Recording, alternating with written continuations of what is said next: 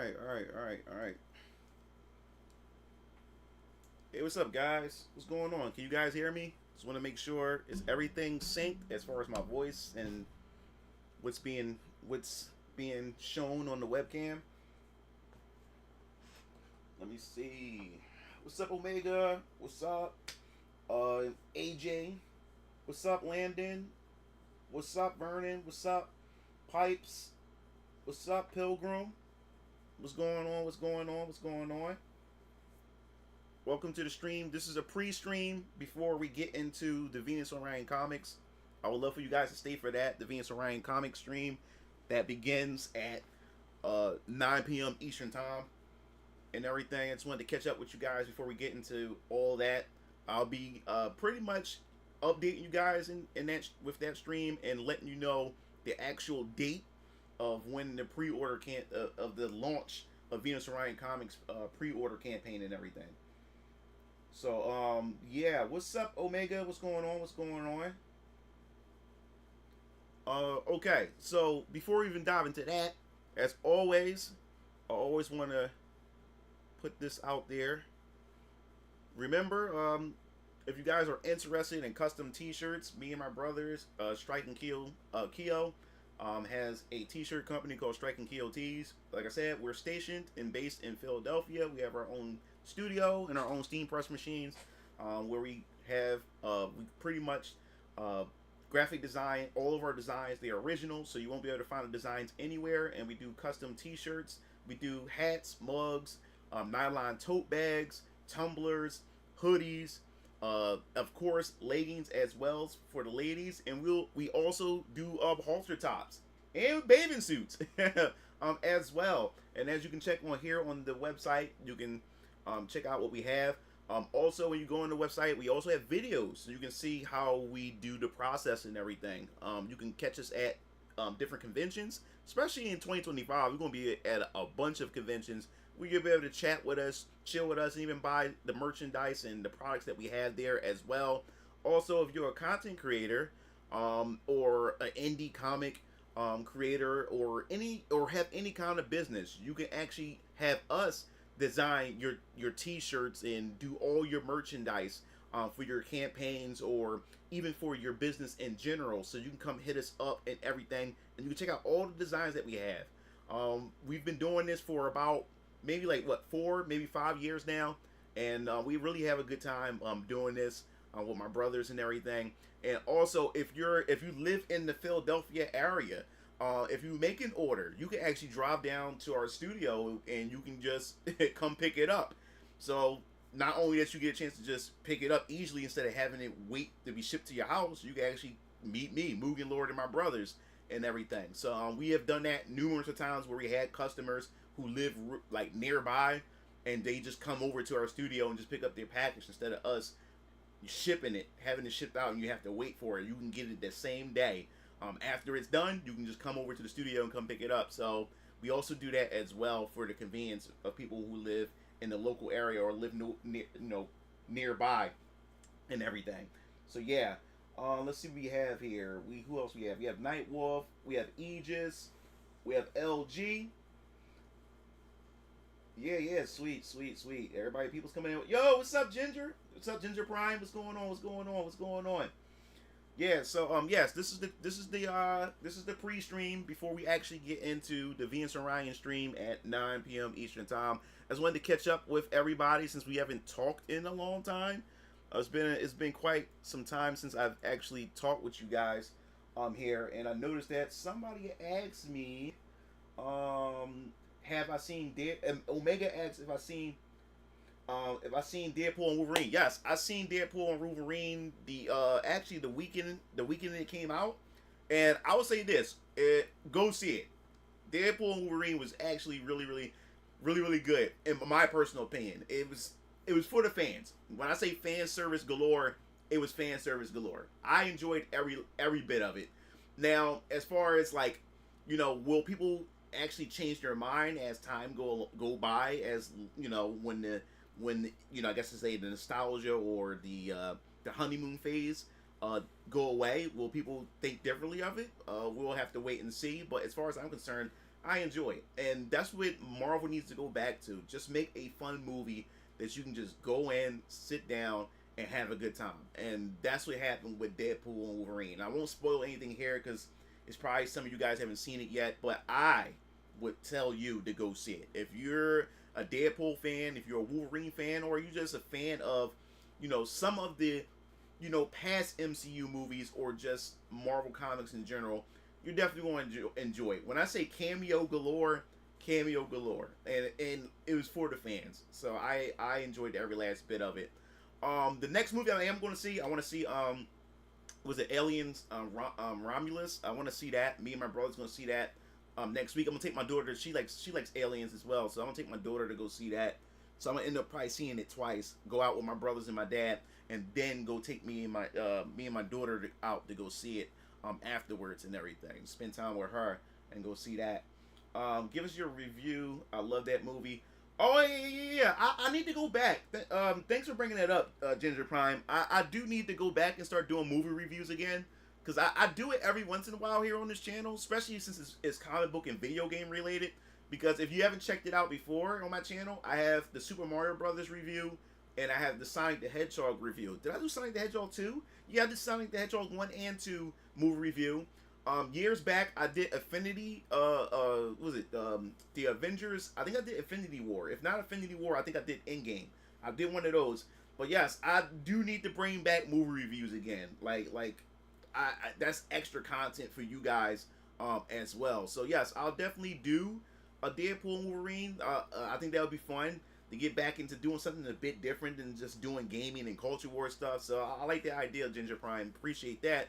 And I may do an Aliens Romulus review as well. I think that would probably be fun to be a nice change of pace for you guys, and I may even bring in a new audience. Who knows?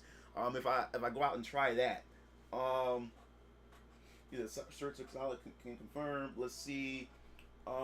Somebody else asked me about. Oh yeah, okay. And then also Omega asked me about the Capcom Fighting Collection. Oh yeah, what my thoughts about the Capcom Fighting Collection? You guys already know. I did a video about it. It was like 3 days ago. You can go check it out on the channel. But just to chat it up with you guys. Oh man, oh my god. I mean, when it comes to Capcom, man, it's almost like an abusive relationship, kind of like with Square Enix too. They do things that hurt your feelings, that hurt you, and then they come back and they always come back with something amazing or something like that makes you happy, and then you run right back to them after y'all finish hurting you and stuff like that. So when it comes to Capcom, man, Capcom been dropping bangers despite some of the things that people disagree with when it comes to the censorship and some of the woke things, tendencies that Capcom is slowly letting filter into their company. But to deny that their games are not good, or to deny that they haven't been dropping bangers, I just think that's delusional, or you just so caught up in this culture war like that you can't see past the culture war. But I would say that the Capcom Fighting Collection 2, man, I haven't been this excited for a Capcom project or a Capcom release in a very long time, because these are titles that I've grown up with. Come on, guys, I'm 37 years old. You know what I'm saying? I'll be 38 next year. So I've been around for a very long time when it came to gaming. I was gaming at a very, very early age, like the early 90s. I was gaming, and I've seen the evolution of gaming, and there was a ton of titles that I enjoyed during those times and everything. And when it came to Capcom, man, when the industry has shifted and changed, and games became more mainstream, games became, as far as the budgets are concerned, have become much bigger and bigger.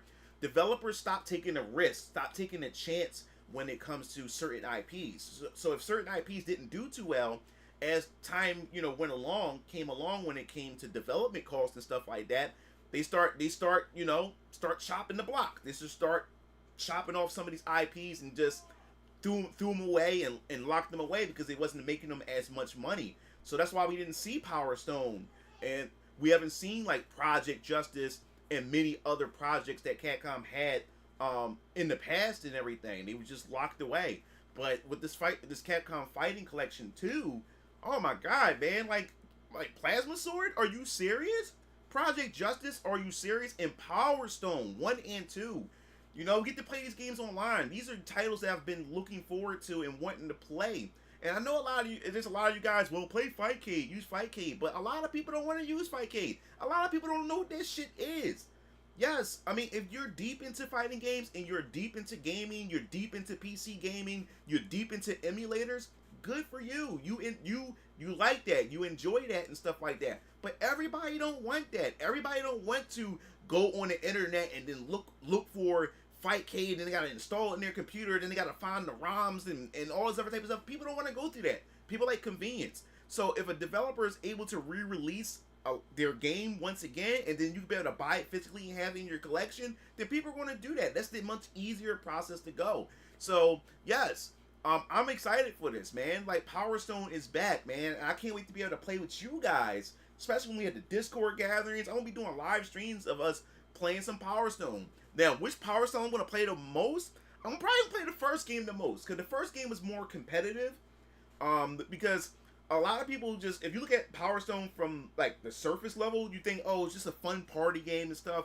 No, man, when you play Power Stone, especially Power Stone 1, it is some actual strategy as far as using the environments to your advantage, your positioning and everything like that. And, you know, and collecting the stones and so you can transform to your alter ego and stuff. There's a lot of strategy in Power Stone 1. But I do love Power Stone 2 as well. It's just Power Stone 2 isn't really as competitive or competitive at all. It's more like a party game, which is nothing wrong with that. I love Power Stone 2. I played the hell out of Power Stone 2 on my Sega Dreamcast and everything. So that's going to be something fun to play. But if I want to just get it in, and just have like just get it in competitively, then yes, Power Stone 1 is my go-to. But I do want to have some fun with Power Stone 2, so that's going to be fun. And the fact is that now I can play online with you guys and Robot Netcode. You can't beat that. So let's see. And even before that too, there's also news that there may be some censorship involved with some of the endings. I personally don't give a damn. Like. When it comes to like games like Power Stone and stuff, and it comes to like fighting games, I play the fighting games for the gameplay. I play the fighting games for the gameplay and the fun factor anyway. Like Power Stone, I may have played arcade like mode just to play to see everybody's endings or to unlock stuff. But every time I popped in Power Stone and everything like that, I played with my brothers or I played with my cousins or my best friends from school and everything. We played the multiplayer. We didn't really care about the other things. So yes, I understand about the censorship and everything, and whatever the censorship is going to probably be or whatever, it's probably going to be something really, really minor. But the thing is, I want this collection. This is a fun game. I'm not going to sit there and not buy this game. We're getting Power Stone, for crying out loud. We're getting Plasma Sword, for crying out loud. And we're getting Project Justice. And the thing is, everything relies on the future of these IPs. Because Capcom is going to be looking at these collections and see how well they do. And this is going to determine the future of these IPs. So if you're not going to sit there and support the game, that's fine. But you also can't get mad if we don't ever see a Rival Schools 3. You can't get mad if we don't see a Plasma Sword 2 or Plasma Sword 3 or whatever you want to call it. You can't get mad if we don't see a Power Stone 3 because you decided because they did a censorship or a minor censorship, you decide you didn't want to support it. So so you can't get mad if we don't get any of those games or whatever like that in the near future. So I want to see more of those games, and I'm going to support it because it got Robot Netcode, and we have no other way besides going through other channels to play these games. I don't want to go through all those channels to play those games. I really don't. If I can be able to buy the game and have the game in my collection, I'm going to get it. So, let's see. Give us a review of that movie. Yo, what's up, Ruin? What's up, Neo? Yup. What's up, Scott? Oh, I said Scott. Oh, you said Vernon already. Yeah, so I'm all for the collection, man. Like, I am not going to let that, whatever that censorship is going to be, is going to probably be so minor. It's going to probably be a minor thing that everybody's going to lose their shit over, or whatever like that, and that's totally fine. Like I said, everybody got their principles and everything like that, and that's totally fine. But y'all already know where I stand when it comes to certain things being censored and stuff like that, like the severity of the censorship and everything like that. Looking at that Marvel vs. Capcom deck in the back, I keep hearing I'm going to take you for a ride in my head. Yeah, man.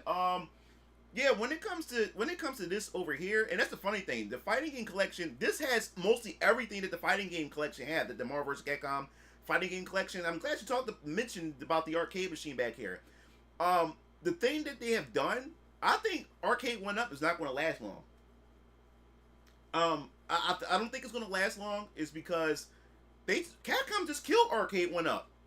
But because Marvel vs. Capcom 2, the only way you was able to get Marvel vs. Capcom 2 like recently was this. Arcade One Up. Like this machine right here, I got all the versus games here. I just keep Marvel vs. Capcom 2 playing right here. Or whatever. Matter of fact, hold up.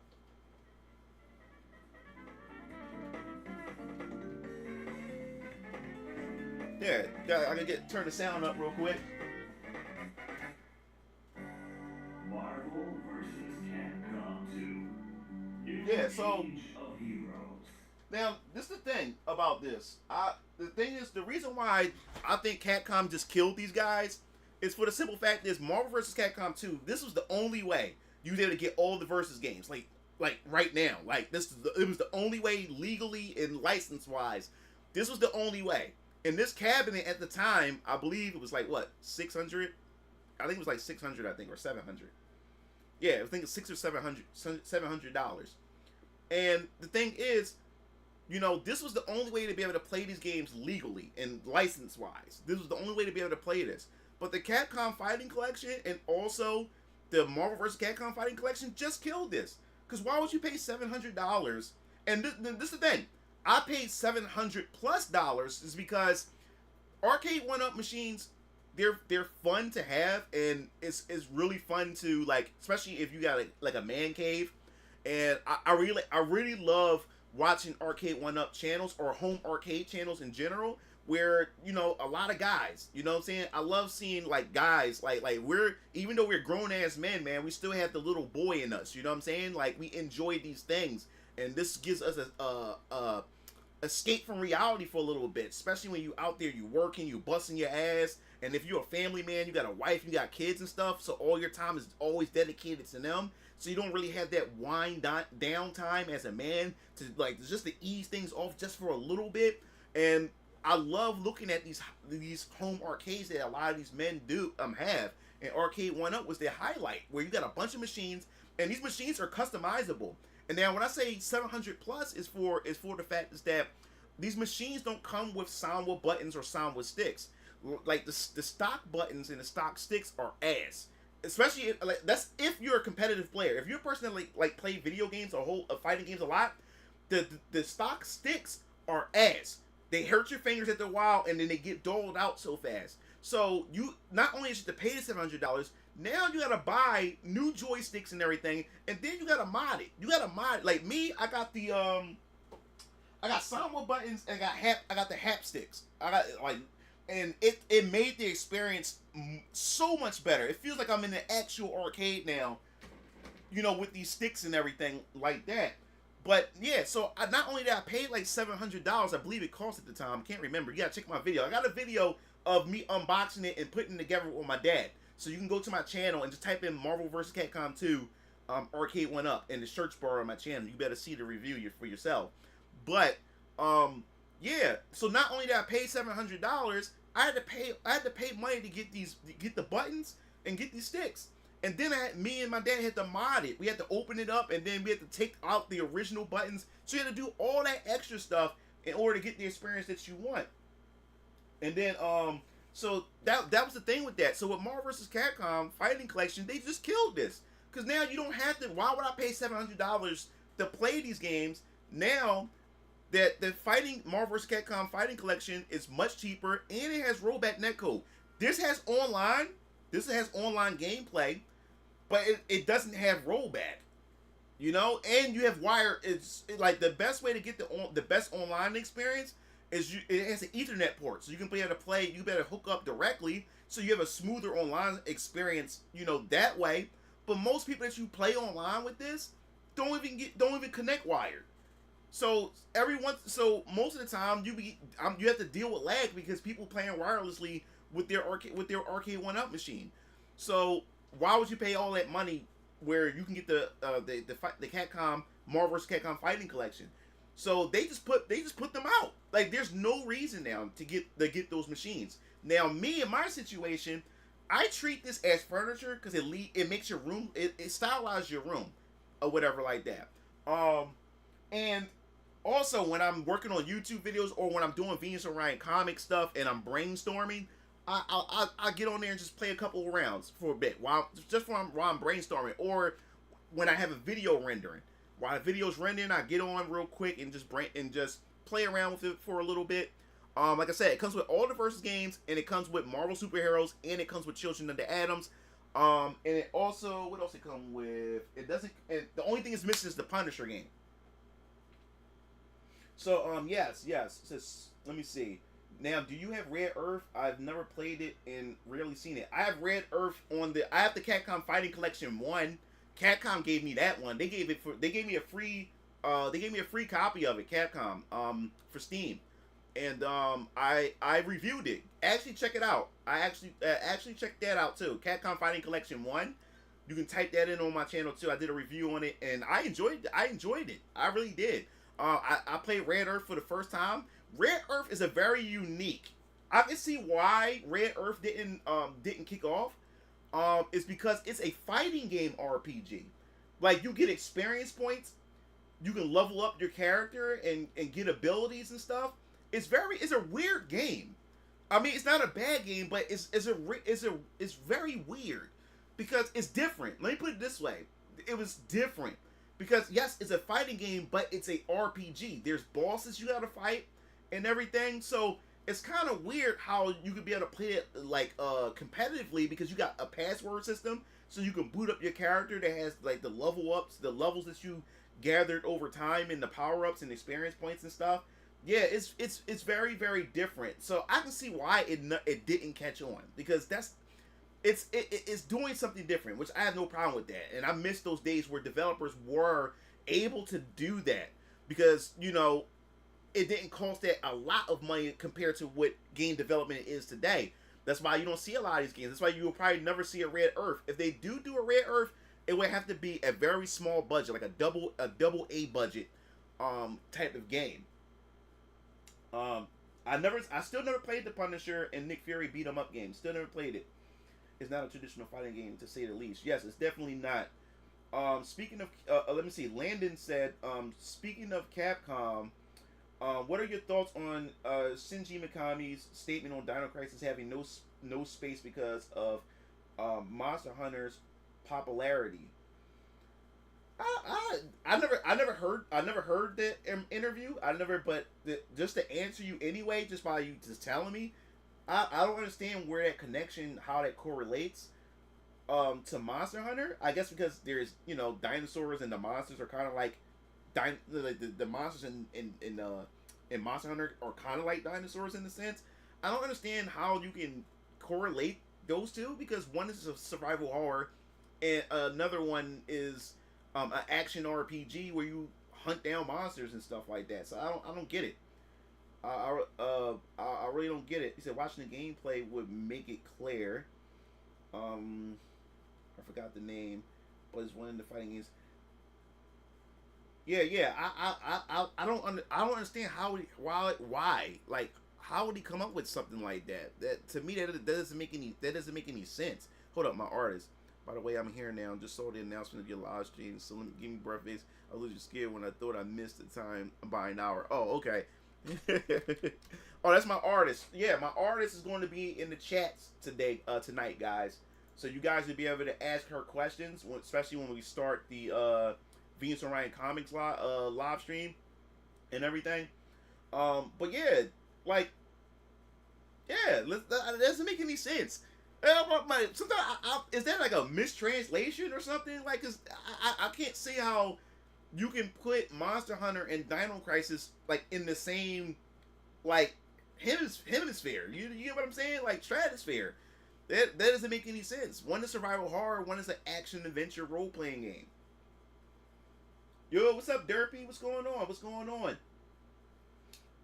That just doesn't make any sense. but there's one fighting game that lets you learn abilities outside that very old boxing game. Let's say Dino Crisis. That's one more game like it. I'm still looking for it. Interesting, interesting. Yeah, I don't understand like why would he say something like that? Like the mystery around Dino Crisis. I think what's going on too with the whole Dino Crisis thing too. I think they like we like they're making so much money off of Resident Evil, right? And I think they don't want no overlap where they're afraid to put all that money into Dino Crisis, and then people say, hey, this is just a generic Resident Evil, and then they just ignore it because it's not Resident Evil, it's just Resident Evil with dinosaurs. So I can see probably they're afraid of that there's no room for Resident Evil and Dino Crisis. I'm just trying to make some sense out of this or whatever like that. Yes, Dino Crisis, I would love to see another Dino Crisis. And you also got to remember, just because we love it, you got to understand that Dino Crisis was like a niche game. You also have to always keep that in mind. You know, we like when it comes to this, especially when we in this day and era when it comes to games, there's a lot of games that we would love to see come back, but you gotta understand where like the fandom is at and how big that fan base is. Is it really that big enough for them to say, hey, we're gonna take a chance and make this into a AAA title? You know what I'm saying? So they really they take that under consideration. But like I always said, like it's still no excuse where you can start off as a AA title. Now the only backlash when it comes to AA titles, especially when fans are fans of these games, a lot of them get upset because, man, this game looks so cheap and stuff like that. Like, why can't we get like a high budget, game and stuff like that? So then you have some people that don't go out and support it just for the fact is that it looks cheap or like that because they don't want to spend that high budget. They don't want to risk that or whatever like that. But I think the best route for a lot of these companies, especially with Capcom, make Dino Crisis AA. Don't go AAA. Start with AA first. We've seen it already. We know the success. We've seen the blueprint. Look at Square Enix with the Mana series. What did I tell you guys when Trials of Mana remake was made? What did I tell you guys? I said, guys, this is just a test run. This is a test run to see if they can bring back the Mana series. I said, yo, this Trials of Mana remake looks really, really good. And I kept telling you guys, go out and support this game. And like I said, I've done a bunch of videos on Trials of Mana. I even did a review for Trials of Mana, which you can also go check out yourself. I did a review for that. So you can get an understanding of where I'm coming from with that. Before if you don't want to take a chance and dive into Visions of Mana, at least check out Trials of Mana and check out my review on that. But what did I tell you guys? I told you guys a couple years ago that I said, yo, this is just a test run. I said, this game does really, really well. Expect a new Mana game. And guess what? I was right. I went out, I supported the game, and many of you guys supported the game, especially the Mana fans out there. You guys supported it, and look where we at. Visions of Mana.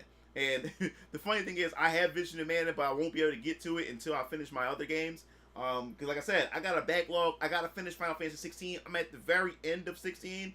I got to beat it. I got to beat that. I'm not too far from the end of Stellar Blade, so after I beat 16, I'm going to jump back to Stellar Blade, finish off Stellar Blade. I know a lot of you guys have been waiting for my pains for Final Fantasy 16 and waiting for my pains for Stellar Blade. That's still coming, so don't worry, that's coming. So once I get those two out of the way, then I'll be able to jump onto Visions of Mana. So don't expect the Visions of Mana review anytime soon. Also, I'm going to start learning how I'm taking a different approach to some of my games. Another reason why I've been burnt out from gaming, not just because of the current state that we're in when it comes to the, to the gaming landscape and everything, it's also because I'm blending in content creation with gaming. And what do I mean by that? Ever since I've been on this, on this content creation journey and this content creation, I guess you would say career or whatever like that, it's like it's hard playing a game. And what do I mean by it's hard playing a game? Because now I need a reason to play. Because like if now I can't sit down and play a game just to play it. Now I feel as though that when I get on the game, I have to record some footage. Because maybe I can use this footage later to make content out of it for you guys and stuff like that. And now it's becoming hard. And now it feels like I can't enjoy a game because it feels like if I can't make content out of it, then why am I playing this game? You know what I'm saying? So that's how I feel. And I'm trying to find a way to find that middle ground, that balance, to where I have that leisure time. And what's up, Akuma? What's up, Matt?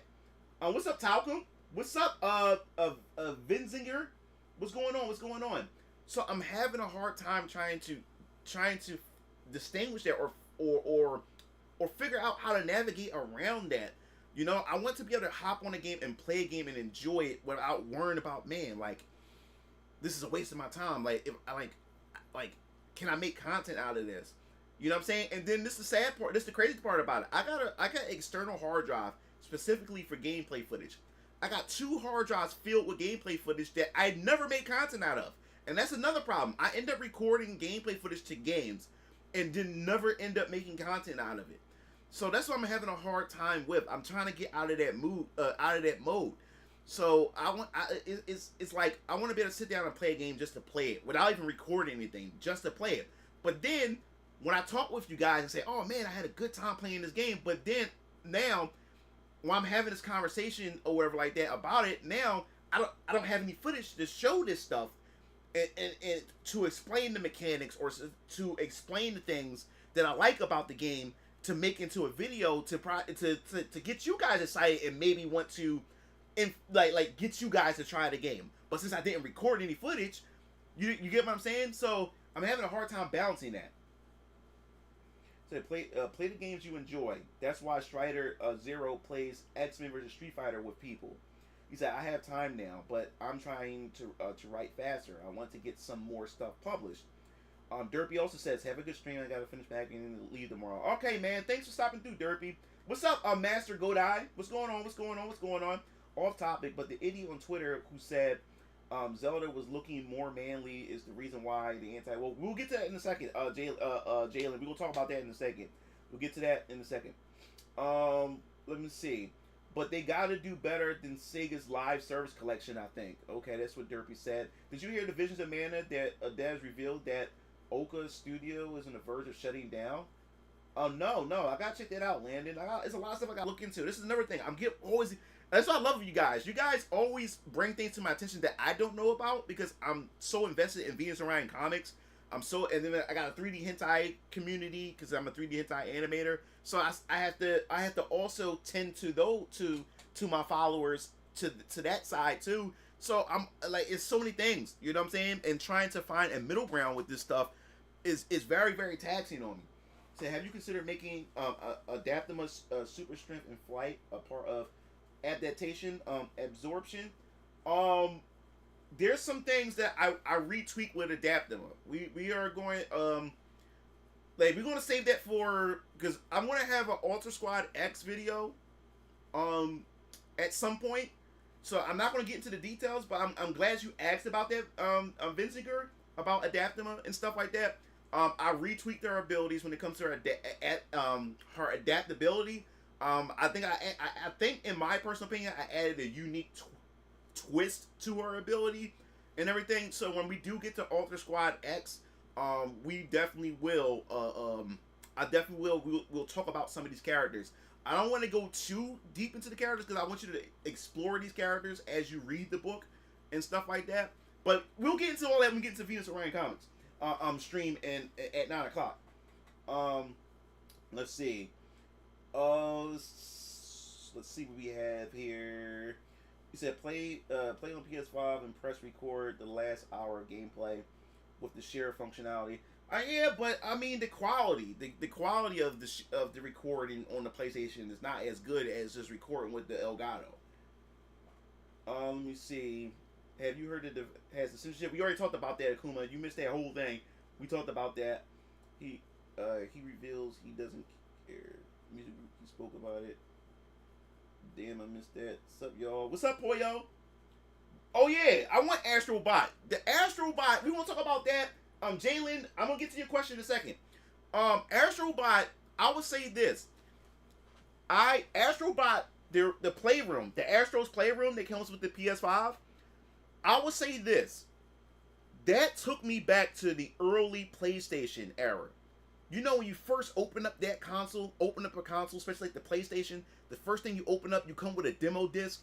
You pop the demo disc in, and you get a chance to try out the various games that they have on the demo disc. and especially when the PS1, you had Ballerina Toshiden, you had let me see, Tekken 1, you had also and Jumping Flash. I remember the early demos with the PS1 and Astro Playroom. I felt that childhood experience, especially back in the 90s when I turned on my PS5 and you download Astro's Playroom, and it took me back to that era. It took me back. That nostalgia hit me. It's a cute little platformer, and this is what Sony and I believe a lot of games are what gaming is missing. We miss those cute art styles or those mascot type of characters in video games. And Astro Playroom was a really fun tech demo, and it was to filter you in with how the motion controls and the adaptable, the whatever they call it, the adaptive feedback triggers and everything work. Very adorable game. And then they put Robin from Jumping Flash in there. It was a lot of homage to PlayStation's history in Astro Playroom. So when I saw the Astrobot game, I'm picking that game up. I'm picking it up. And looking at the gameplay and everything, it's a chef's kiss, man. This is what Sony. I want to see more of that from Sony. I want to see more of that from Microsoft. I won't say nothing about Nintendo because Nintendo have their IPs. We always going to have that from Nintendo. But that's something I want to see from Nintendo, from Sony, man. We need more Japanese aesthetic games. Like Sony need to be Japanese again. Like Sony doesn't feel Japanese anymore. It hasn't been Japanese in a very long time. It's very Western, but it needs its Japanese roots again. We need stuff like Astrobot. I'm definitely supporting that game. Yup, such a good time. All right, so to answer, let me see. To answer Jalen's question about what happened, we'll come over here for a second. 1 second, guys. So, what happened was Jalen had talked about it on my Discord. He brought it to my attention. So, shout out to Jalen Pipes. I give him the credit for that because he brought it to my attention and everything. So, I made a post, but it is the post right here, Fiction Theorizer, and it all started with this post, which it was just fucking stupid. So, Omega Valwyn said, so she is just Link now. What happened to her using her own skills that we know she has and stuff? She has always shown to be good with magic and other non-sword stuff. Now, what I see here is still her magic abilities, and then the sword that she got is not even the master sword. So, what is the problem here? So that's not even the funny part. The funny part is then we have this fucking idiot. Fiction Theorizer come here. The proof is Breath of the Wild and its sequel desperately trying to make her more mannish, or are you really going to pretend these characters look the same? And this is why I'm not understanding. Like, what is mannish about Zelda here? Like, every Zelda game had a different interpretation of Zelda's character. They all had their own unique personalities, and they all contribute into the story in some way or another. And what I don't understand is Breath of the Wild, Zelda is my favorite Zelda.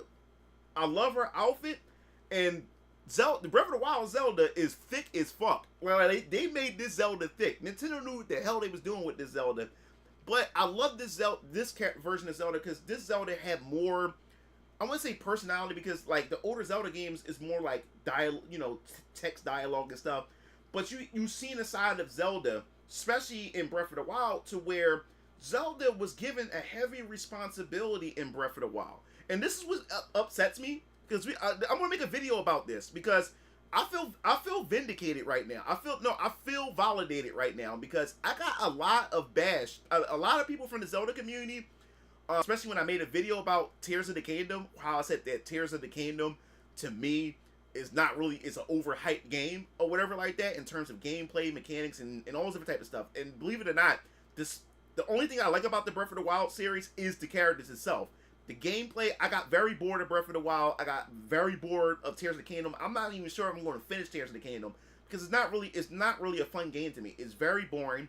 The open world is empty as fuck, and like I want story, But anyway, the thing I like about Breath of the Wild was the story, and the thing that disappointed me about Breath of the Wild is that the story is not present.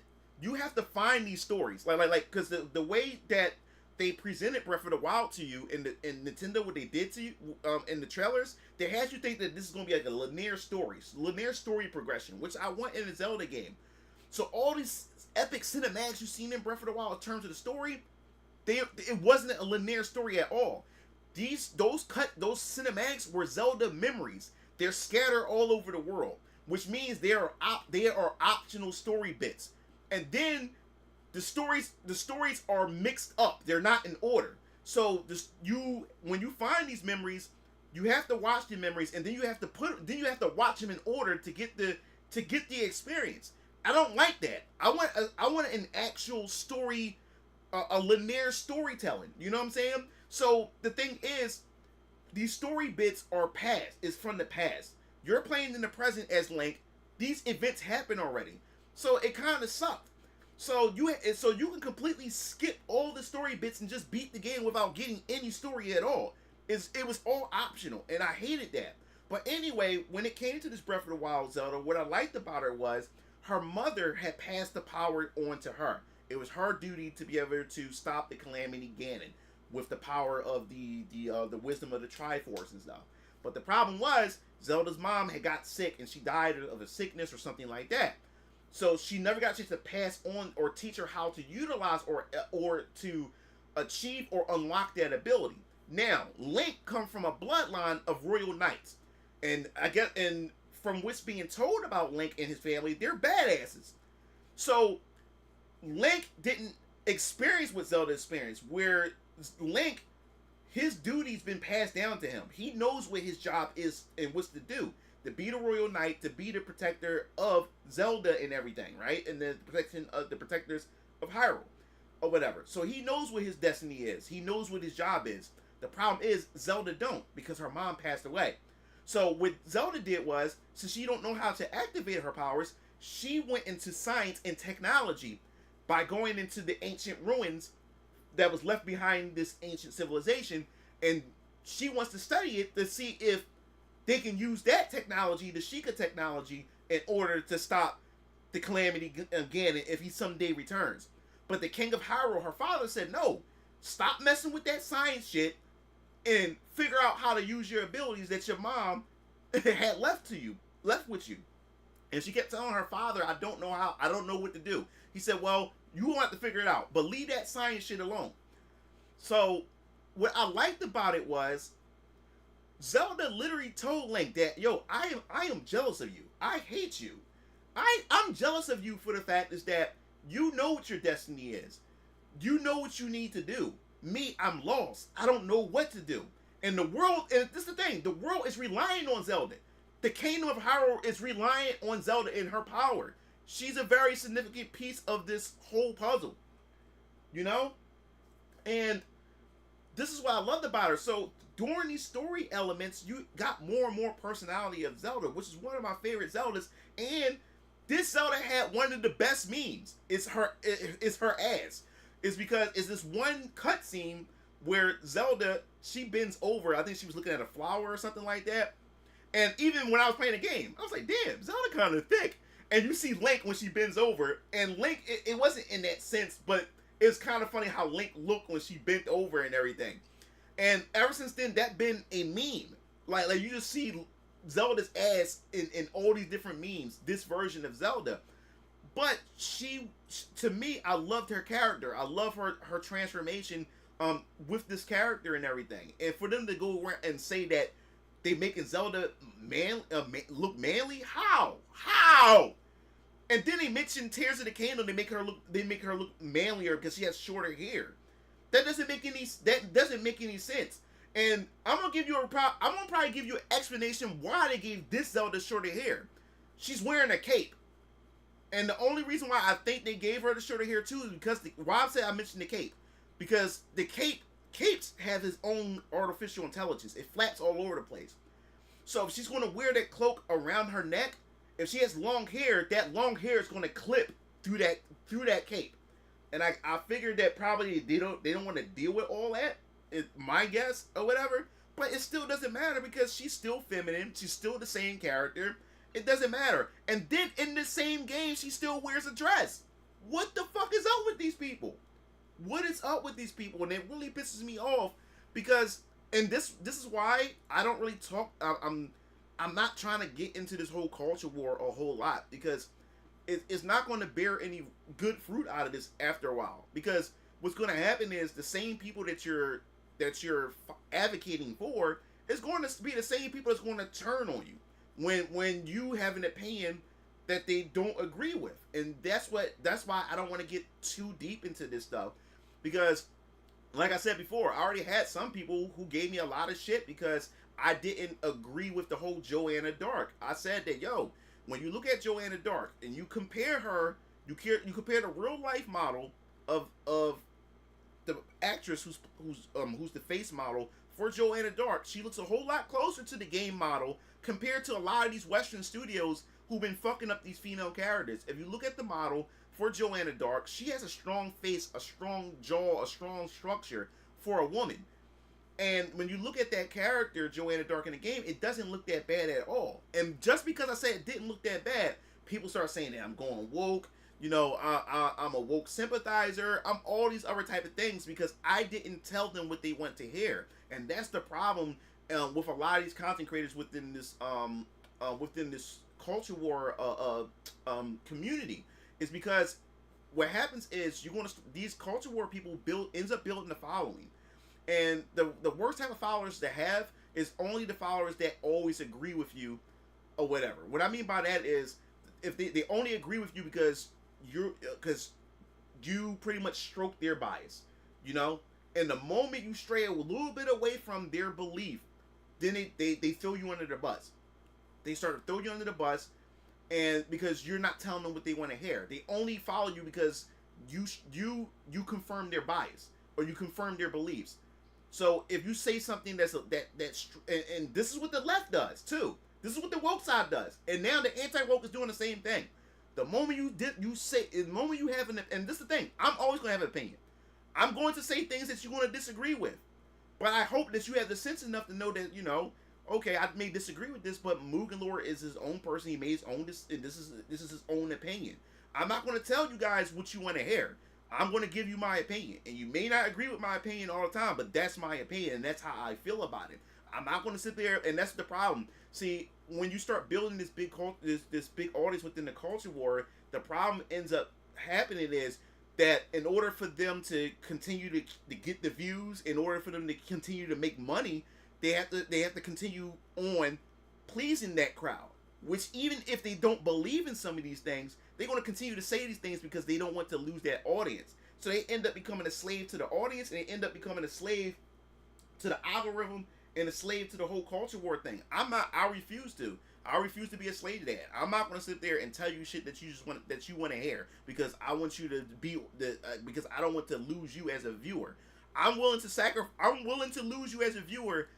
You know, I'm willing to do that in order to keep my integrity. I will keep my integrity if it means that I would lose followers or lose viewers and stuff like that. I'm going to say what's on my mind, and you're not always going to agree with it. And I hope that you would say, you know what, even though I don't agree with him, you know what I'm saying, that's just something that we don't agree with. But Mugen Lord, he's still a cool dude. You know what I'm saying?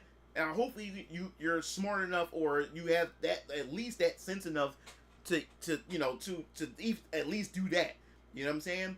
But yeah, I got a lot of blowback for that, for saying that Joanna Dark doesn't look that bad compared to a lot of the other depiction of women from Western studios. I got a lot of shit for that, and I don't care. You know what I'm saying? So I'm not here to please anybody. I'm not here to tell you what you want to hear. I'm here to speak my mind. You know, and if you don't like it, then I don't know what to say. Yeah, I don't like. I'm not going to parent it. I'm not going to parent it to you guys. I'm always going to stay. I'm going to tell you how I feel. You know, and I know that it's going to be one day it's going to be something that you're not going to like, that I'm going to say that you're not going to agree with, and I'm just preparing you guys for that. Like I'm human. You know what I'm saying? Like, we're not always going to meet eye to eye. Meanwhile, you got vids showing the blatant vids. They're always going to be haters. Stick to your principles. They'll get you a bigger audience in the long run. Stay true to yourself. Yeah, so I'm like, come on, guys, like. So, in other words, you say one thing, you disagree, and you're a traitor. Yeah. All right, people. Yeah, I had people tell me like, "Yo, you going woke now?" And all. I'm like, wait a minute. I just said she doesn't look that bad compared to the rest of the to the rest of the female models from that's depicted in the West. I said she don't look as bad. She looks a little bit closer or whatever like that compared to what we've seen. That's all I said. And yeah, a crowd coming in saying that I was going woke. I was like, oh my god, like this is crazy.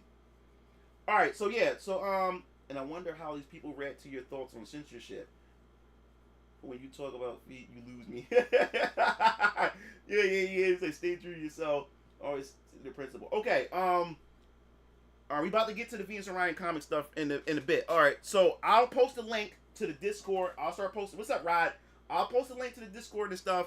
We're about to start the stream for Venus Orion Comics. So before we begin, I want you guys to go check this out in a second. So let's start.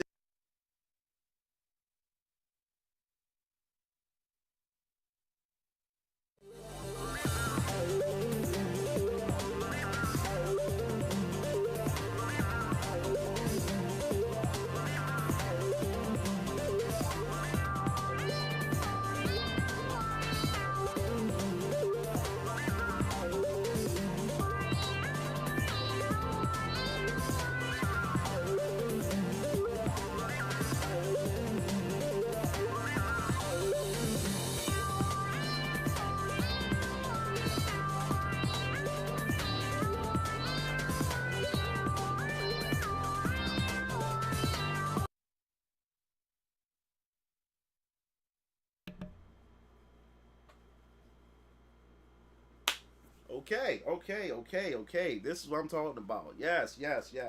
So, yes. It's, I need the name of that elf chick pronto.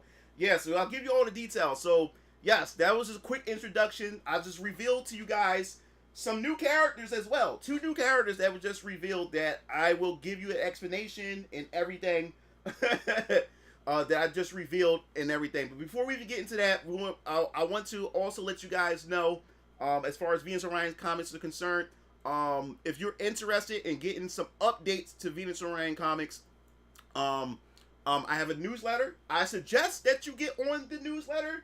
I suggest that you do that, is because that will keep you up to date. That will keep you informed. I had created a MailChimp account, which what it does is an email collection, and it allowed me to mass email a lot of you guys. I'm able to keep your emails so I can always stay in touch and inform with you guys, especially when it comes to Venus Orion Comics. It's free. You just subscribe. Subscribing is free. It costs you nothing at all. You subscribe, and the goal is when you subscribe to it, I send you updates to let you know before everybody else gets the information. You guys will get it first, and not only that, I also do free like free giveaway stuff like wallpapers. I already did it before. I gave away some free wallpapers, so you better put on your desktop, put on your PC, or put on your mobile devices and stuff like that. So yes, you also get free goodies that you can have, that you can be able to download onto your mobile devices and also on your PC and stuff like that. So that's another perk of also getting on this newsletter. That's the perk to this. So I suggest that you get on there. Also, the goal is, before we get to the launch, the pre-order launch and the launch of Venus Orion Comics itself, the goal is I'm going to try to do a newsletter at least twice a month leading up, because the thing is, I know that emails are sacred to a lot of you guys. A lot of you guys don't like spam and stuff, so I don't want to come off as spam. So I'm not going to bombard you with a lot of newsletters. So my goal is to try to keep it to a minimum of at least 3 for right now. Newsletters a month, at least 3, depending on what's coming. If there's a lot of news coming, then it definitely will probably go to 5. But for now, we're gonna do maybe like two newsletters a month leading up to when we do the launch. So yes, expect a newsletter in September. And for those of you guys who missed the wallpapers that I sent out from the last newsletter, when this next newsletter come up in September, I will have a new download link for you guys to be able to have access to those wallpapers. And I'm going to have some new wallpapers pretty soon as well. So yes, I definitely, I'm gonna say it again. I'm gonna put also the link to where you can get to this so you can subscribe to the newsletter. I'm gonna post the link in the chat in right now. Give me a second. Let me get all this stuff for you guys so you can have it, and then we're gonna get into the nitty gritty of the stuff. My artist, she's here. I think she said she hit me up. She said that she's eating breakfast. Like I said, our time zones. Oh, okay, no, she's here. She's here. Yeah, yeah. So she's in the chat and everything. You guys get to ask her some questions. If there's some questions you want to ask her, we're going to get to the question and the answer parts in a bit. Let's go through this through the news and the details first, and then we will do some questions and answers. You can ask me anything about Venus Orion Comics. You can ask Jessica whatever you want to ask her about her art, her artwork, and the process, or whatever you want to ask her. You can ask her. So give me a second. I'm gonna go post this stuff to the newsletter and everything. Oh yeah, 1 second. I'll get into that in a second. All right, so here's a link to the newsletter. Also, as well, I have a Instagram. I have an Instagram, so you can go when you go to the newsletter. You can click on all these links. Also, my brothers Strike and Quixotes, they're also on there as well. And just to let you know, Venus Orion Comics, I'm going to have my own section on Strike and Quixotes. So right now we're in the merchandise process where we actually creating the merchandise and everything like that, in the gear and everything that we're coming up with. So the moment that stuff is ready, Venus Orion Comics store will be open, so you can be able to buy hats, mugs, tumblers, and everything. So we're getting all that stuff together right now. So stay tuned for that. That's going to be an announcement. There's going to be a nice little presentation when it comes to that. So stay tuned for that. But yes, if you go here, I posted a link, click on the link, and you can check out all the stuff here. Instagram, for some reason, a lot of you guys are liking the Instagram because you'll be able to see all the characters that I posted so far. Definitely appreciate it and everything. So yes, we definitely want to get into the nitty gritty of what the stuff, some of the stuff that I wanted to talk about and some of the stuff I wanted to show off. We're going to talk about the things that you just saw in the opening, the slideshow. Those images you seen, of course, was some of the characters that you have already saw before, but yet you saw them in different poses. My artist, Jessica, she recently she actually drew them for me this month, because I really wanted to show off the characters and in different action positions and stuff like that, and for marketing, promotion, and stuff like that. And plus, you guys love to see these characters, and I really appreciate that and everything. So the things we're going to discuss, as far as the slideshow is concerned, you guys had saw 2 new characters that was in the slideshow. So who were these characters? And we're going to get into that in a second. The first character that you saw, which we're going to click on, and I'm going to bring it up so we can get into the details. This character right here that you saw is called the Valorian. Remember I told you about this. You remember the character Mighty Girl? He said, we're going to get to the influences in a second, Hayabusa. We're going to do all that. We're going to do the questions and everything after I get through this stuff. We're going to do all of the questions and everything that you want to ask me and everything. As far as, I'll give you the Discord link in a second. Matter of fact, let me, I'll post that, and give me a second, guys. I forgot all about that. I'll get the Discord link. We'll get through all that. I'll get you the Discord link in a second. Hold up. Just give me a second. So yes, this is the Valorian. Remember Mighty Girl? Matter of fact, let me bring back up Mighty Girl, because I know some of you guys who are new here and probably didn't see Mighty Girl. So give me a second. I'm gonna bring her. I'm gonna put her in the folder too, so you can be able to see her as well. We're gonna get through all this. This is gonna be fun and everything. Here we go. Put in the copy. Put in here. All right, cool. So let me bring her up. Bring Mighty Girl up, and then get back to the Valorian in a second. All right, yeah, this is Mighty Girl. You guys love the shit out of her. Like I was not expecting to get the feedback from a lot of you guys when it came to her. Like you guys came in and showed love in the community tab and also on Twitter and everything. But yes, Mighty Girl is the supporting character to the Valorian. The Valorian is the main character of his series, which I'm gonna bring up right here to the picture that you guys have saw right here.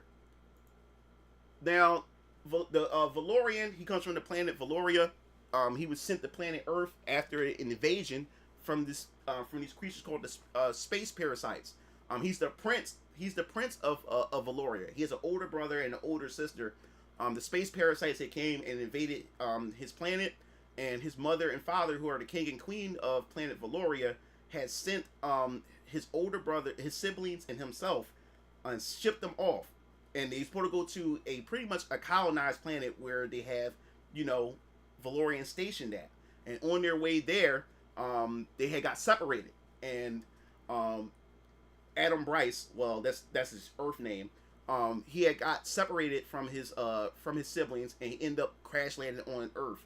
So the Bryce family, the father, William Bryce, who's a fighter, and his wife and his little son, they end up finding the baby of Adam Bryce. They end up taking him in, adopted him, and everything. Now, in my universe, no capes.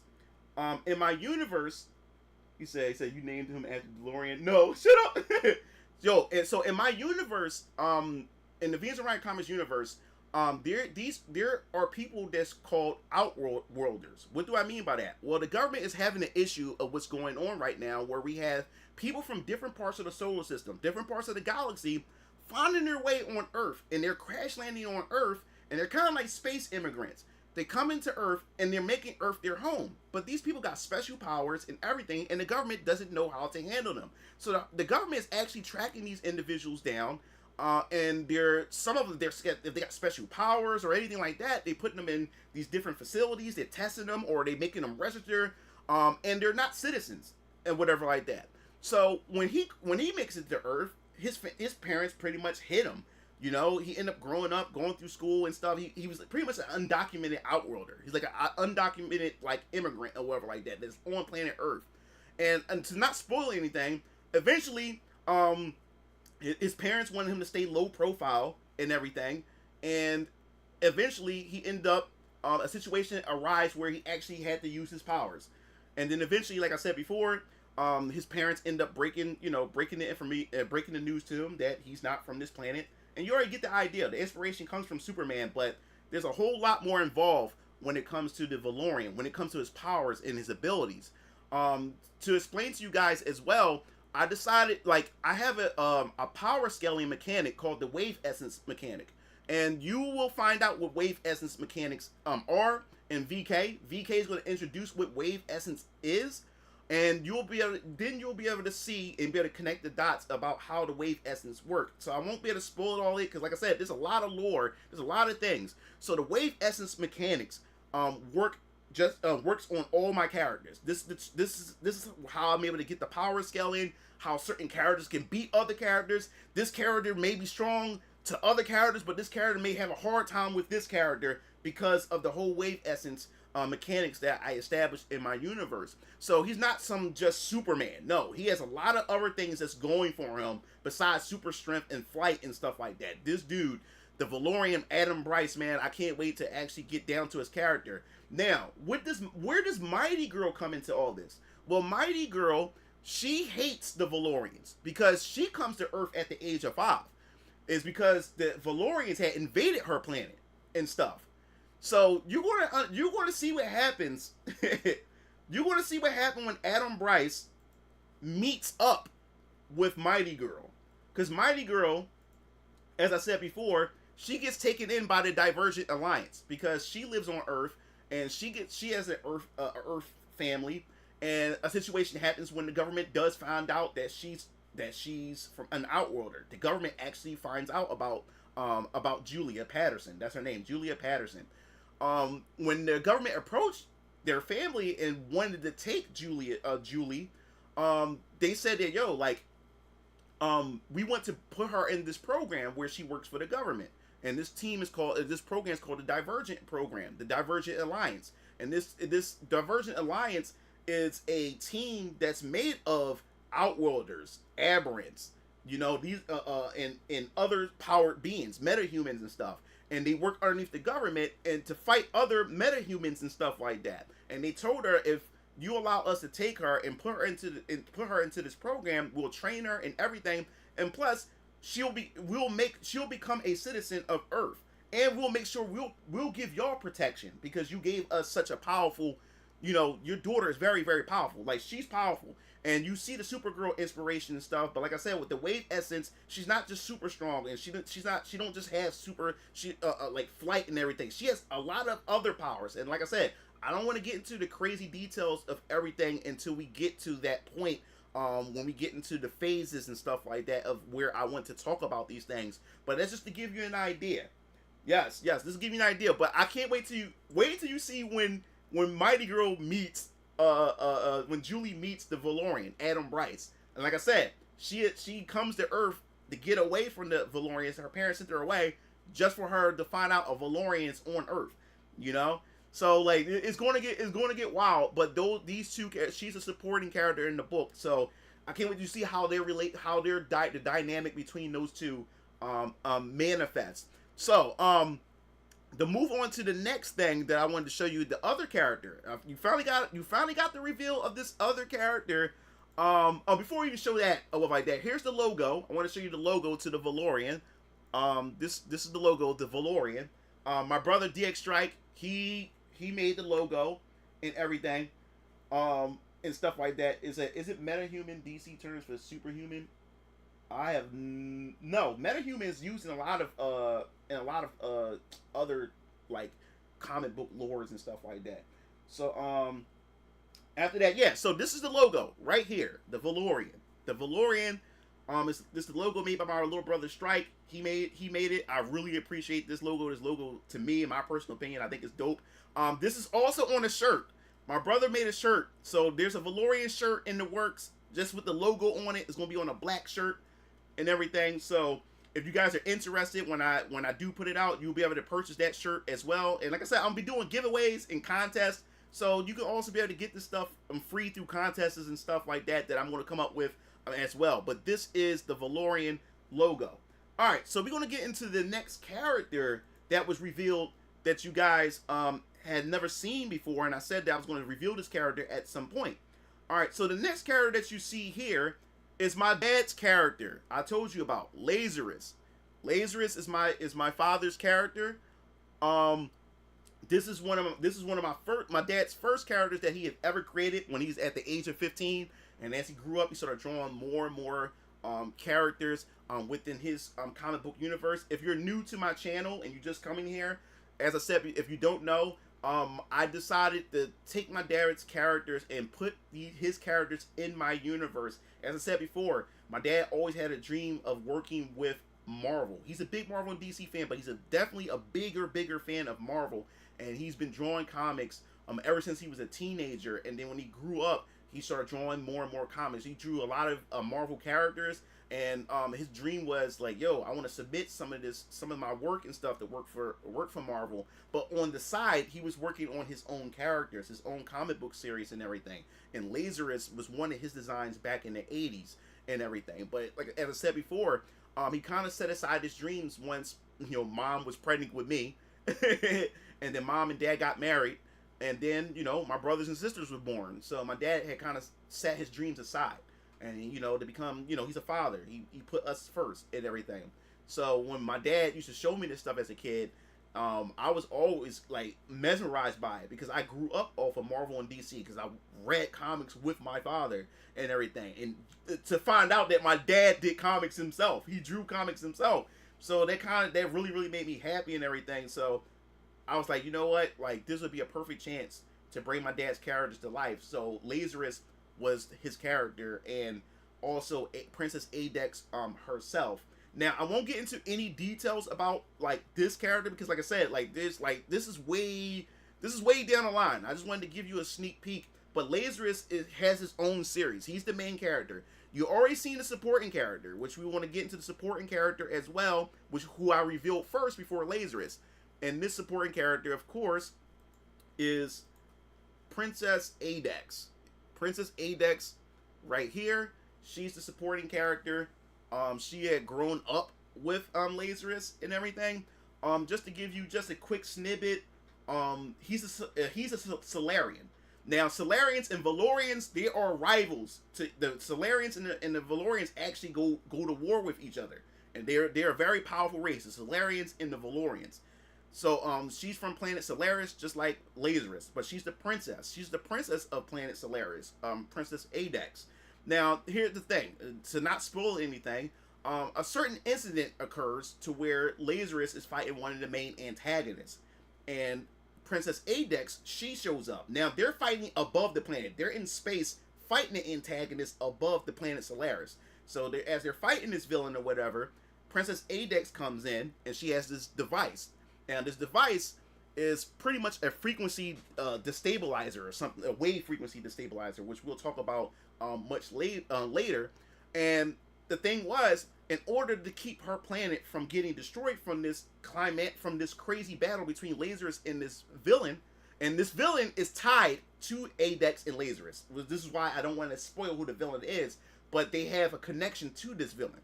So they end up fighting the villain, and what she did was she threatened to use the device on the villain, and she threatened to use it on herself, or whatever like that, to stop the villain from attacking. So what ended up happening is the villain still didn't listen or whatever like that, and she ended up shooting the villain, but lasers get caught up into the wave frequency disruptor. And when they got hit, she got caught in it. But when those two got hit first, and they disappeared. And then when she got hit, she disappeared. And when she did, when a wormhole opens up and it spits her out, into planet Earth, and she lands on planet Earth. And then when she wakes up, when she looks in planet Earth, she has no idea where she's at, and she don't know what happened to Lazarus and the antagonist, or whatever. So while she's on Earth or whatever, she's in a different part of the universe, different part of the galaxy. And I remember I told you about the wave essence mechanics. None of her powers work. She don't know what happened or whatever. But the longer she starts staying on Earth, she started realizing her powers started coming back, but her powers evolved. It changed. She got even stronger. She has different abilities, and she's wondering what happened, because something happened when it came to that frequency thing that she used. It changed up her wave essence or whatever like that, and it gave her different powers and everything like that. It actually evolved her powers and stuff. But as she lives on planet Earth, and as she started living on Earth, she started getting used to the Earth customs and stuff. But the reason why her uniform is made of nanotechnology. They're nanites and stuff. It came from her planet, Solaris and stuff. But the reason why she has these colors, she has the American flag colors, because she crash landed on planet Earth, but in America. And the thing is, she started using her powers to fight for good and justice and everything like that. But like I said, on my planet, in my universe, history is much different. Planet Earth, no, especially in America, there's two different Americas. There was a civil war that broke America, it split America into two different Americas, which is the Freedom State of America and the Guardian States of America, which we'll talk about later. But she ended up looking in the history books and the information of what America used to be like 200 years ago, before the Civil War had broke out and stuff. And she loved the original American ideas. So since she loved the original American ideas, she decided to don her costume in the original American flag colors. Because now that we have two different Americas, their American flag, the Freedom State had their own color of their flag, and the Guardian States have their own color. They don't have the red, white, and blue anymore. So she decided to don that because she loved the traditional, original American ideas. So what happened to Lazarus? Well, you want to find out in the comic book, because like I said, she's on planet Earth. She made the Earth first. But where is Lazarus and where is the antagonist? So you're going to find out in his comic book at some point. So yes, that's Adex, got Lazarus, and I'll show you the logo. DX Strike, my brother made the logo for Lazarus as well. We gave it an 80s. We went with an 80s look. Protector of the Outer Realm, Lazarus. That's what we're going with. He said people are getting stupid these days. Yeah, too soon, too real. It reminded me of the Flash, Ultraman, the Japanese tour. What's up, Zero? What's going on? Yup. So yes, this is the logo for Lazarus. We wanted to go with an 80s look.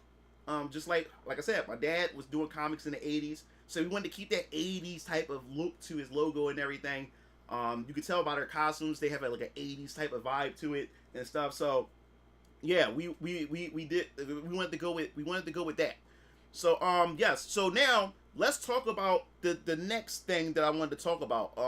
Where I actually shared it with you guys in the community tabs. Let me close all these other tabs for a second, guys. I want to close all this stuff. So all right, I showed you guys in the community tab that I finally confirmed and finally decided on the what we want to go with as far as the phases are concerned. Let me move this real quick because I know my picture is in the way, and you guys want to see this. Oops, wrong button. 1 second. I know it's in the way. Wait, hold up. Come on. There we go. I don't need to move this so you guys can at least see it. So I'm on the way. All right, cool. All right, 1 second, guys. Just want to fix this. All this is in the way. Doop. All right. I guess. All right. There we go. So yes, what we're doing, what I'm doing, as far as Venus Orion Comics are concerned, I'm doing everything in phases, kind of like how the MCU got phases and stuff. Yes. I wasn't playing around for 4 years. I've been working on Venus Orion Comics for the past 4 years with my artists. Like I said, I am the creator. I am the writer of everything. I have a lore Bible for Venus Orion Comics and everything. And everything's going to be broken up into phases of how I'm going to release these books. And the reason why I'm doing the phases is because every phase is going to have a theme. It's going to introduce new things and everything. Now, what's going on with phase 1 and why did I make the decision of picking the characters or the series that I have here? Well, for just to put it out there, the name of this phase is called the Foundation. This is called the Foundation, and the reason why it's called the Foundation is because this phase sets the foundation for the Venus Orion Comics universe. Each comic book is going to introduce different mechanics or different lore or set the foundation to how my universe works or what's going on within planet Earth and every other thing that I have going on within this universe and everything. So, when it comes to what you see here, these characters or these comic book series was based on also your feedback, because this phase map was totally different before I revealed this stuff to you guys. So, what happened was, after I started showing you guys my characters and everything, and a lot of you guys started showing interest in characters I wasn't even expecting you guys to show fucking interest in that much. But you guys showed a lot of interest. So it made me rethink of how I'm going to release this stuff. So I had to start switching around a lot of different things. And some things had to stay in place because some of these things are important and it's part of the foundation.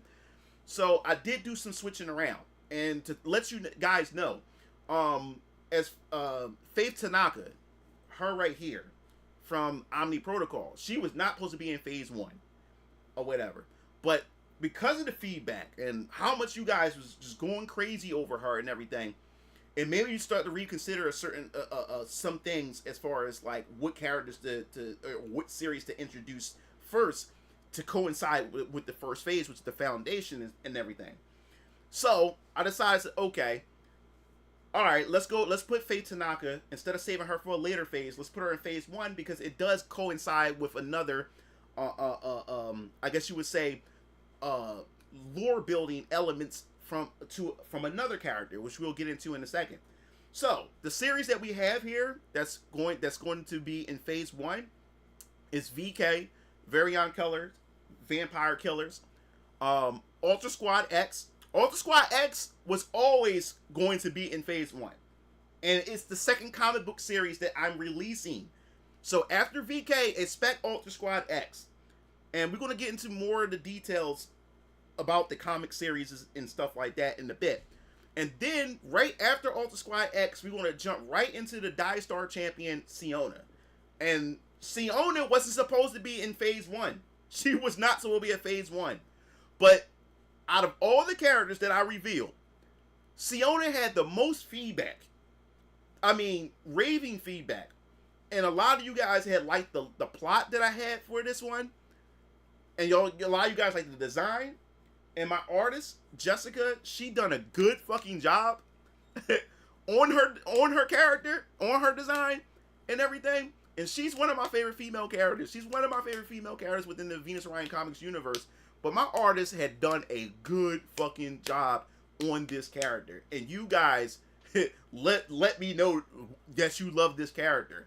So because of that, I had to take her. I said, there's no way in the world that so many of you guys love Siona and her design, and even like the premise of the story for this series. It would be criminal not to have her in this phase. It would do you guys a disservice for those of you guys who are looking forward to her. So I said, you know what? All right, let's put her in here. So yes, Siona is going to be the third book that I'm going to that's going to release. Chapter 1 of Die Star Champion Siona, and then believe it or not, I think the one personally that I'm looking forward to the most is Neo Suit Johnny. Neo Suit Johnny is the fourth book that's going to release. I think I have a personal connection with this character because I think this is like this is like the fourth character that I conceptualized when I first started this Venus Orion Comics journey, when I started putting all this universe together. So he's like one of my early characters that I came up with and everything like that, and the ideas that I have for this character. And like I said, I want to tell you inspirations, where I got the inspirations for a lot of these characters and stuff like that when we get into the questions and answers and stuff like that. But Neo Suit Johnny is the fourth, and then Viper and Cobra. Now Viper and Cobra was always part of phase 1. Always part of phase 1. She was Viper. These two the sisters, the Viper and Cobra, they weren't going anywhere. They were part of phase 1 because they're part of the foundation. They introduced other concepts that you guys need to know before we start heading into other comic book series after phase 1 and everything. So yes, Viper and Cobra is right after Neo Suit Johnny. And the reason why Neo Suit Johnny has to happen first, or whatever like that, and like I said, you don't need to understand one or the other, but there's some name drops that's going to be in Cobra and Viper. If you read the book, and you're going to get the information in Cobra and Viper anyway, but if you read Neo Suit Johnny or whatever like that, you say, oh snap, that's crazy. Okay, that's dope. But like I said, you don't need to have the knowledge of Neo Suit Johnny to understand Cobra and Viper, because they're not connected together at all. There's just some name drops, and like I said, in Cobra and Viper, those name drops going to have some explanations anyway within that book. So you don't need to know anything about Neo Suit Johnny, so you don't have to worry about that. But those who read Neo Suit Johnny will be like, oh man, I like that. That's cool. So yes, and then this one right here, the nation's avatar, the Great Samaritan. Now, I have a lot of political junkies in my viewer, in my subscribers, in my followers. There's a lot of you guys who like culture war. There's a lot of you guys who like politics and stuff. This is one of my political books. The nation's avatar, the Great Samaritan, and we're going to get into the details when I start talking about summaries to some of this stuff. But if you're into the politics, this is how you're gonna find out about knowledge about the Civil War that happened 200 years ago that divided America into the Freedom States and the Guardian States, and you're gonna get into a lot of the politics in my universe through the Great Samaritan. And so for all you politics and political junkies and culture war junkies, this is going to be an interesting book. This is going to be a very, very interesting book within my universe. And then of course, the 8th district, the 8th Omni District, Omni Protocol. The reason why I put the Samaritan first is because the Omni Protocol follows up on some of the political aspects, but more so on the Guardian state side. You'll start to get a deeper dive about how the Guardian States functions through the Omni Protocol series. So that's why I put this series right after the Great Samaritan. So you get like quite of an overview, with the Great Samaritan, but then you get a deeper dive into that stuff. But like I said, each book is an individual, its own separate story. So like I said, you don't need knowledge of one book to understand the other. These are all self-contained, but these stories do overlap, and you'll be able to know where these stories place in a timeline. You're like, oh, okay, so while this is going on, so this story is going on over here. So you'll be able to, as you're reading, you'll be able to put these connections together to know that these stories, where they lie in the timeline, and where these events take place and stuff like that. And then last but not least, um, adrenaline. This frequency speedster, adrenaline. This is where we start to get into the sci-fi aspect of my comic book universe. This is where you get introduced to the frequency conduit, and like I said, the wave essence, wave frequency. You want to learn about everything about how my universe functions, and you'll get a deeper dive into the frequency. And adrenaline will bring that lore into there. So, like I said, when it comes to adrenaline, it's going to be some interesting stuff, and this is very sci-fi, very very sci-fi. And this is just to introduce you, to get you ready to more of the crazier stuff that we start to get into in my universe. So he's just the appetizer. He's to get you in there, to get you started for this stuff. So now I'm not going to tell you how many phases that I have so far, but I got a lot of phases. But I'm not going to tell you how many, because these phases are still being worked out. They're still a work in progress. And plus, like I said, the more feedback I get will change how I shift things around. But I will tell you that phase 2, you already seen 2 characters that's going to bring in phase 2. And what's those 2 characters? The Valorian and Lazarus himself. Phase 2 is going to be my cosmic phase, where we're going to be going off to different planets. We're going to be going off to see characters from different parts of the solar system. You want to start to learn more about the stuff outside of Earth in phase 2. So Lazarus and Valorian is part of phase 2. So you got 2 characters that's going to introduce, that's going to bring in the cosmic part of my universe. So that's going to be pretty cool.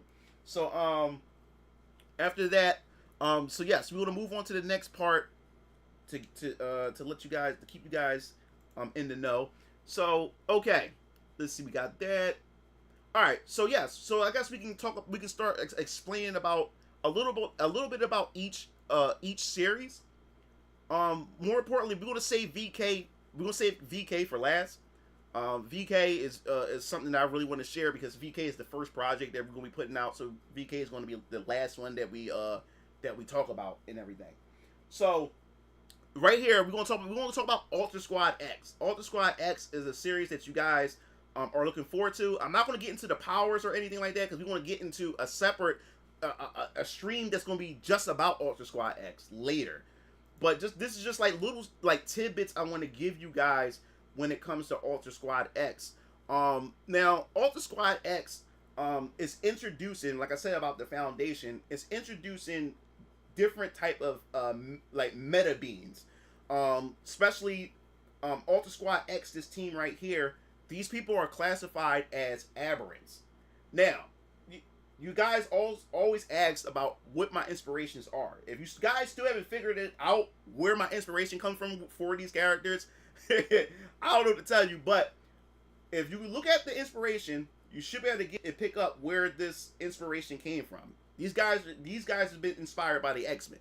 If you haven't figured it out yet, these guys have been inspired by the X-Men. But these characters are known as aberrants and everything. And right now, like I said before, the planet Earth is going through so much right now. They're dealing with people coming from the stars, known as the Outworlders. They're coming in here. And then they also got to deal with beings, special beings, known as aberrants.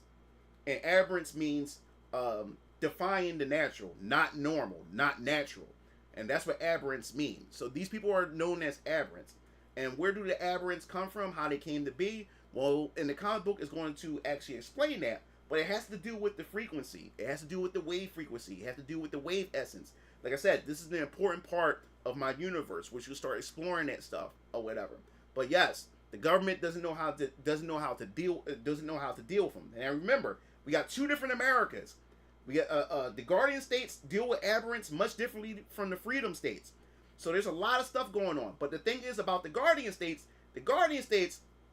is like I said, it's a surveillance country. The Guardian States of America, they're a lot more rougher on the aberrants. So a lot of aberrants are fleeing the Guardian States, and now they're trying to migrate and push their way over to the Freedom States, which the Freedom States are a little bit lenient on aberrants and how to deal with them.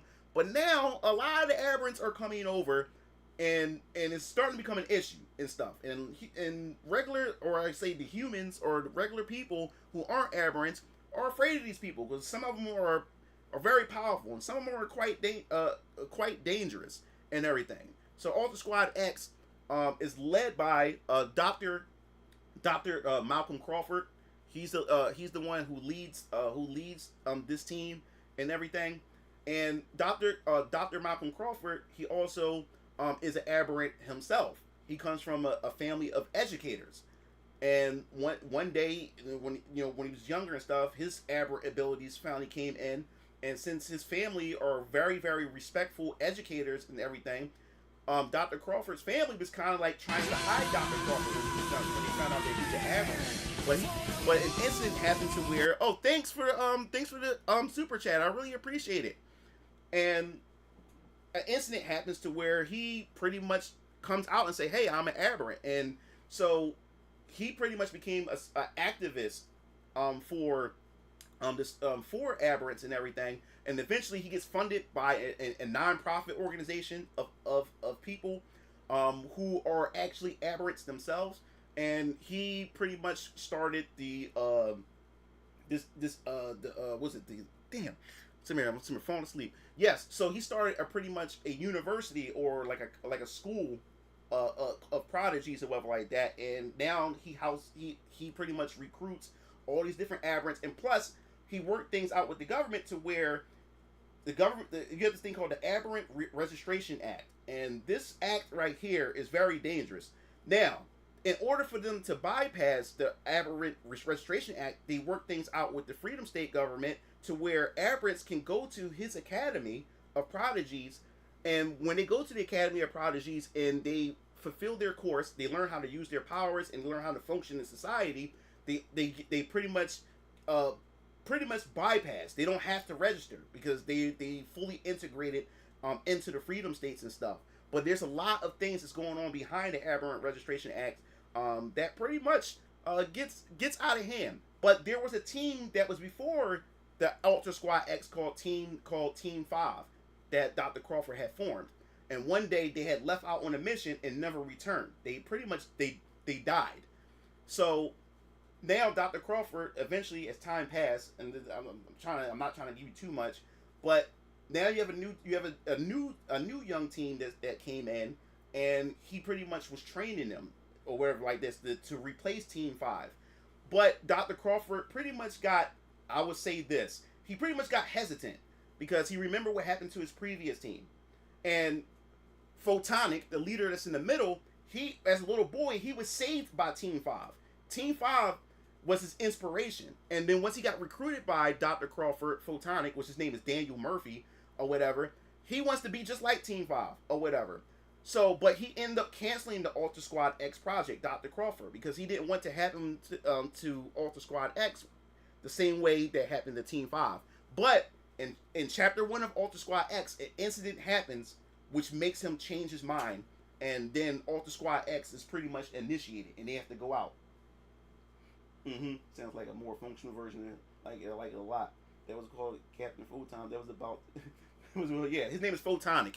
But I'm not gonna get into his powers because his powers, dude, like, oh man, I can't wait till we start talking about powers of all these characters.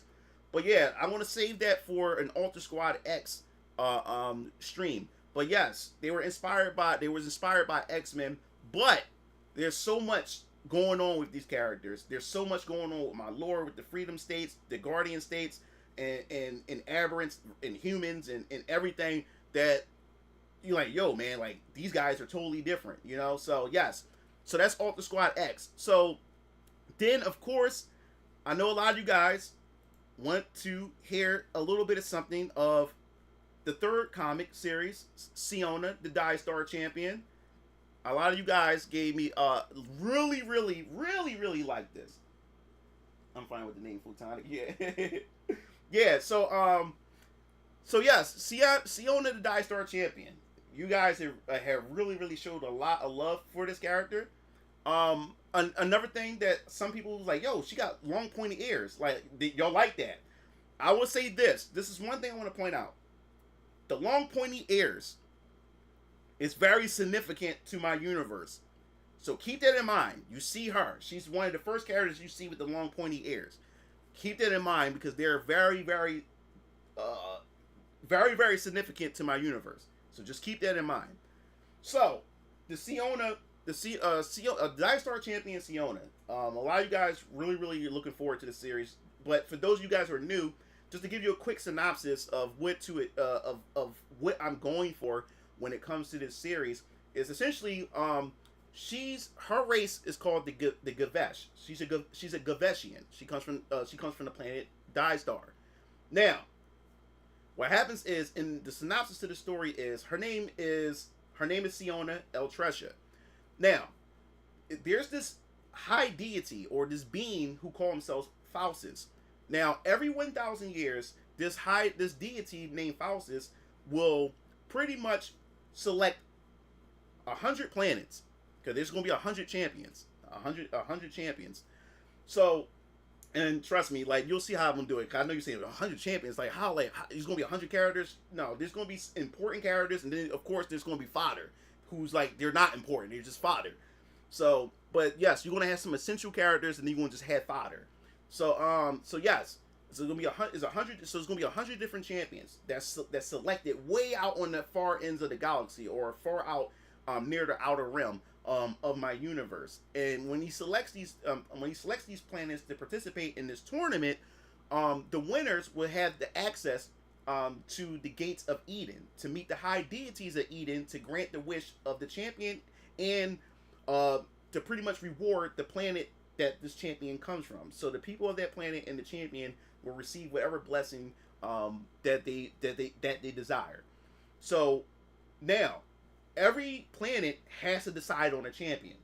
So just to let you know, on the planet Star and all these other planets that's choosing their champions and everything, there is a pair system that you have. You need a male and a female.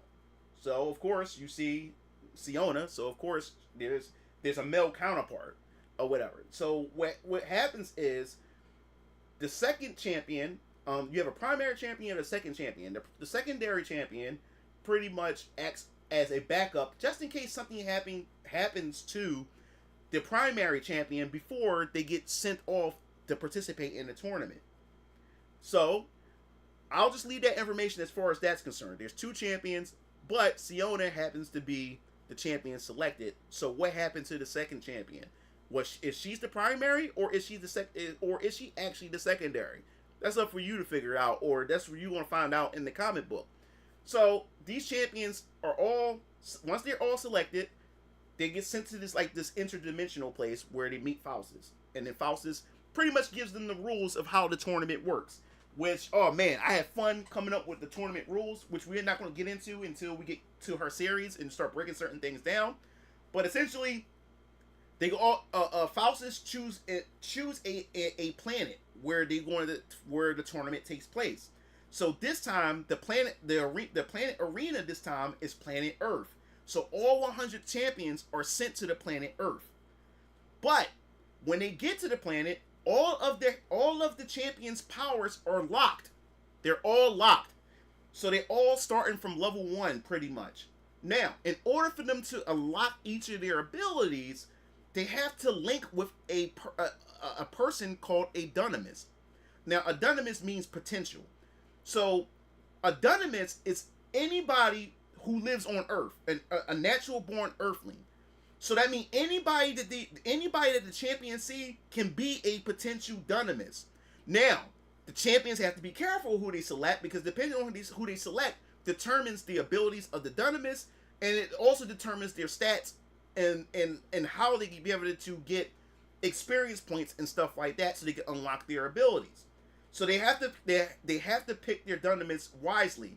Now, the fun part about it is that you're going to see within this series is you're going to see how these champions trying to figure out who is going to be their dunamis, and you want to have some. And the thing is, without your dunamis, you can't level up. You can't unlock any abilities, so you have to be linked to them.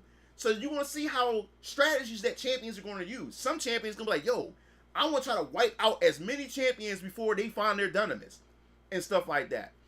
So now she gets to planet Earth.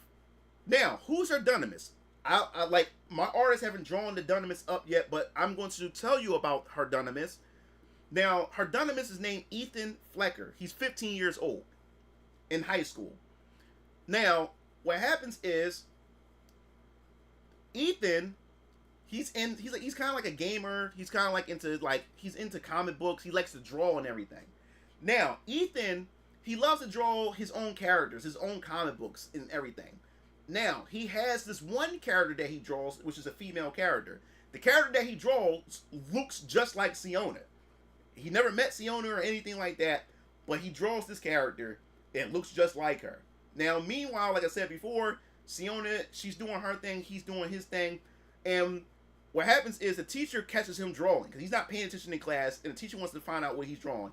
So, she looks at it, is a busty chick, you know, and everything. She shows the class makes fun of him, and the girl the girl that he likes, his crush, is in the classroom, and her name is Lexi, and he's embarrassed now, and then he had to stay at the school because he has a detention. Siona finally shows up on Earth, and as she shows up on Earth, she's looking for a potential Dunamis. Now, since he had to stay at the school, he ends up leaving. After he leaves his detention, he's on his way home, and on his way home, there's a champion who's already linked to a Dunamis trying to go after Siona. And now a champion duel happens in the middle of the city, in the middle of the street, and Ethan is sitting there like, what the hell? Or whatever, and then when he looks at Siona, it looks just like the character that he have drawn or whatever like that. And it's like so unreal to him, like and everything. So now they're fighting. Siona's trying to avoid this champion. The champion's trying to take her out because she don't have a Dunamis. And what happens is a little kid gets caught in the middle of the fight where a truck is about to come. And Ethan runs over there to get the little boy. And right then and there, she notices his bravery, his courage. And when she notices his bravery and his courage, it pretty much activates this source gem, which you don't see yet. She has a source gem in the middle of her forehead. It activates and alerts her. And she realizes, like, yo, like, his bravery. And because the race that she comes from, they value strength, courage, honor, bravery, selflessness, and stuff like that. So that sets it off for her. And she runs over and protect them. And then she tells, she goes over to Ethan, and she pretty much talks with him, saying she wants to link with him. And she tells him to touch her chest, because his light pops up on her chest. And he's sitting there like wait a minute, and stuff like that. But yeah, he touches it, and then them two wavelength, and he becomes her Dunamis, or whatever like that. So yes, it's going to be fun as hell. I'm not going to spoil it anymore. It's going to have a lot of comedy in it too, because she's fascinated with Earth as well. And it's going to be a lot of cute moments where she's like ignorant or curious about certain things. It's going to be things that's going to be kind of embarrassing to Ethan or whatever like that. Which I'm not going to spoil. It's going to be fun. It's going to be a fun story. And it's let me put it this way: the tournament is more than meets the eye. Let me just leave it at that. But yes, that's the Die Star champion, Siona, and then of course the next series, just to give you a bit to talk about. Oh yeah, Neo Suit Johnny. This is a series that I can't wait to, I'm looking forward to as well. This one focuses on cyber edge technology. Like I told you before, in my universe, there's these 3 mega cities in America called Neo cities. You have Neo York City, you have Neo San Fran, and then you have Neo Delphia, where VK take place at. And you notice his name is Neo Suit Johnny. Yes, that's right. These mega cities are built by Neo Industries. They were rebuilt because those 3 cities was destroyed during the Civil War 200 years ago. So this company been around for generations. So Neo Suit Johnny, or Jonathan Neo, he's the grandson of Harold Neo. Now, cyber edge technology is pretty much these cybernetic suits, or these cyber suits that's used for pretty much warfare. It's used for war. Now, the thing is about these suits is powered by cores. Now, Each core, these cores are made by different manufacturers. Now, the Neo Industries is pretty much ahead of the curve when it comes to cores. They have a Neo core, which is much more responsive and everything like that. But these Cyber Edge suits requires a side link where the person who's in the suit has to connect to it with a neural link, where they wear a side band, is a headband, which it takes their brain waves and everything like that. But the problem is, some of these suits can fuck with your psychology. It can make you go fucking crazy and everything. So a lot of these military soldiers have to take a neural test, and this test will decide their neural link level.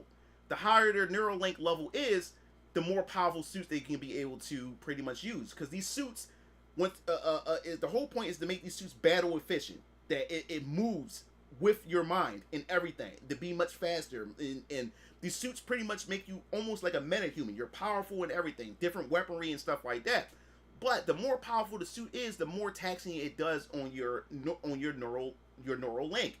And they also have to take what they call it, a side drug or a neural drug. This neural drug also keeps them functioning, keep them functioning and keep them stable.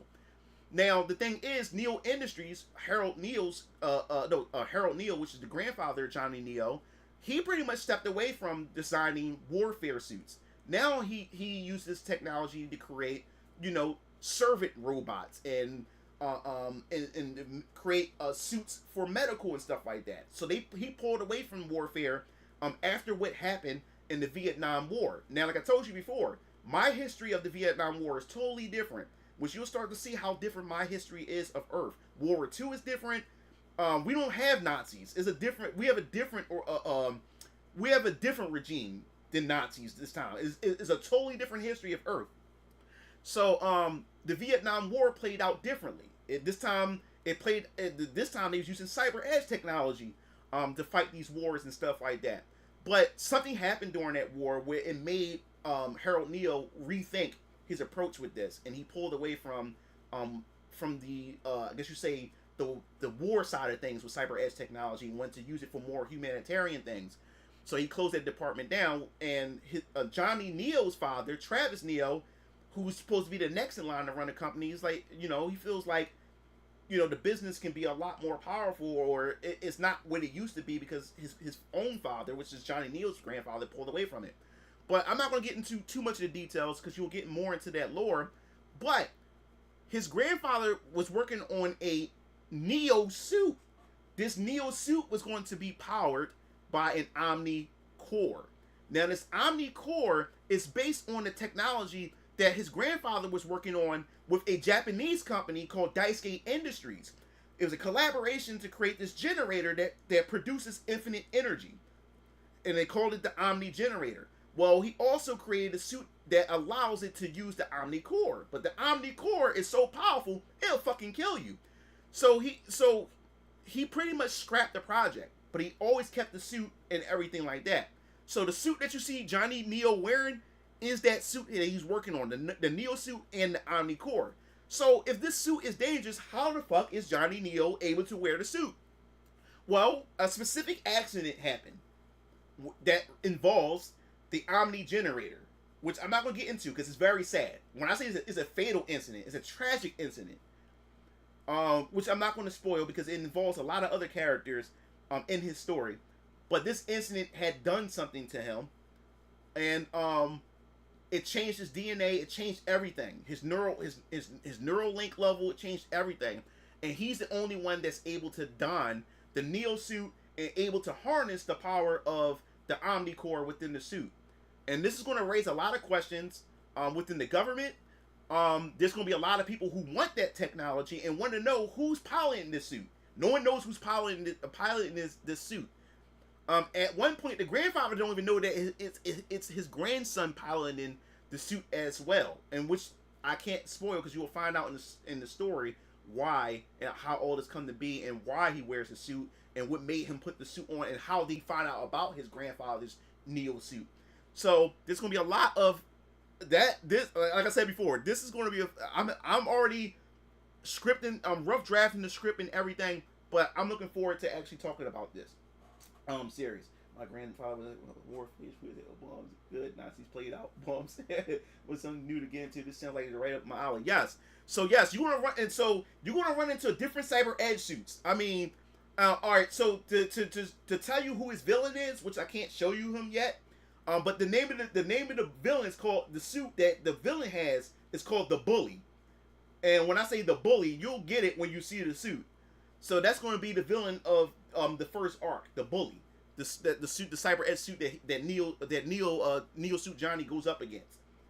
So yes, Daisuke Industries, Johnny Neo, Neo Industries, and this gives you a deep dive into cyber edge technology and a deep dive to corporations, the corporation side of everything. And here's what the suit looks like when he has the visor and everything on.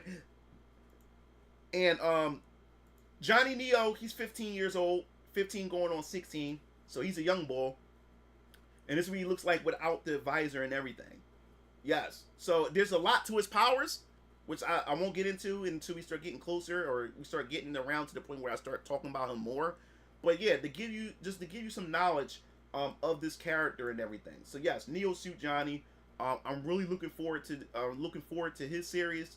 Hopefully you guys look forward to his series. Cobra and Viper. Yes, Cobra and Viper. I know a lot of you guys really love these babes. You guys really love these babes. I'm gonna give you like a quick synopsis of Cobra and Viper in a second. Let me grab this other picture so you guys can with those, because a lot of you guys are still new and haven't seen a lot of stuff. Okay, let me bring this back up.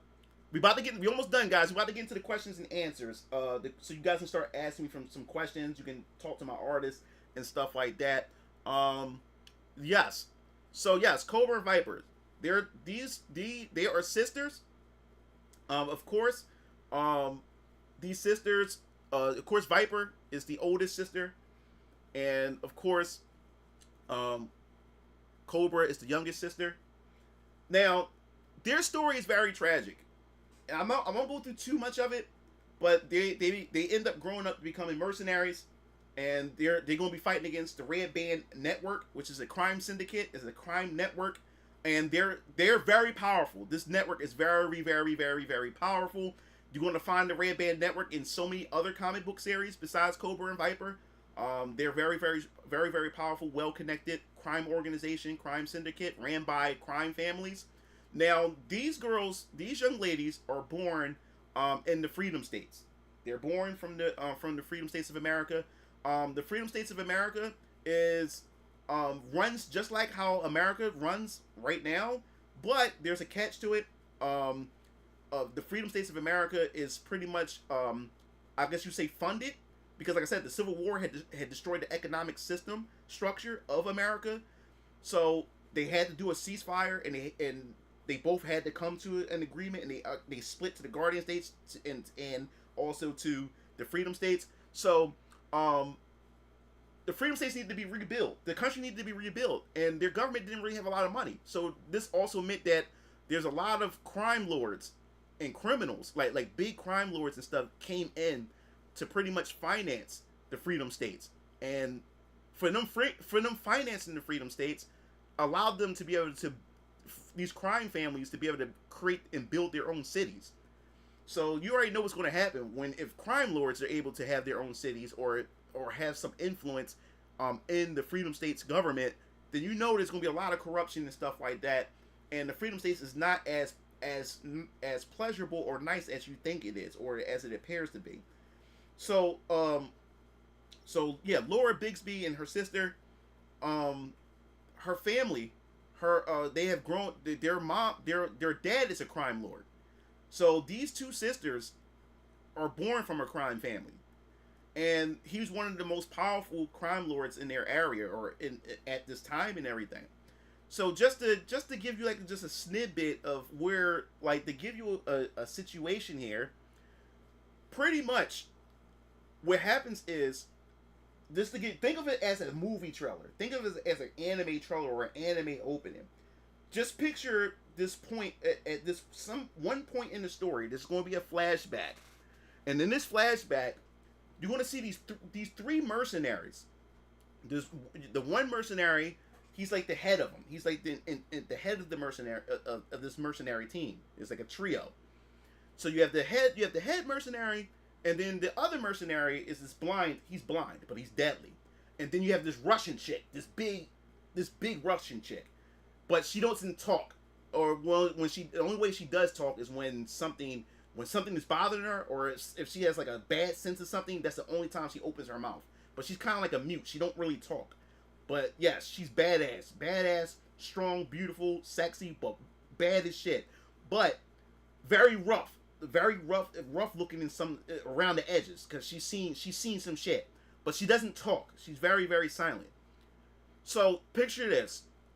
Picture that these three mercenaries are looking at this mansion. It's on fire, and the leader of the mercenary, he's laughing. He has this cynical laugh, or this psychotic laugh. He's laughing as this mansion is burning down, and as it's burning down, you hear two little girls. They're yelling, "Mama, Papa," and then suddenly the blind mercenary turns around because he hears them, and then the Russian chick turns around and sees them, and her eyes are wide open and sees these two. So then the leader of the mercenaries turn around, and he sees the two girls. These are the young versions of Viper and Cobra.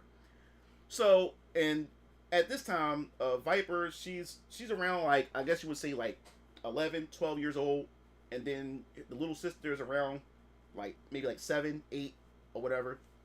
And what happens is he walks over to him, and he realized that these two right here is the daughters of the targets that they just killed. They killed her father. They killed the father. They killed the mother. They killed the servants. They killed the butlers. They killed everybody, and put the place on fire. But they happened to escape. But when they seen the place on fire, Cobra, since she's the little sister, she yelled out Papa, yelled at Mama and stuff, and it caught their attention. So what happens is he walks over to them, the leader of the assassin, the mercenaries. He walks over to him, and he's looking like, what do we have here and everything. So then all of a sudden, the blind one says to the leader, say, "Yo, like, you want, like I'll handle this. I'll get rid of him." And he said, "No, hold up, wait a minute." So then what he does is he sees the anger in Viper's eyes, a young Viper. Her eyes are watery. She's crying and stuff, and she's holding her sister tight, her little sister, real tight. And he goes over to her, and then he kneels. He gets on his knees, and then they flinch back. But Viper is angry. She's still angry, and what just happened, like, and how this dude just laughed as he killed her parents. So then what happens is he takes out a gun, and then the Russian chick and the blind mercenary looks at him and wondering what he's doing. So then what he did was he said he gives Viper the gun, and then he puts it in her hand. He takes the gun and he puts it on his forehead, and he told her like, now you have a chance to take, give your best shot. And then the blind swordsman like what do you, like the blind mercenary like what the hell are you doing? And the Russian chick, she's not talking, but she's looking like, what are you doing? She's making all these gestures and stuff. And then Viper, a young Viper, is crying and everything, like tears running down her eyes. She's holding the gun, and then she pulls the trigger. When she pulls the trigger, nothing comes out because it wasn't loaded. But the leader of the mercenaries, he liked it. He liked that. He liked that she had that in her, And when she pulled it and nothing came out, and he's pretty much saying that, he said, good. And he did his villain monologue and told her to keep that hatred and everything like that, and remembered his face and everything. So then, right then and there, the Russian chick who doesn't talk, she's like a mute, she started talking. She was saying, like, what are you doing? Like, kill them. It's like it was our job to get rid of them. Like, what do you, like, get rid of them? And that's when he tells Viper and Cobra to go on, run away, and all this other type of stuff. And then they run off or whatever like that. So you would pretty much get a sense of where I'm going with this story. And they eventually get recruited by this mercenary this ex-mercenary named Marcus Higgs, and he ended up taking them in, and he ended up training them, teaching them the ways of the mercenaries, showing them how to use guns, all kinds of stuff. And now these two sisters, now they want to get revenge. They want to go after, because now they're older now, and these mercenaries are still alive, still killing motherfuckers too. So pretty much through their arc, they want to go after them. Especially Viper, she wants to take them out.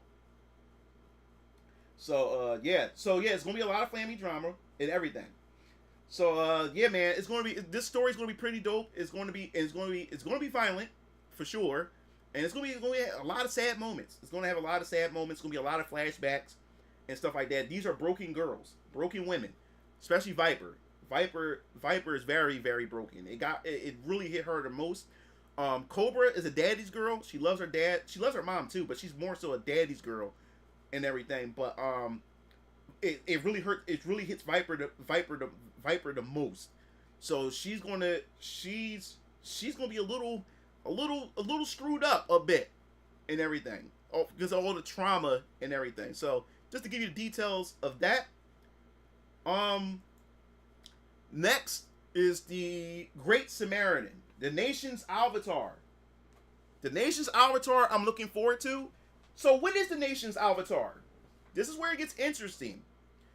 So, there was a war that happened called the Vehement War. The Vehement War happened, and is this Chinese terrorist group called the Red Baku, who with this war is involves and stuff. So this is a bit of the backstory about the Great Samaritan.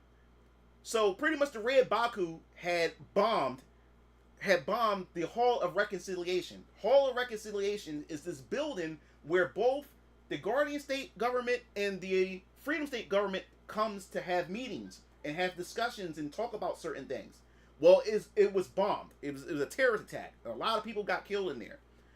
And a war hit. So pretty much America started getting together, and both the Freedom State and Americans and the Guardian States end up joining forces together to go over to stop the Red Baku. Now, the Red Baku had pretty much captured territory in Mongolia. Now, I'm not going to spoil anything why Mongolia is important and what's the politics behind Mongolia, but a war happens. A war breaks out, and now they're starting to do drafts. They're going to go over to Mongolia to fight the Red Baku and stuff. So the main character is named Justin Emmett. Justin Emmett is the main character. You know, he grew up in it within a Christian family. He believed in, helping thy neighbor and things like that. And, and he loves his country and stuff like that. And his parents taught him to fight for others who can't fight for themselves and everything like that. And this is a young man who had everything going for him. He was on the football team. Everybody loved him. He had a hot girlfriend and everything like that. He had everything lined up for him. And plus his dad is a pastor. And he does a lot for the community and stuff like that. So this is where Justin was like, yo, like, this war is going on. I want to sign up for this war. I want to go fight. And the father was like, no, I don't want you to go, son. And he said, but father, what did you tell me? Like, you told me that I need to stand up for others who can't defend themselves and do what's right and everything. So he ended up throwing his logic back at his own father. And the father couldn't get mad was because this is what he taught his son. You know what I'm saying? But he's being a father. He don't want his son to go out there and die. And just to summarize it, he goes and participates in the military. He participates in the war. And this war, he ended up getting injured during the war. But his injury had also led to the success of, the Freedom State government and the Guardian State government winning the war. But at the cost of his injury, because, like I said, because of his morals and stuff, he ended up trying to help a fellow soldier, which ended up getting him injured. And the kind of injury what I'm talking about is it's to the point where he can hardly walk and everything. So he got sent home. And then the war ended, and the sad part about it is he fought this war but lost everything. And I'm not going to explain what he lost, but he lost a lot. His life ended up going down the shitter. You know, he fought for his country, everything. Everything went down the shitter and everything. But it was these scientists. Now, as I said before, I won't spoil everything about the war because you have to find out in the book. But there was something going on. There was a project going on behind the scenes where they was working. Every government in the world is trying to create their own super soldier. Every government in the world. They've been trying to do this for years, but they always failed at it. But this war was very important, which I won't get into why it was important. But there was a project that the government was working on called the Great Samaritan Project. This was their super soldier project that they was working on. They was trying to hurry and make a super soldier before every country in the world made their own super soldier. Because what happened was there was some information that leaked out where other governments got a hold of. So now they know the thing that they know how to be able to create their own super soldier, which they are called nation avatars. Because now what's going on in my universe is these nation avatars, instead of fighting with nukes, now every nation has a avatar. Have a nation avatar. Every nation has a super soldier that represents their country or represent their nation. So, but the only thing is, the scientists who's the head of the Great Samaritan Project, they were looking for a specific person because this experiment needed a righteous person to be able to undergo this experiment. So when they was looking through the documents and the files, they decided to say, hey, Justin Emmett, like, this young man had pretty much made a great sacrifice, and because of this we won this war, and we want to help him in his life because this dude's pretty much in a wheelchair. He got hurt, he got injured really bad, he lost everything, he's about to commit suicide at some point. So they came to him and say, hey, like, we want you to we want to, we want to give you a second chance. We want you to, to be the idea of America, to be the idea for the world, the unification of the world again and stuff. So every nation is trying to get together and hurry up and get their own, create their own nation avatar. So Justin Emmett is chosen to be the Great Samaritan. He's the nation avatar for the Freedom State of America, and the Guardian States have their own nation avatar, and their nation avatar is a woman. So the Guardian States have a woman, and the Freedom States have a man as their avatar. So can you imagine this?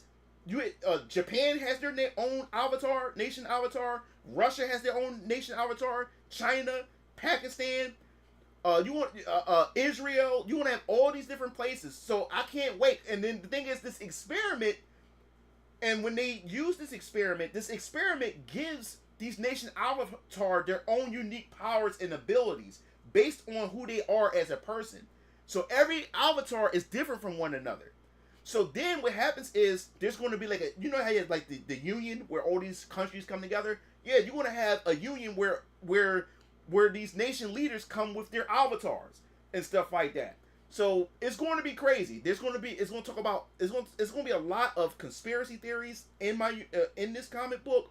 It's going to be a lot of things talking about propaganda, all kinds of things like that. This is the series that I'm really looking forward to because Justin Emmett, when he becomes a nation avatar, is a big responsibility. But there's a lot of, let's say it's a shadow government. Let's say there's something going on behind the scenes, behind this whole nation avatar thing as well. So there's going to be a lot of politics. It's going to be talking about the media manipulation, propaganda, conspiracy theory, and it's going to be a lot of like throwing hands. Like it's gonna be a lot of powerful character, powerful avatars that's gonna be throwing hands at one another, allying with one another, fighting powerful villains and stuff like that. And his story is gonna be this is gonna be a very mature, very serious story, and you're gonna feel sorry for him, especially in the beginning parts, leading up to him becoming the nation's avatar and everything. So yeah, man, this is going to be a fun series as well. So then the next one, of course, Faith Tanaka with Omni Protocol. Omni Protocol, I put after the Great Samaritan because, like I said, it deals with politics and stuff. But the Omni Protocol, what's going on with the Omni Protocol is Faith Tanaka. She's born in the Guardian States. Now I told you before. We bring up Faith Tanaka so you guys can see her. Faith Tanaka. Um, she's born in the Guardian States. Now, like I told you before, like I said, you're going to find out more as you read these books, so I won't go through all the details. But the Guardian States is a surveillance country. The Guardian States are surveillance states. So every citizen has a Guardian score. A Guardian score is kind of like a social score, kind of like. Now, the thing is with the Guardian scores, you have to carry identification. You have to carry the Guardian system in your mobile devices. They have to be either on your mobile device, or you have to have a Guardian band or a Guardian watch or whatever. And everybody's judged based on their Guardian score. When you hit below a certain threshold, you lose access to certain privileges, and you sent to a rehabilitation facility. And after you come out of it, you sent back to a base level for your Guardian score and everything. Now, the thing is, with the Neo cities have the Guardian system built into the city. So their city's much more advanced and everything. Now, what's up with the Omni Protocol? Now, here's the thing. Now, I told you the Civil War was 200 years ago. 200 years ago, America went through a civil war which split the country up into the Guardian States and the Freedom States. So 200 years has passed already. So when the universe starts, the Civil War happened 2 years ago when I start the comic book series. When I start this universe, the Civil War had been passed. 200 years been passed. So can you imagine? Generations has already passed with people living in these Guardian States. So the Guardian States is pretty much a way of life. People were born into this system. So to them, this system is just life to them. And not just that, the Guardian system started out as a way of protecting people, but protecting people from what? And that's what the Civil War was about, this protection. What were they being promised protection from? Which I can't get into right now or whatever. But this protection has led to this Civil War because, like I said before, this surveillance, it requires you giving up your civil liberties for this type of protection that the government said they wanted to do or whatever. But anyway, so you have the Omni Protocol. The Omni Protocol are like the foot soldiers. These people are the people who enforce the Guardian system. Because what's going on is, now in where we start at in my universe, you have the three mega cities, which I talked about. New York City, Neo-Delphia. New York City is where Neo Suit Johnny and where the Neo Industries is based at. You got New York City, which is New York City. New York City is actually New York City. And then you have Neo-Delphia, which VK takes place, which is actually, which is Philadelphia. And then you have Neo San Fran, which is San Francisco. Now, what's going on is, you starting to have people who are restless now. You're starting to have some people who are like, yo, like, we want to go back to the old way of America. Freedom. You have freedom of autonomy and freedom and liberty and everything like that. And remember, this generation have grown up in the Guardian States. And remember, the Guardian States also controls information. So a lot of people don't know. So this generation and these people don't know anything about America, the past of what America used to be like. But you start to have some people saying to themselves, like, yo, man, we gave up our civil liberties and you promised them protection, but we're not being protected. Things have gotten worse. So why are we giving our rights to you and you're not protecting us? Things have gotten bad. Now you got people coming from different planets. We have all these different things that's going on. And we also have people being missing. People are going missing in our cities. Being trafficked and everything. What's going on here? So it started out in Neo San Fran. Neo San Fran Guardian system got overthrown by its citizens from this rebel group called the Rubicon Alliance. The Rubicon Alliance took over Neo San Fran. It's been taken over. The Rubicon Alliance owned pretty much Neo San Fran. So this is where Faith Tanaka and her team comes in. Because yes, she has a team. And as we get closer, we'll start introducing the team and everything. But yes, Faith Tanaka, she was chosen to be part of the Omni Soldier experiment. And now, like I said, there's different forms. You have the Great Samaritan, you have the Achillean Soldier experiment, you have all these different experiments. And now you have the Omni Soldier experiment. So they chose the best people that had the best records that went that joined the academy and everything. Faith Tanaka was one of them, who was very exceptional because her father used to be part of the eighth Omni District, or the Omni Protocol system. He used to be a soldier, and her father, if you don't know, Faith, she's half black, she's half Japanese. Her mom is black, her dad is Japanese. They both were part of the eighth Omni District, or well, her mom is from the first Omni District, and her father is from the eighth Omni District. So they're from different districts or whatever. But she loved her father. She loved her mother and father, and like I said, her mom ended up ever since she gave birth to Faith, or like that, she retired from the first district and decided to become a stay-home mom to raise their daughter and everything. And she got her into gymnastics and all kinds of stuff. So you will see Faith Tanaka do a lot of gymnastics, like a lot of acrobats. She's very flexible. She's very athletic, and she's in acrobatic. So you will see a lot of acrobats, her flipping around and doing all kinds of stuff. On top of that, because of her exceptional skills, because her father ends up dying.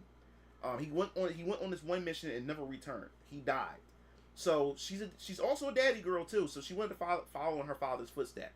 So that's why she enlisted in the academy, and eventually she joined the district, and then the Guardian District, and then because of her exceptional skills and many other candidates, her and the candidates who end up eventually becoming part of her team, they all undergo the Omni Soldier experiment, and so now she's an Omni Soldier. So she has super strength, she has super speed and stuff like that.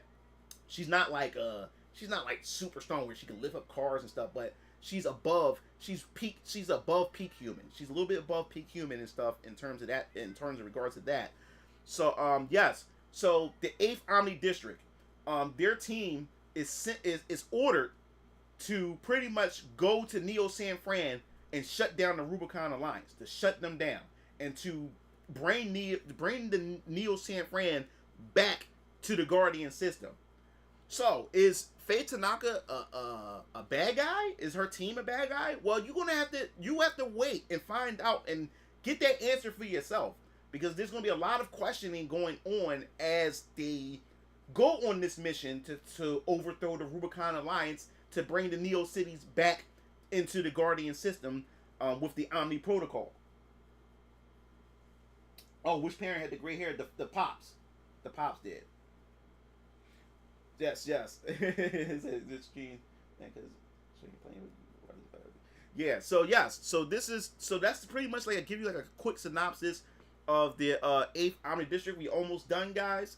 We're about to get into the question and answer. We got one more the series to talk about. Of course, the last one is Adrenaline, or the Frequency Speedster, the Adrenaline. This is a character that was designed by my brother Strike. This is my brother's Strike's character, Adrenaline. He's my speedster for this universe. This is where we're going to get into the frequency conduit.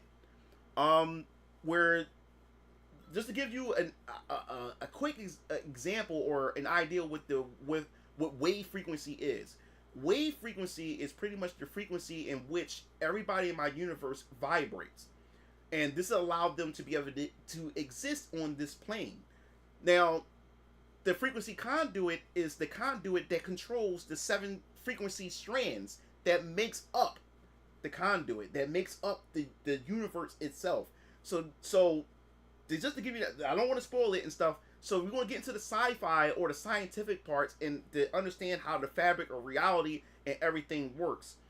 So pretty much an incident is going to occur where he ends up being connected to the frequency conduit, and he's connected to the blue frequency strand, because these different strands are different colors and each color represents something different. He's connected to the blue one. The blue one is time, is space and time, and this also he is also connected to speed and everything. So he's connected to the blue strand. And then the villain of the comic book of the first arc is, of course, some of you guys have seen it already, Dr. Morgan Doppler. And you see the purple, she's connected to the purple frequency strand. These two going to get into an accident together. He gets to a situation where because his name is Elliot Chambers. Adrenaline name is Elliot Chambers. His father's part is a police captain of Rio Point City, and he ends up following his father's footsteps, but instead of being an actual like, doing more of the hands-on as an officer, he's a police sketch officer where he sketch out criminals and stuff like that. But the thing is, he has a photographic memory. He's good at his job and good at what he does. So there's going to be an incident where it's going to lead them to Dr. Doppler, who works for this company, and I'm not going to get into all that. But an incident breaks out where the good and the justice that's part of Elliot Chambers. He goes in and try to save her, and when this explosion happened, they both get hit with the frequency, and put them both in a coma. And that's when they meet this entity called Zexer. Zexer is the physical embodiment of the frequency conduit, and he explains that Elliot Chambers is connected to the speed frequency, or the space and time frequency. Now, Dr. Doppler on the other end, this crazy bitch, she's connected to the purple strand, which is the negative strand. The negative strand is the strand that nullifies or negates all the other strands. So she can shut motherfuckers' powers off, and she can do all kinds of other stuff, because that's what brings the balance, is to stop the strands from tangling. What the purple does is stop the strands from tangling with one another. So there's gonna be a lot of stuff that's connected with this. Dr. Doppler, I like her backstory that I have written for her. Yes, she's also a tragic character, and you'll find out why she's crazy. You'll find out why she's crazy and everything like that. She's definitely a tragic character. But yes, so Zexer, the embodiment of the frequency conduit, puts responsibility on Elliot Chambers to bring balance to the frequency. Yeah, so yeah, man. So I won't spoil too much in everything, but my brother came up with the designs for Adrenaline, which is dope. He also has, like, you see that, in the hospital, the flat line, my brother put that on his costume, and that also going to be incorporated in his powers when you see the whatever they call that, the flat line thingy and stuff like that. So it's all part of it. What if their powers are from being mutant? It still work on them. Oh, I like the check this out. I like that you said that. Now, Adrenaline and Dr. Doppler, those who are connected to the frequency, because they're not the only ones, but those who are connected to the frequency are considered or classified as the shift. Now, there's other metahumans or aberrants or other people who are also connected to the frequency, or born connected to the frequency, which I won't get into deep details, but you'll see where I'm going with this. But yes, this is Adrenaline. He's going to close out the first arc, because this is where we start getting to the sci-fi stuff, and this is where we're going to start getting into, like, the really, really heavy comic booky stuff and everything. So I don't want to throw that on to you guys early on, so I want to save that into the end, because once we finish this, that's when we get into the next phase, phase 2, which is the cosmic in space and everything. So yes, yeah, so now we want to question. Now we're gonna do Q&A. We Q&A. Like, anybody have any questions?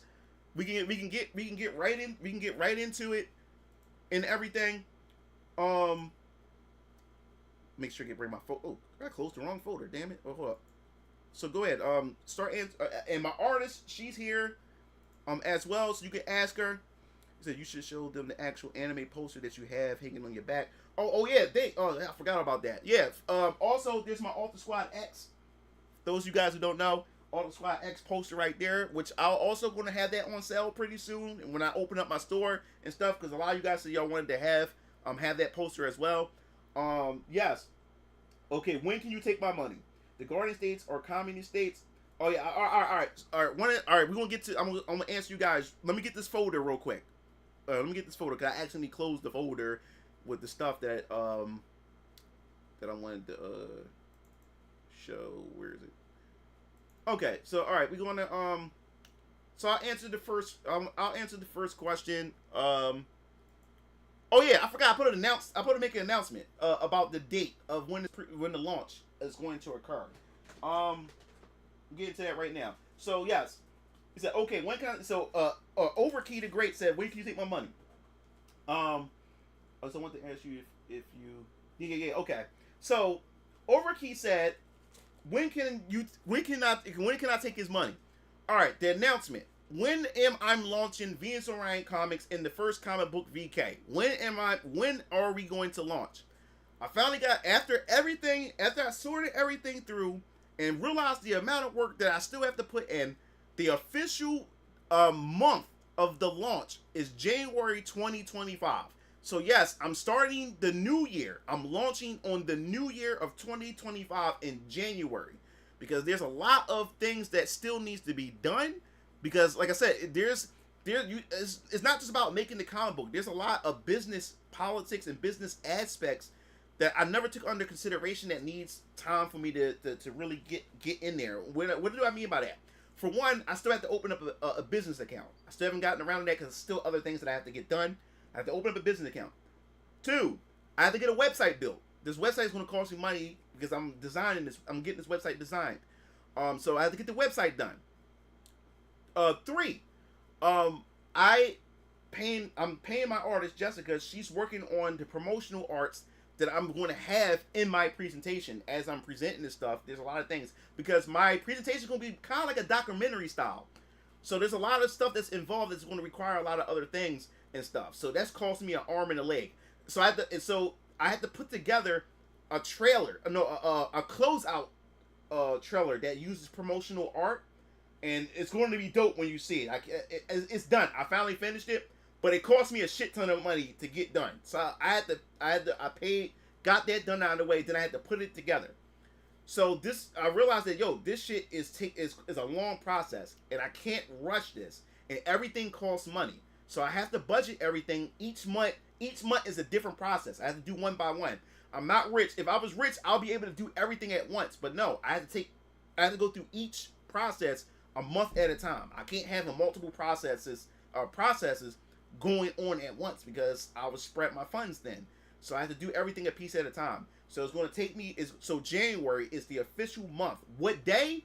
I can't give you that yet until we get closer, until everything's starting to wrap up, and then I can give you the official date. But it's definitely in January of 2025. You'll get the official day on January when the teaser of VK drops. Now the teaser of VK, I'm looking at a December. It's going to probably be during the Christmas holiday or before the Christmas holiday in December. You'll get the teaser to VK. Once that's done, at the end of the teaser, you'll get the official day. You'll get the date, which is January, but you'll get the day of the pre-order campaign and the launch of the Venus Orion Comics universe. So yes, January 2025. We kicking off 2025 for the launch of the universe. Don't want to rush this. E just said, excellent work, by the way, Jessica. Yeah. So I don't want to rush this. All right, so Vengeancer said, I want to ask if you're going to use Ripper Send for Venus Orion Comics. The answer is, I'm going to quote Miles Morales from the Spider-Verse. I'm going to do my own thing. No, I'm not going to go through Ripper Send. I'm going to rely on my team, which is my father, which is my brothers, Keel Lancer and DX Strike. I'm going to in my family. I'm going to rely on my family. This is what I'm going to do. I want to come out and do my own thing, Venus Orion Comics, because eventually I want to be a publisher too. I want to be able to publish other people's other people's comics and books through my company eventually as well. But in order for me to actually do this, man, I have to stand on my own 2 feet. So no, I'm not going through Ripper Send. I'm doing this myself. I have faith that we can do it. As far as like merchandise and everything, I have all the tools. I'm a video editor. My dad is a videographer, so he's doing my filming for the trailer, for the presentation. I have my brothers who are digital artists, digital designers, and we have our own t-shirt company and merchandise t-shirt company. So I have the equipment to make my own shirts, mugs. Everything is in-house. We doing everything in-house. So I want to be able to stand up on my own 2 feet And to be able to have, I have that much faith in Venus Orion Comics. I have that much faith in my team. And eventually, when I'm able to prove to myself and prove that Venus Orion Comics can stand up on its own, then it's time to start hiring and recruiting other people to be part of the Venus Orion Comics staff as well. Let me see. All right, I'm going through it. 1 second. Landon says, the Guardian states are communist states. Yes, in a sense, yes. You could pretty much say that. You could pretty much say that the Guardian states is like a communist state. Like I said, it's a surveillance state, but people kindly gave up their 200 years ago. People kindly gave up their rights. They kindly gave it up for protection. What is this protection that I'm talking about? You want to wait and see, but something happened that made the world go crazy. Something happened that made the world go crazy, especially in America. Something happened that got everybody scared. It got everybody so scared to where it started dividing everybody, and people were willing to give up their rights for protection and stuff. So yes. So will you ship your comics internationally? I like that question, Strato. I would love to, but I'm gonna tell you right now, like, international shipping is gonna be crazy. Which, it's going to be crazy. But to alleviate that, I decided, because international, I have a lot of. I didn't know I had so many international people that wanted to get a hold of this stuff. Because of that, it forced my hand. I'm going to have a digital copy of my comics. So what's going to happen is with VK, as I said before, for those of you guys who are new, the comic book is done. VK is done already, guys. It's done. I'm taking the risk here.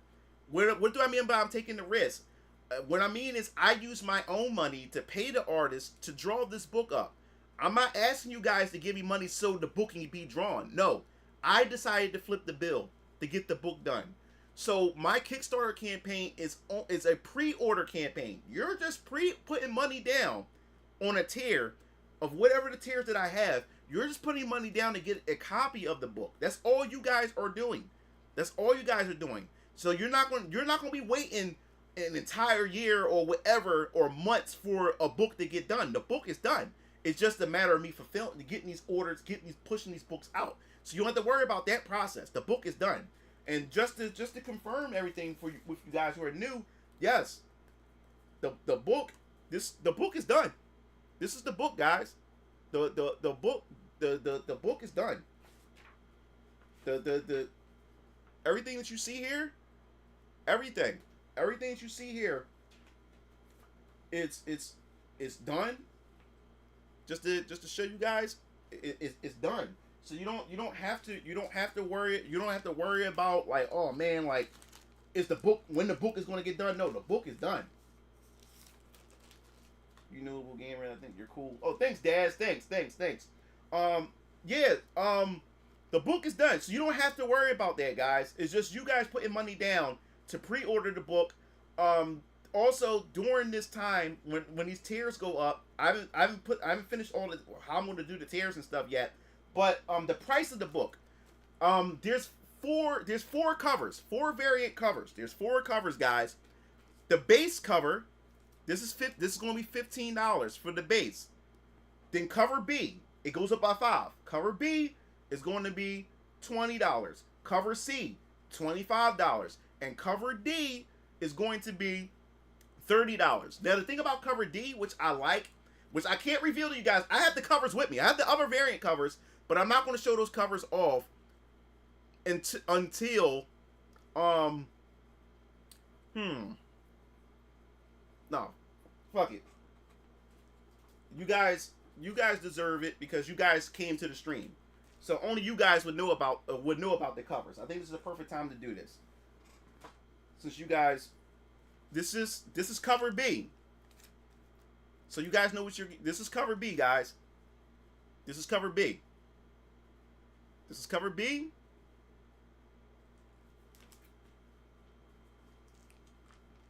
And then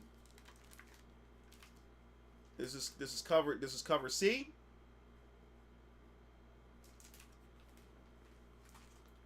This is the first look. So those who want to stream, y'all are the ones. Y'all are the ones. Is the only ones who gonna be able to see this. And here's cover D. Now, what I like about cover D? It actually makes a full picture. This is cover D. It makes a full picture, and what I'm doing with my covers is that my cover D is always going to tell a story. This is my theme. Cover D is going to tell a story. What do I mean by that? There's some foreshadowing in this cover. So it's up to you to figure out what the mystery is. So only you guys get the first look. Yep. So you guys get the first look. So those who missed the stream, you guys won't be able to see the covers until the actual launch or whatever like that. But yes. Oh, thank you. My artist did a good job on them. Yes. So yeah, cover D will always tell a story, or it's gonna have some hints. It's gonna foreshadow some things, and that's what I want to do with my covers. Also, you said you thought Cowboy Bebop. Yes, my cover D took inspiration. My artist came up with that idea for cover D. That cover D she's like, I have so many ideas of something I want to do. Have you ever tried this? So she showed me some mangas and stuff like that of like the color schemes and stuff like that. She said, yo, this will look good for VK. So I'm like, all right, Jess, go ahead, go do it. And I love it. So that's going to be the theme for my cover Ds. Cover Ds is going to have that theme, and it's always going to have foreshadow for something. And what I want to do too, he said, I need this comic in my hands now. And yes, cover D. That's what cover D is. Is always going to tell a story. It's always going to foreshadow something for you guys to figure out. And it may not foreshadow anything in the book. It may foreshadow something for something much later. But yes, there's a foreshadow. If there's a clue, I left a clue in there and cover D. If you just pay attention to it, and even after you read the book, then go. If you got cover D and you read the book, then go back to cover D. Go back to cover D and look at it and say, oh, okay, yeah. So yes, man. That's the deal with that.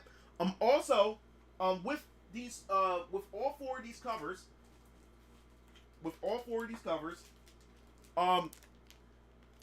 the plan is, after fulfillment is done, after the fulfillment is done for the after I send everybody, after everybody get their books, after everybody got their pre-orders and get their books, after fulfillment is done and everybody got their books, I will have only the base cover available on my online store. But these three covers are only campaign only. You will not be able to get any of these covers anywhere. So if you miss out on cover B, C, and D, I'm sorry. I'm sorry. These are only for those who wanted to invest and wanted to show support right then and there. So after these are done, these are done. You're not getting these anymore. And as I said before, this will always be the theme. This will always be the theme. This will always be the theme for cover Ds. And they will always have this color. This one's blue. But we're going to have different colors matching the arc and matching the theme. But the first theme is going to be blue. But cover D will always have this as the theme. So it's kind of be like a collector's thing too. Like, man, I gotta check out all cover Ds and stuff and have it in this theme. So yes, if you miss out on this campaign, you missed out on these covers. You would never be able to buy these covers. It's only for the campaign. These are campaign exclusives. You will only be able to get the base cover after the campaigns are done. He said, can you sign them for us to be dope? Been flowing for your hot. Oh yeah. I will be doing signing ones and stuff like that. They will probably be like a different tier or whatever, because when I sign it, I may have an extra goodie that comes with it or something. I'm not sure yet. Or whatever. We'll see. I am going to do some signing. We'll see. But it'll probably be a limit on that too. I'm not sure yet. But as I said before, once everybody get their books, this will be available for purchase on my online store after the campaign is done and once it fulfills and everybody got their books. When a good portion of everybody, a portion of people have their books in their hands and everything, then this will be available on the store, so you'll be able to buy it, but you won't be able to get the other covers. This is the only cover you're able to get. Cover, the base cover is the only one that you're able to get. So if you want to get cover B, C, and D, and everything, I'm gonna have different tiers. I'm gonna have tiers where you can get A and B. I'm gonna have tiers you can get A, B, and C, and then I'm gonna have tiers where you can get all. If you want to buy all four, you can be able to get all four. I'm gonna have different tiers, and of course you can get merchandise. You can be able to customize your tier. You know, with add-ons, you can be able to get add-ons to add on. Like, okay, I'll get cover A and B, but then I want a shirt, a mug, or whatever like that. That's the plan. When it comes to that, what else? I don't want to miss anything else. Oh, so like I said, as far as international concern, because shipping, people, you guys want to pay for, like, I'm a small company, I can't, like, you're going to have to, shipping, you paying for shipping, especially international. I said, I'm new to this. I heard international shipping can be crazy. So for those who may not, who find shipping, like, for physical, ridiculous, if you're international, I decided to have a digital version of it. The digital version is $5. So you'll be able to get the digital version of a VK for $5. And also, when you buy the physical copy, you automatically get a digital version of chapter 1 as well. So those of you who get the book will also get the digital version as well. But if you don't want, if having physical isn't your thing, and you just a person that loves just to read on your mobile devices and stuff like that, then get the digital version. The digital version will be $5. Yep. So he said, "Did you ever think of a large hard copy cover someday?" All right. So another thing. All right. I want to make sure that I don't get. Oh yeah, Jessica, if you can you scan for questions and put the questions in our Discord chat, our private chat, Jessica, so I can be able. So if I miss it, I don't have to keep scrolling up. Trying to find out where all the questions are. So yes, if you can, Jessica, if you're still here in the chat, definitely put that in the Discord or private Discord chat and everything. So yes, everybody, Jessica, everybody loves the covers. Jessica did all my covers, guys. She did all of them. I'm about to answer a lot of your questions in a second. Just so this is the last time you better see it. So if you came to the stream, you guys were lucky. You guys are the first to see it. Everybody else went to wait. But you guys, since you're all tuned into the stream, but yes, this is cover B. Everybody, this is cover B. It has a summary. It has a summary of the book in the back. Yeah, so Jessica, but this is what I love about my artist. Like, she gets excited about this stuff, especially when it comes down to drawing like covers and stuff. Because like I said, she reads a lot of manga where she's from and everything. She loves manga and everything like that. So she was crazy hyped to do this. So it didn't really take much from ideas from me.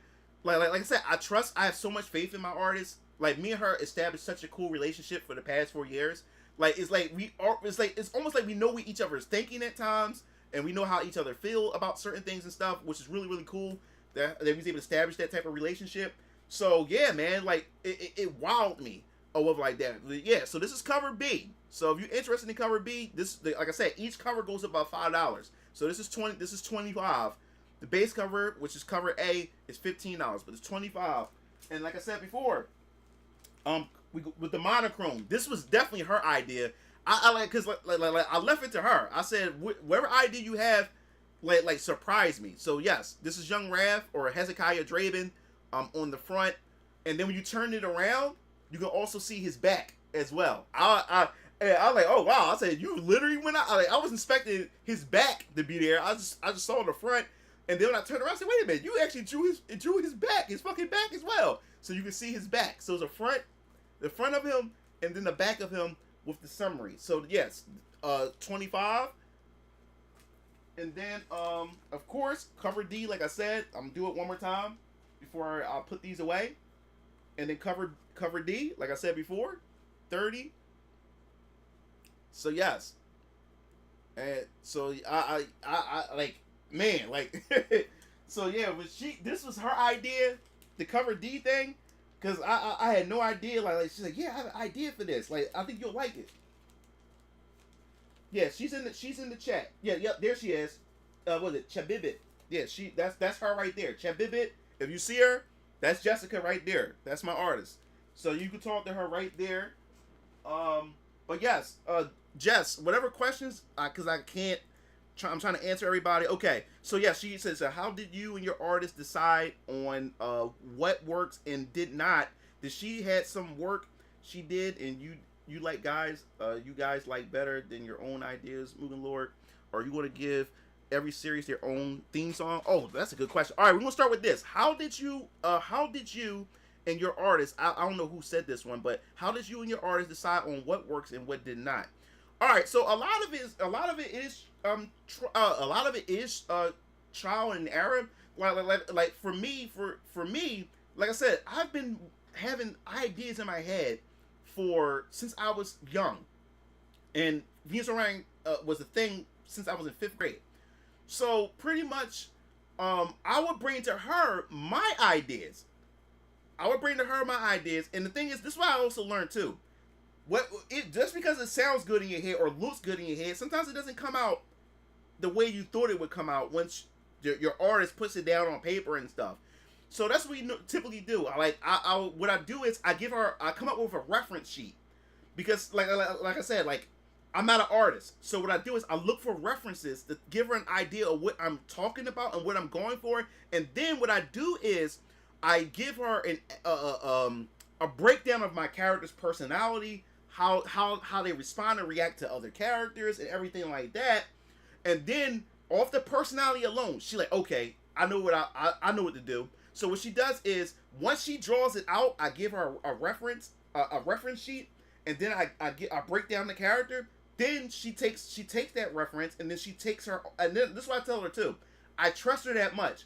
I tell Jessica, I say, yo, put your touches to it, put your charm to it, like, cause I don't have like, I'm not an egotistical person. I'm not a person who's so high on themselves where I don't allow people to show off or give me ideas and suggestions. So that's what I do. I trust her that much. I said, throw your flair, throw your touch to it. Let me see it. And every time she does that, it always comes back better than what I had originally had in my mind. So then what happens is when she shows it to me, then she gives me the rough sketch. And then from right there, we make the changes. If there's some changes that needs to be made to the character based on the rough sketch, and some characters, we do a bunch of different rough sketches before we get it right. And say, okay, this is what I want to go with. Then also I have my little brother Strike. He works with us too. And in what way does my little brother Strike works with me? What way does he works with me? Well, essentially what my little brother does is, what Strike does, he essentially where was I? Pull this down. Yeah. So what Strike initially does is he's also an artist. So what he does is, it makes my artist Jessica's job much easier. My brother DX Strike, what he does is he draws up the sketch. He draws up a concept. And what I love about it is too, sometimes I go to Strike and say, hey, here's the name of a character, here's his backstory and everything. He said, but the thing is, I don't have an idea of how I want him to look. I can't, because I don't really have an artistic brain when it comes to like drawings. So I said, I really can't think of like how I want him to look with some characters. Now, there's a lot of characters in my head with how I want them to exactly look, but most of the time, there's a lot of characters. Like I said, I have over 100 characters. So I'm not going to be able to come up with a lot of them in my head, vividly in my head. So I go to my little brother Strike. I say, here's his name, here's his or her name, and here's their backstory. And then my brother, he'll turn on his drawing pad, and he goes straight to work. And he come up with a concept real fast. My brother wants to be, like he found his niche. He realized that he wants to be a concept artist. So my little brother come in, like, straight, like, yo, he said, this is what I came up with. Check it out. And I look at it, like, oh, shit. Like, okay, we're going to go with this. And it makes Jessica's job much easier, because now she don't really have to put too much thought into, like, what should I come up with to help add to this character? So now I have a reference. I give it to her, and all she do is just draw in her style. Now, the interesting part about it is, too, like Cobra and Viper is my brother Strike's character. Because like I said, he wanted to draw he had ideas to draw his own comics. And what I did was I did what I did with my father. I ended up taking my brother's characters, and now they're part of my universe now. Viper and Cobra is actually Strike's characters, but I brought them over to my universe. Adrenaline is my little brother's character, Strike's character. I took Adrenaline, now he's part of my universe and everything. So yes, so what I do is I get my brother to draw concepts for certain characters, and it makes my artist job easier because now all I do is slide her the concept, and she just draw in her style. And sometimes she will add her own touches, like Viper, for instance. If you look at Viper eyes, now she made them look like the makeup and stuff made it look like snake eyes, like how a snake patterns are on their eyes. And then I'm like, man, I didn't think about that because my brother didn't have that type of like style of like that. So she took it upon herself and made them look more like snakes or whatever like that. So look at her face; she kind of like a serpent or like that, and the makeup gives it that. So let's see. What's the next? Let me go back to the other question. I'm going down these questions. Is that are you going to give every series their own theme song? All right, good question. Yes.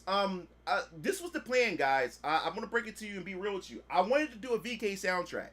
I still will do a VK soundtrack, but I was trying to have a soundtrack for this campaign, but that's not going to happen. My goal was my college friend, Lucas. We went to college together, best friends, man. That's my brother from another mother. He was a music major. He's good at music. He creates music and everything. My whole dream was to take my college friends and go back and reach out for them and bring them to Venus Orion Comics once it becomes successful. I want to hire them. Now the thing is, I want to hire Luke to do my music, but I don't know where Luke is. Like Luke, he's on and off social media. It's hard to get in touch with him. We would social media tag each other. Like he would message me. Then I didn't realize he messaged me on Facebook, especially Facebook, because he don't have Twitter and everything. He's more so on Facebook, and I don't really use Facebook. And then I didn't realize that he sent me a message a while ago. Then I answer him. And then he would answer me weeks later, and then I would answer him, and then we just get lost in translation and stuff like that. And I haven't got in touch with him, but I wanted to pay him and hire him to do my soundtrack because I want every series to have a soundtrack. Like, even though there's no anime for this yet, it's going to feel like there's an anime out for my series. So yes, if I can't get a hold of Luke, I'm going to look for somebody to do my soundtracks for each of my comic series. Yes, there will be a soundtrack for all of my comic book series. I really want to do that. So that's what I definitely want to do. Good question. Good question. Good question. The next question I have here is that tell them about how you wanted different covers. I was like, no. Oh yeah. Also, Jessica wanted me to tell you guys how I wanted each cover to to be different each time. And she's like, and she was the one that suggested that I should keep a theme. I'm going with the covers. So that was her idea because I wanted to go with a bunch of different things, but she said no, keep it as a theme, and she was right. And look, tell them about your responses. That was a good idea. The next question: do you think you will ever do a hardcover someday? Oh yeah, I want to do a hardcover. All right, let me tell you something. Every arc is going to be 10 chapters. Every arc that I do in each series. So VK is going to VK arc 1 is going to end in 10 chapters. It's going to end. So what I'm going to do at the end of when chapter 1 ends, when arc 1 ends by the 10th chapter, I'm going to release a volume, VK volume 1, which means it's going to have all 10 chapters into one book. So it's going to be a thick book, and you'll be able to get it in, you're going to be able to get it in the paperback form, the volume 1, and you'll be able to get it in hardback form. So yes, when all 10 chapters are done, there will be a volume 1. There will be a volume 1 that will come in paperback, and it also will come in hardback. So yes, there will be a hardback when the volumes come out. So when Alter Squad X first arc ends in the 10th chapter, there will be a volume 1 of Alter Squad X, and you'll be able to get it in paperback or hardback. So yes, we're definitely doing that. No, I never did my own music. I'm not a music composer. No, I never did my own music. Let me see. Let's see. Oh yeah, she's good. Did you and her make something that you guys did not like or change at the last minute? Oh man, that's a good question. Um, it says yeah. So was there something that I didn't like and changed at the last minute? Well, Jessica does whatever Jessica does essentially with what I want. But the thing is, what I like about Jessica because she always uses a lot of emojis. So when there's an idea that sounds stupid, like as far as the character design, she always do like the but what if said how about this or I know when she doesn't like something. She does this the emoji. She's laughing. That's when I know she doesn't like something or she has doubt about something. She does the well, like, but what about this? Like she does the head tilt and everything. Yeah, and she always, that's how I know if she doesn't like something or there's something saying, I don't know about this or whatever like that. And I love that. And that's what I want from my artist. I'm not, like I said, I'm not a tyrant. I want to be able to have my my artist come to me. Oops, I'm pressing the wrong thing. Yeah, I want to be able to have my artist come to me and be able to suggest to me. I'm not the type of person that say, "Oh, hell with that." No, this is the idea I'm going with. No. I allow her to come to me and suggest things to me.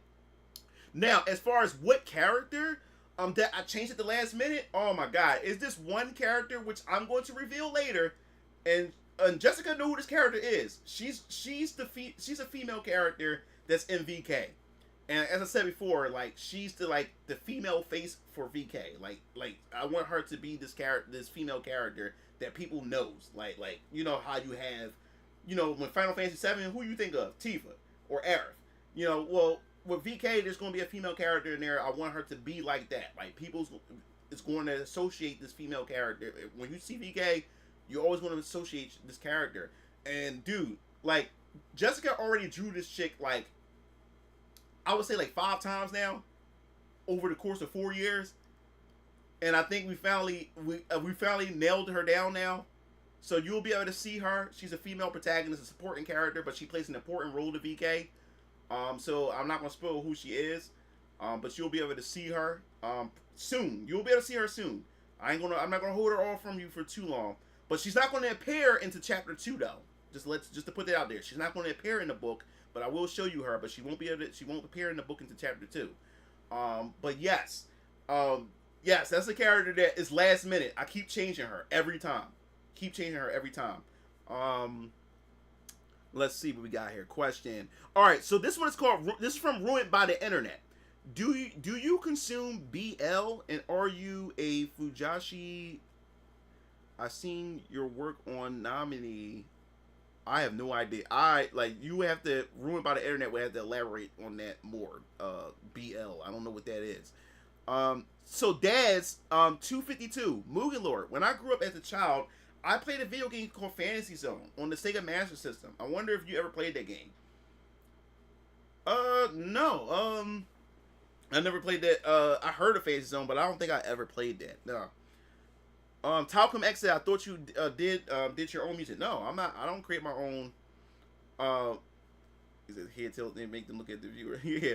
So, so Landon said, which character of your comic book universe you hate the most? You mean hate as in design or because of story wise? I like that question, Landon. I can't.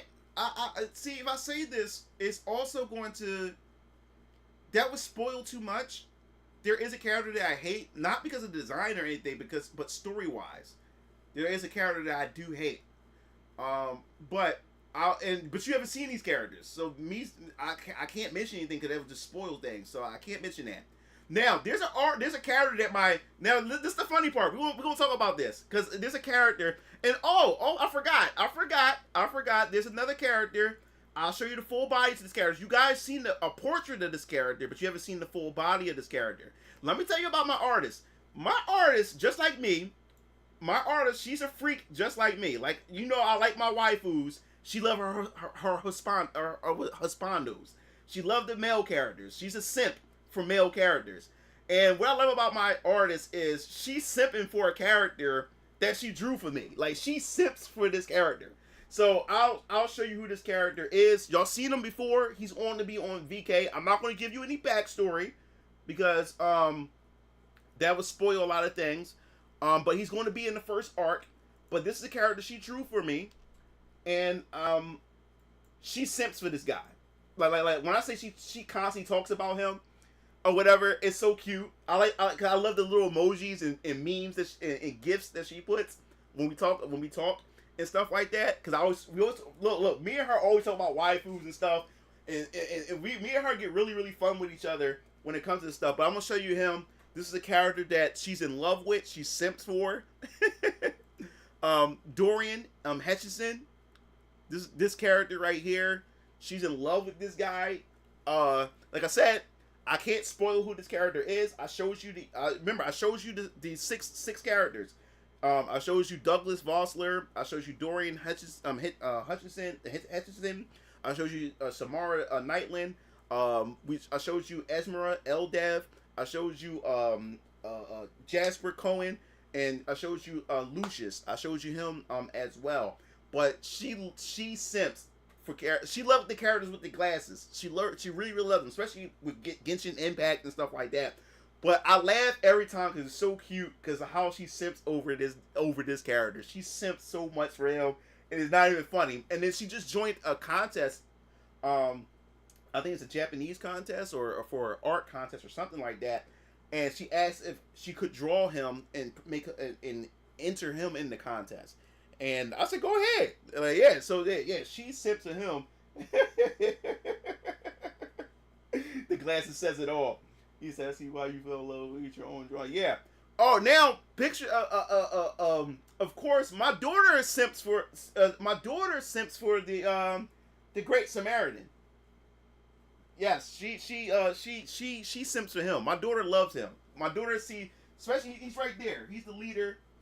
Let me put the full screen back up. Right here, he's also on my arcade stick too. The Great Samaritan, right here and over there. My daughter loves him, loves his design. My daughter simps for him. My daughter said, "That's my man right here, right there," and stuff like that. And my daughter, like, you better give him all, you better make him broken and stuff like that. Like, my daughter love him. That's my man. That's what my daughter always say. That's my man. Yeah, my daughter. It says show Jasper too. Oh yeah, I can reveal Jasper. My daughter loves Jasper as well. That's my daughter's second favorite character. My daughter keeps simping for him. I'll show you Jasper as well. Like I said, y'all only seen the portraits of these characters, but you've never seen the actual full body. So this is Jasper. He's a pretty boy. Especially in my universe, the women love him and stuff. But this is Jasper Cohen, and my daughter be simping for him too, and everything. So yeah, so I like the fact that obviously the designs hit that well to the point where my own artist, she likes the character, and then my daughter likes the character. So I'm like, oh man, my artist did a good job to where it actually my daughter's like, oh, that's my man right there, you know. So it's a I think so. Yeah, so this is what my daughter said when she saw Jasper. She said, "Dad, I can fix him." Oh my God! So yeah, so like I said, I won't spoil anything about these characters. You'll see them and everything. He said a brain like somewhere too. You're definitely not alone. Oh God, swab guy, creep on the inside. Landed hit it on the nose. He said suave on the outside, but a creep on the inside. Oh my God! And this is what I love about Jessica's art as well. A lot of you guys are able to see the characters, and the character design alone tells a story. You're able to get an idea of the character's personality and everything. That is a good job by the artist to actually reflect that of how I actually wanted to present these characters. And a lot of you guys are not too far off when you make these guesses about certain characters. You're not too far off, you know? And that's how I can tell that my artist, Jessica, has done a good job doing that with her artwork and how she makes these characters expressive and stuff. So 2 cents for Samara Nice. He said, "Oh yeah." So let me go back to the questions. Go back to the questions again. Let me see. Vinziger said, "I want to ask if if Venus Orion ever will have their own Ultraman style heroes, Kamen Rider characters." Oh my god, bro! I can't spoil. I can't spoil. Oh, what's up, Chris? I can't spoil that. I can't say. He asked if I'm gonna have an Ultraman style hero, because you guys talk about inspirations, or Kamen Riders, or like Super Sentai, like Power Rangers. I can't spoil that, but that is a good fucking question. And the way I respond should give you some type of like guess or answer or whatever. That's definitely good. Let's see what we got. Let's see. Ruined by the internet. How much input does your artist have in your story and design of your characters? Good question. When it comes to my story, let me tell you something. This is what I learned. I learned that when you this is for writers here too. This is for writers as well. And when you're writing a story, it's when you're writing a story, you need someone you can trust, someone who you can go to and share your story with. You're going to need somebody like that. You don't want your story going around to everybody, but you're going to need somebody to share your story with so they can hear what you have and throw in some suggestions, because this is what you have. This is what you need this person for. This person, when they read your script or read your story, you want them to ask questions, because these questions can also reveal flaws or plot holes or anything like that. And that's what I love about Jessica as well when I talk to her about my story, because like I said, like me and her work together. I also share my story with my brothers and my dad and stuff, but me and her work close together. So I do share my story with her and show her my script and stuff. And what I love about her is she also asks me questions, and questions I didn't realize. I'm like, damn, I didn't think about that. I want to go back in, and now I have to retweak some things and refine some things and stuff like that, because if she's asking that question, there could be a possibility that my readers may ask this question. So you're going to need somebody like that. So yes, she also, he said, yeah, how are you? Yeah, so I remember, so she, when I share my a script with her and talk with her, because when we talk on Discord, I share my screen and stuff with her, and then we go through it together and stuff. And she always come to me. Like I always love this. That's how I know when she's leery or questioning something, is when she does the emoji. That's how I know that okay, she's not really like too confident about this decision and stuff. So I asked her, so what do you think and stuff? And she's like, okay. And what I love about her is, I had my script, and she loved the script and everything. But what I loved about it, her is, when I gave her my script and it's time for her, because she needs the script in order to draw out the panels anyway. So she needs the script, because the script describes the scenes, it describes these things. What I love about what she did in this chapter, she threw in extra things, extra dialogue or extra panels that was never in the script, but it tied in everything, and it made the flow of the story much better, because she added those extra panels, or she added extra tidbits in there that I wasn't even expecting, but I trust her that much. You have to be able to trust the person, or trust your artist, or trust the people that's on your team. And when Jessica did that, it was even a surprise to me when I was reading through it. I'm like, oh shit. So that was a good idea. I said, I'm glad you did put that in there. It made the transition even better. It added more world building and context to some of the things that I've written in the script. So yeah, she does put some input, and I really appreciate that. Let's see what we got. And also with the character designs, which we talked about. Hey, share your stream. Is the fan art contest still active? Yes, Landon. This is what I found out about the fan art. What I found out about the fan art contest is that it's there's no close out date. That it's going to continue until we get more people. Because this is what I found out. My viewers are gamers. They're not artists. So I have a few of you guys who are artists and stuff. Because I noticed a lot of you guys said, oh man, I would love to participate, but I'm not an artist. So it's going to be open. It's going to be open. I'm not going to shut it down until we get more contestants to come in. So it's going to be open. But instead, there will be more contests that I'm planning. And I want to share that with you guys right now. I don't have the details mapped out yet, but there's going to be a Smash Brothers Ultimate tournament. It's going to be 20 people could be able to enter. So the first 20 people that enter will be able to participate in the tournament, and there will be a first, second, and third place giveaway as far as Venus Orion Comics merchandise, and then we're gonna do a Street Fighter 6 tournament. We're gonna do that one as well. It's gonna have a first, second, and third place giveaway, and then we're gonna do a Tekken 8 tournament, and we're gonna do that. And then I'm considering a King of Fighters 15. It depends on who enters or how many people we get, because I'm not sure if we have a lot of King of Fighters people or whatever like that. But yes, we're gonna do a King of Fighters. We may do a King of Fighters 15 before we close out the year. So there will be like 3 to 4 opportunities to be able to get a chance to be able to win something as far as merchandise is concerned for Venus Orion Comics as well. So don't worry about the art contest. It's going to be available. I'm not going to put a close date until we get enough people to join the fan art, because I realized that a lot of you guys came to me and said, dude, I'm not an artist, man. Like, it sucks. I want to be able to participate, but I can't draw. So I didn't really think they went through. So I'm going to keep it open until we get more contestants. So in the meantime, I'll be planning for the tournaments for the fighting games instead, since a lot of you guys are gamers and fighting game gamers as well. So that'd be a lot easier. He said something telling me he's gonna be isekai. All right, so let's see. We got let's see. You need more panels, bro. Like, yeah, to make dialogue shorter. Yeah. So what we got? You make me want to join the contest as opposed to just sketch for the heck of it. Oran said, I don't know if someone's already asked you this already, but when you say all characters is in the same universe, will they meet up at some point? Or oh yeah. When I say yeah. This, even though the stories are self-contained, yes, they will cross over. Yes, they will meet each other.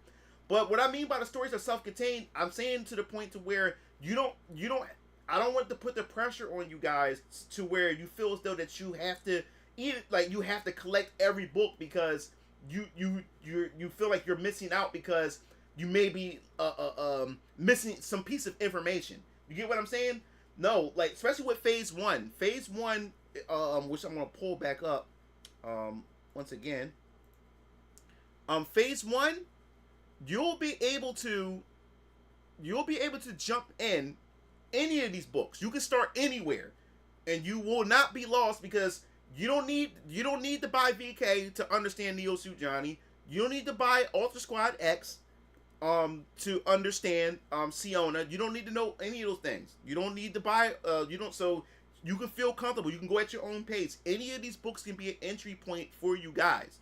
It's just each book is introducing a different concept to the overall big picture of my universe. It's telling you how the universe, these mechanics, is showing you and telling you and teaching you how my universe works.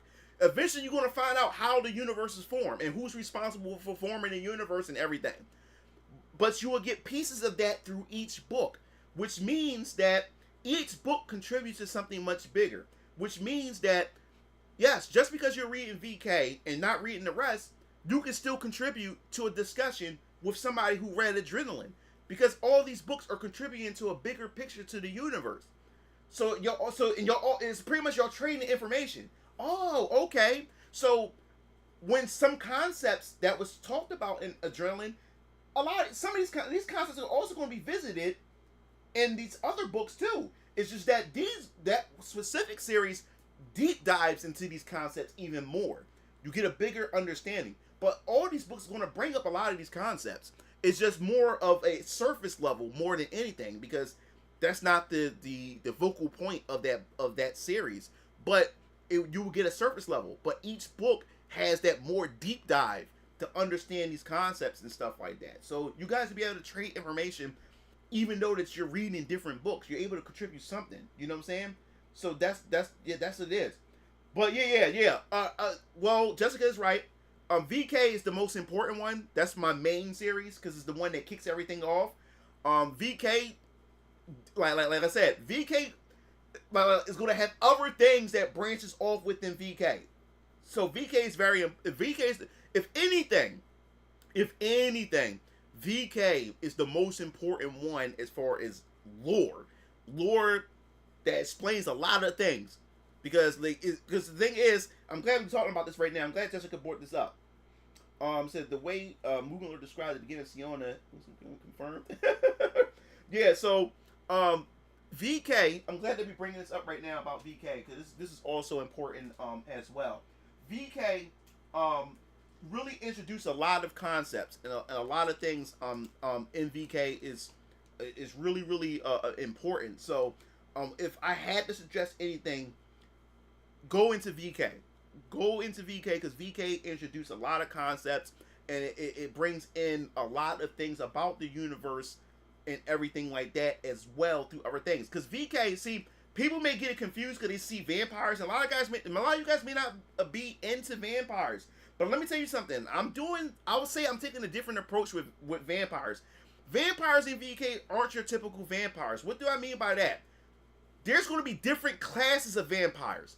Different types of vampires. So, remember about the wave essence mechanics? Yes. The wave essence, this is why I said that that VK is important. VK introduced the wave essence mechanics. So it's an introduction. Chapter 2 brings in the introduction to the wave essence a bit. You start to understand how the wave essence works. But you have this thing called wave pressure. There's certain individuals, conscious individuals. You have these people. Humans are classified by their consciousness. How connected their conscious is to the universe itself. And you have people that's classified as gifted. And these gifted individuals can able to tap into their wave essence. Their wave essence is pretty much their soul or this energy that they have. Once they be able to tap into it, they can be able to perform all kinds of crazy feats.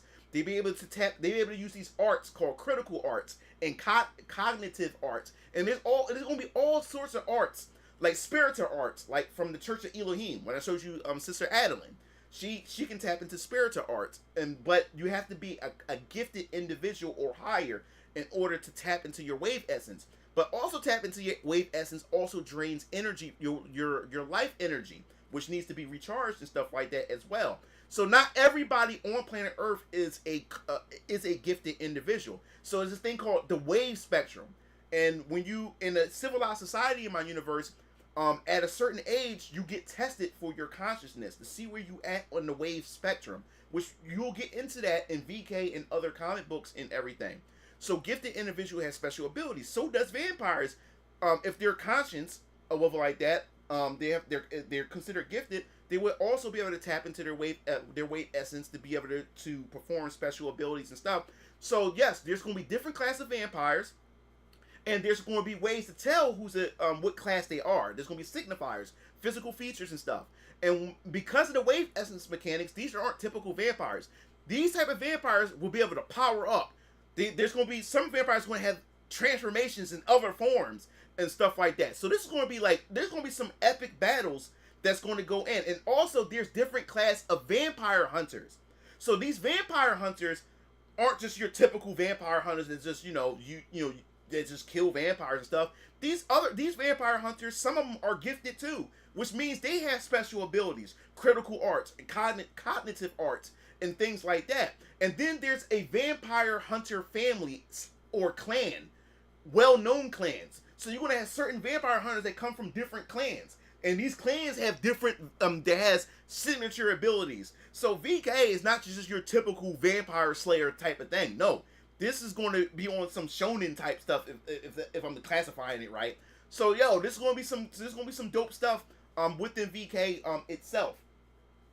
Yes, it's like a rock paper scissors system. So there's going to be a lot of that in there. Yep, since there's an element of rock paper scissors, this is the whole wave thing too. Yep. So that's so there's going to be a whole lot of stuff going on. So, sorry to ask, but in your comic books, will there be a ghetto pizza restaurant? Oh yeah, we're going to have all kinds of stuff. Neo-Delphia has the slums and stuff like that. It's broken into districts, districts A through D. The lower you get to the lower number as you get into the district, the nastier the districts are. District D is pretty much the ghetto. Like it's dangerous. Everything. Another thing. I'm glad we're talking about this. About this comic book. Some people may not know or may not be aware of this.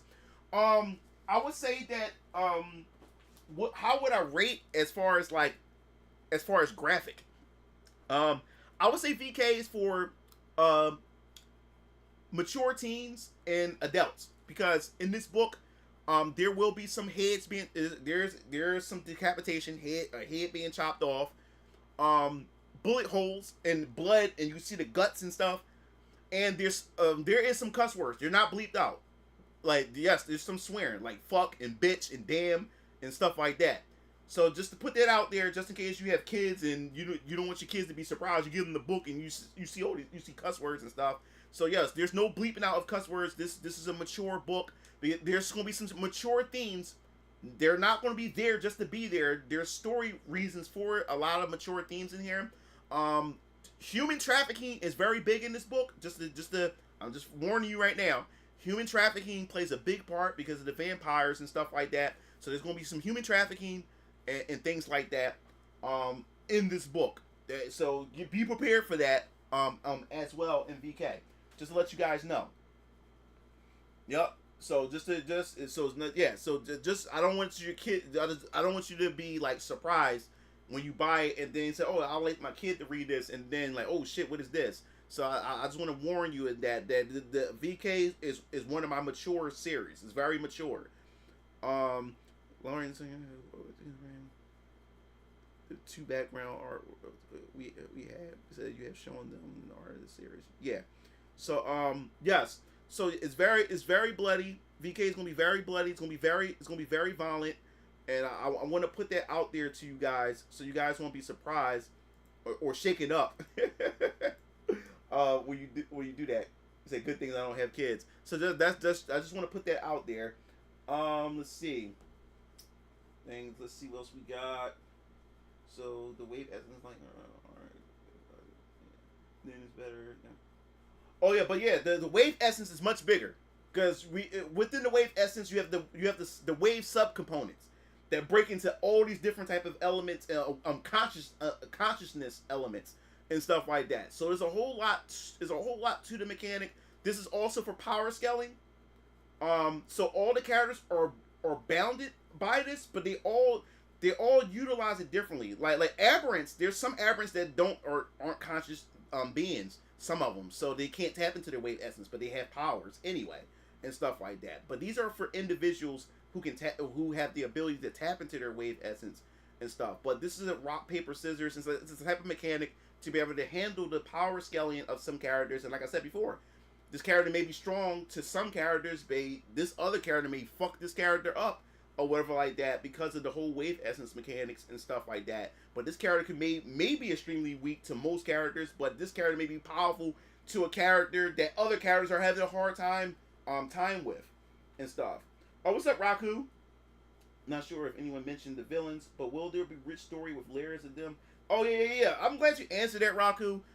Yes, my villains, man. Like I said, Dr. Doppler.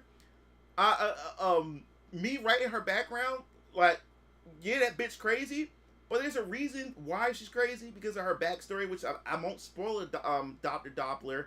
But as I was writing it, I was feeling sorry for her. Like, as I'm writing this, and the way she is, and why she the way she is. You know what I'm saying? So yes, even my villain's gonna have some backstory. Like you're gonna. That's what got me into this, especially watching a lot of anime. That's why I like a lot of anime. Anime had opened that door for me when it came to villains, because most animes make their villains very complex to where, like, yo, like, yeah, this person's evil, but I kind of understand why this person the way they are. You know what I'm saying? Like, so, and you kind of feel bad for them and why they became who they are and stuff like that. So yes, I'm taking that same approach with my villains as well. These are not just like your cardboard cutout villains. No, these villains are going to be fleshed out and have reasons why they are acting the way they're acting. Now, I'm not going to say that I won't have an evil character for the sake of being evil. I'm going to have some there, but these are for story, plot wise. You know, this is for to move the plot and stuff like that. So I'm going to have some characters who are just evil, and mostly they'll probably be like creatures or something like that. But mostly all my villains are going to have some backstory that you're going to be able to vibe and connect with, and stuff like that. So yeah. He said when this, especially Dorian. Oh my God! Like I said, Jessica could not shut up about Dorian and stuff. Like, she's even come up with her own backstory or suggestions Fedorian as well and stuff like that. So yes, no, my villains are going to have some some backstories, and then as well as the villains too. Like you're going like, man, like there could be some possible redemptions for some of my villains too, who could eventually become good guys. So that door is open as well, and that's also going to be determined by the feedback that I get from the readers as well. It's like, yeah. So it said, is the main villain from My Hero? It said, is the main villain from My Hero Academia story is pretty sad. Yeah. So yeah. So like I said, I've been learning a lot from watching a lot of anime and everything like that. But also speaking of that, we'll get into Hezekiah, the one of the main characters to VK. A lot of you guys, and this me and Jessica, this was fun. Hezekiah Draven, he's the oldest brother of the Draven brothers. Hezekiah Draven and everything. If you look at his eyes, there's something up with his eyes. Also, and this is I would say older. This is a recent rendition, but I have a new rendition of Hezekiah where I did some changes to him. His ears are also pointy too, which you don't see in this image because I don't have the actual, because the newest version of him is in the book itself. I haven't had her draw up the newest version of Hezekiah. But yes, there's something up with his eyes, and you'll find out what's going on with his eyes and why his ears are pointy and why his other brothers don't have the same physical features as him. So you'll be able to go through all that. Now, as far as inspirations, yeah. So, as far as inspirations are concerned, as we go through the arc, Hezekiah will have a different outfit as you go through the arc. Even his brothers, Caleb Draven and Isaiah Draven, they will have different outfits. I will do a breakdown or a reveal of the other brothers. I think Keel and Caleb and Isaiah I will show them later this month and stuff like that. So yes, where did the inspiration come from? I'll definitely break it down because a lot of people kept talking about the outfit, kept saying that the outfit like Kirito from, was it Sword Art Online? A lot of people saying that y'all see inspirations from that. And to be honest with you guys, no, this outfit was not inspired by Kirito. And I'll tell you where the inspiration comes from.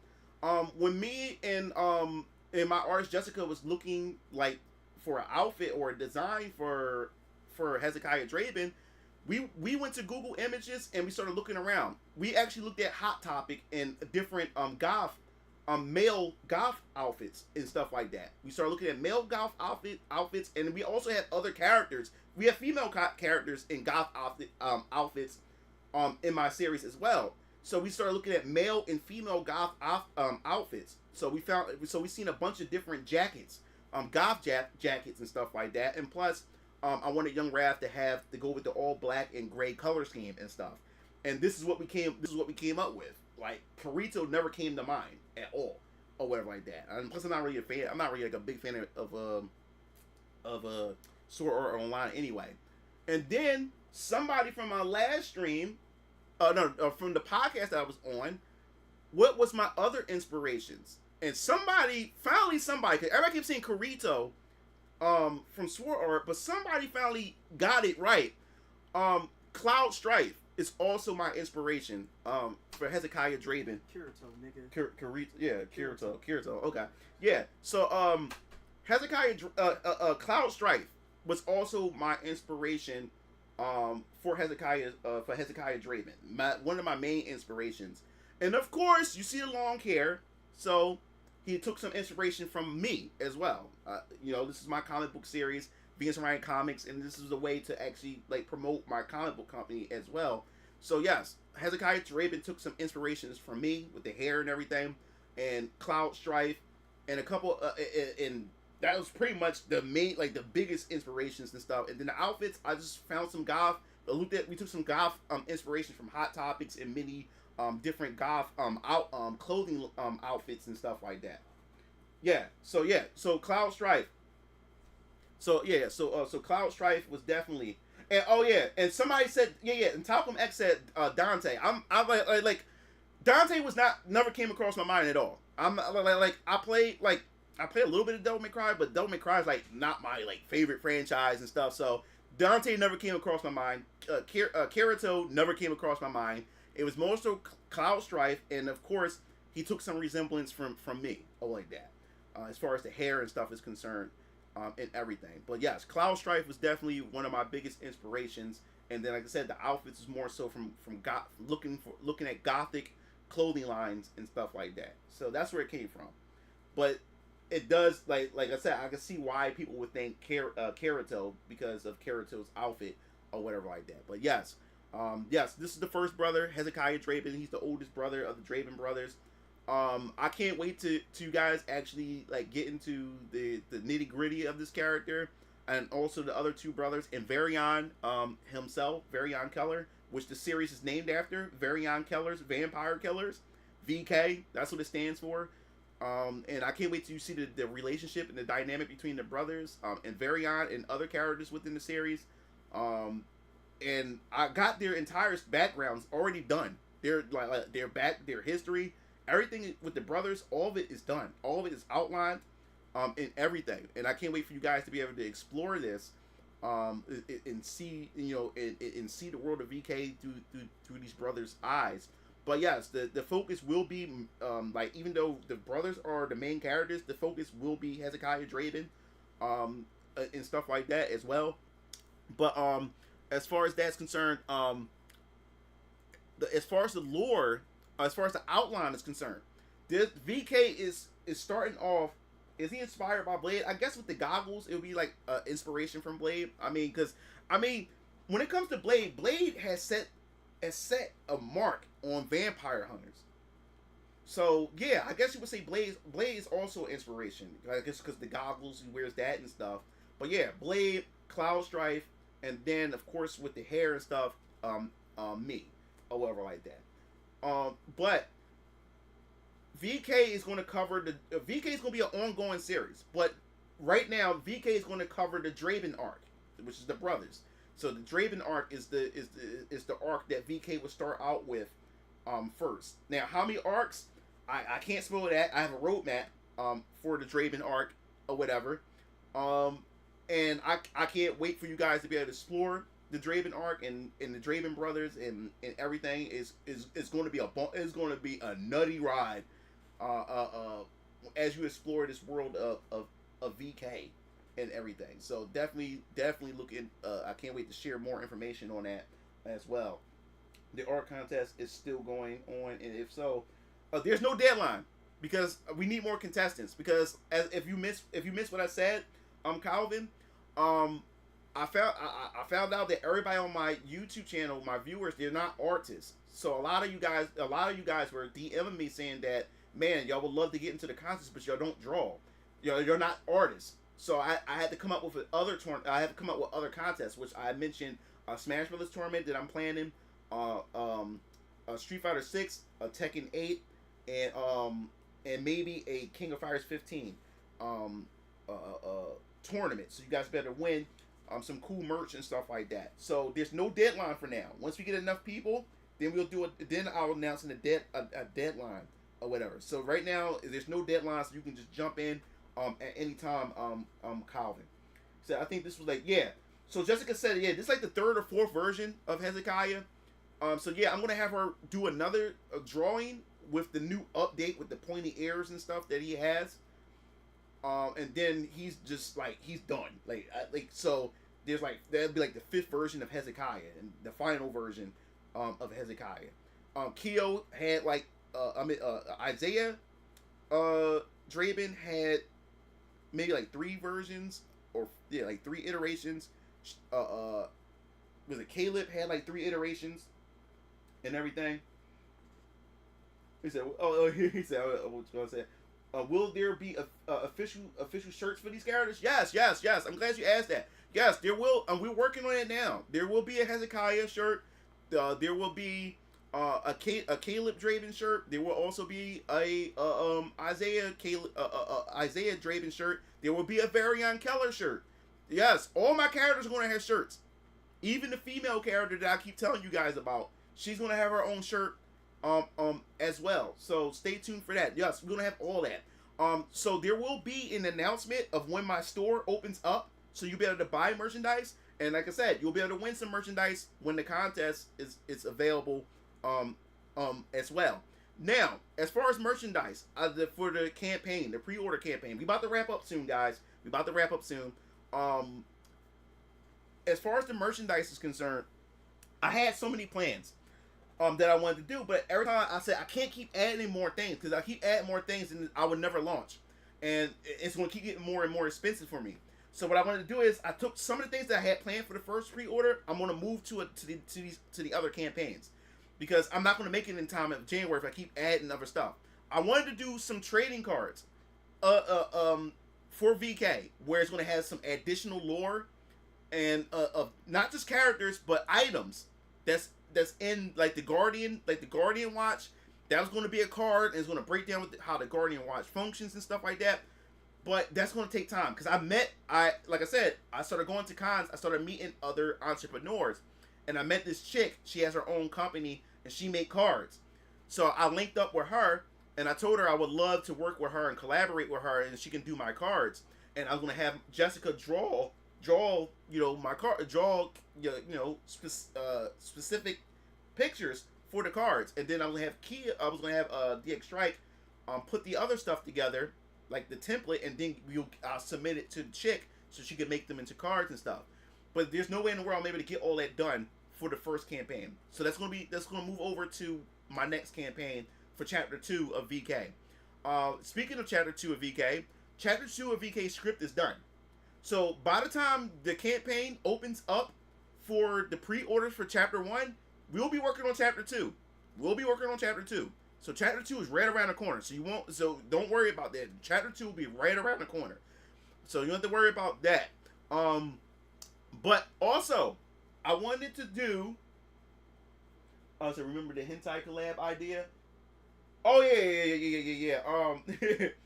Yeah. Also, with my female characters, I was also going to do some pinups, like, for my female characters. Like, some little spicy stuff that you'll be able to get of since a lot of you guys love Siona. So I have some nice little spicy stuff that you could be able to buy, like posters and stuff like that, merch that you can buy of some of my female characters eventually as well.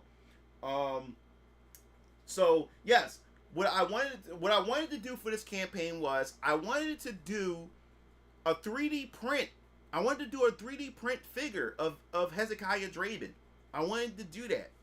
I met somebody who actually do 3D print figures. They paint them and everything, but it's going to take a long time. It's going to take a minute, and I won't be able to get that done in time. And it's expensive. I was only going to do 5. It's going to be a special tier where it's going to be 5 people will only be able to get that or whatever like that, because it's going to be expensive for me to get that done. And I have the money, but I won't be able to get it done in time. I have to get all this other stuff done in order to try to get that done by January. That'd be impossible. I have to be realistic. So I was going to do a Hezekiah Draven 3D printed figure. My whole goal was that each chapter is going to be a specific figure, a specific character and stuff. So eventually people will be able to collect each and have the entire collection for that arc of different characters and everything. So I wanted to do that. I was trying to get like this, like a figure like this size or something like that, That's what I wanted to do, a 3D printed figure of that size. And I found somebody who can do it and who done it, who does it. They make a living over doing that. But I won't be able to get that done in time, and it costs more money. It's adding more to the budget. So I said, Brian, like Mugen Lord, don't overkill. Just save some of that stuff. So that's what I'm doing. So that's going to be for a later campaign. Just to let you guys know, I am doing a Patreon next year, and the Patreon is going to be like a $2 tier. And what do you get with the Patreon? The Patreon, what I'm going to do is, a lot of these characters, it's going to be a while before you see some of these characters. So I figured out a way that you'll be able to see these characters before their series come out. When you put $2 in for this Patreon, there's going to be four pages of how do I say it? There's 2 series that I'm coming out with. One series called the Galexis Report. These are news reporters within my universe. That's actually going to be like the they're going to actually explain. They're like world builders. They're going to do a lot of world building. These are news reporters that's going to be covering events that happen in my universe, and as they're explaining these events, they're actually giving you backdrops to the lore in my universe, and also it's going to be news reports of some characters that's in the news or what's going down. So you'll be able to see some of these characters, and this going to be not going to be done by Jessica, because Jessica is going to be working on a lot of other stuff. So I'm going to be looking for an artist, and don't worry, like when I'm looking for an artist, they have to be on Jessica level or better than Jessica. I'm all about quality artwork. I'm not going to get anybody that's below what Jessica can do. Jessica is the standard.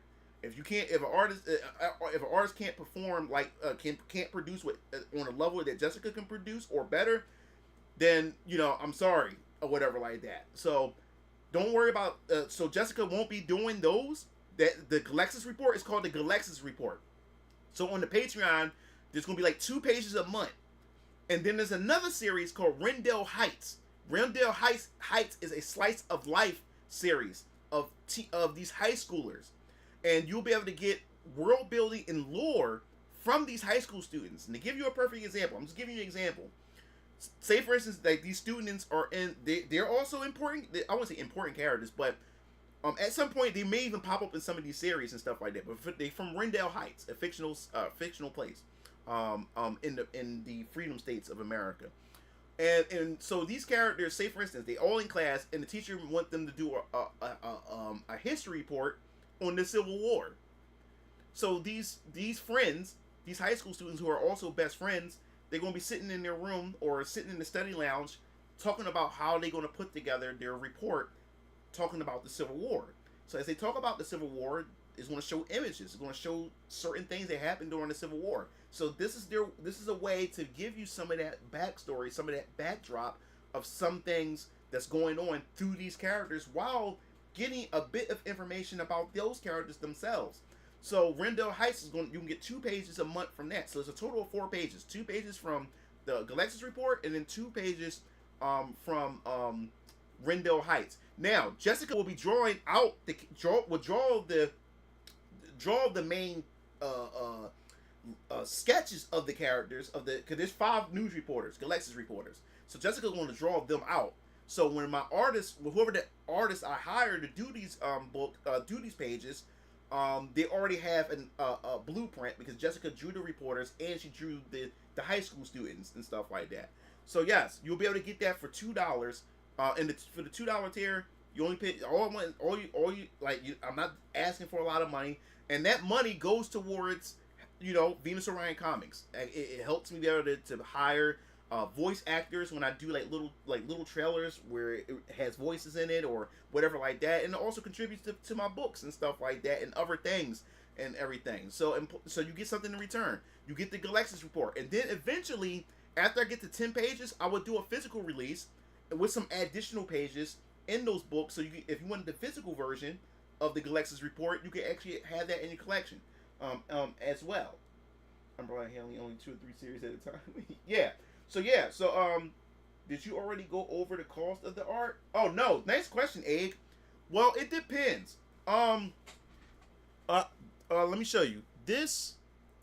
I'll give you a perfect example. You see this right there, this art that you see on here. That pretty much, this cost me $1,000. The more characters and the more complex the background for Ultra Squad X in the drawings, that tallies up. But yes, Ultra Squad X, this poster cost me $1,000. This cost me pretty much $1,000.